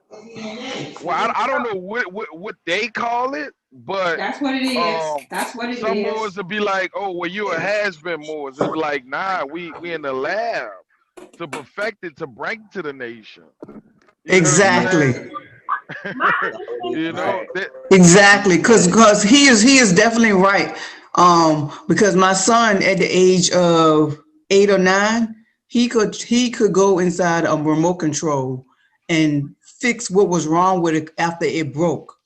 He had tools in his hand. He just went downstairs and said, "I'm gonna use dad tools, mama. I can fix it." And you know what? He fixed it. The remote control to his Hummer. Yeah. So this is already embedded in our children's DNA. Right. All right. And it's in their DNA. And so when you go back to the movie called Lucy, you see how she touched the man's forehead and was able to give information to the other 3 people without having to knock him upside his head or whatever. She just pressed her fingers on his temple of his head and got all the information. Yeah, but these things that's around us that you think is useless, you just don't know how to tap in. Everything in this realm. That's why it's important for us to go and get grounded and take the things like, say, for instance, water. Okay, we are 80% water, right? We drink water. Don't you know that if you, I did some affirmations over some water, and I noticed that as I was saying the affirmation, I could feel the electricity run from my hand down the side of my body. So I said, I'm gonna take that same bottle and do it with my left hand so I could send it out, because we keep receiving, but we don't let nothing out. And so I did it with both hands. So now when I do it with both hands. So what I'm saying to you is we got to take the basic things that are around us and start tapping into them. She took the basic things that was around. It's information. Islam. My understanding. Water is what now? Water is information. It's information. It's stored in there. Just like light and water. Exactly. All of it. The lady's trying to speak, y'all. She's trying to speak. Yeah. Okay, thank you. I would say my understanding of what Tyler is saying is that all of this was here already. And the veil is going to be removed for all of this technology that you're speaking to, and how it's used is going to be revealed. So it's our vibration and how high we are for our understanding of it. But it's about to be revealed. Medbeds are being revealed. You're not even going to be needing the electricity, because all of that information that all of the our oppressors were using already is going to be available to us. And all of the information about us as a people and who we are going to be revealed. So all of that is coming. So my understanding is, yes, we're doing, the law class and all of that, but it's preparing our minds. But they're not going to accept it because they still are who they are. But since they're revealing so much of this technology, we have to be ready to take it and store. So that's my understanding. Right, and we have to understand this as well, that us as a nation, we do have leverage, because you got to remember, they're no different right now. The United States is like somebody walking in the street who owe everybody money. You think you can start a bunch of fights and owe everybody money? So who you think they're gonna call on? It's gonna get scary. It's gonna get scary too, because the other beings that's on here is gonna be revealed too. So it's gonna be scary, sir. Yeah, who are they gonna call? Yes, sir. Not for the United States per se, it's all of it. It's a whole global. You can get just back to that global. It's different entities, it's different planes. Like all of that is going to be revealed. So it's just not that part. 153 on the wall. Okay. Yeah, it is, sister. They're gonna. You're right, sister. Another thing to keep in mind is, like the cell phone companies kind of help us as far as what dimension we were in. Because when the cell phones came out, we were like at 3G, then it went up to 4G, and now we're at 5G. But see, that's that digital side, the fake. But really, we at 5D. We at the fifth dimension, which is analog and natural and real. Exactly. Yeah, I mean, shit, we really could talk to each other without this. Yes, we could. We actually can. Right. So we talk about telepathy now. We talk about telepathy and actually. No. That's what they call it. I'm talking about there's Moors.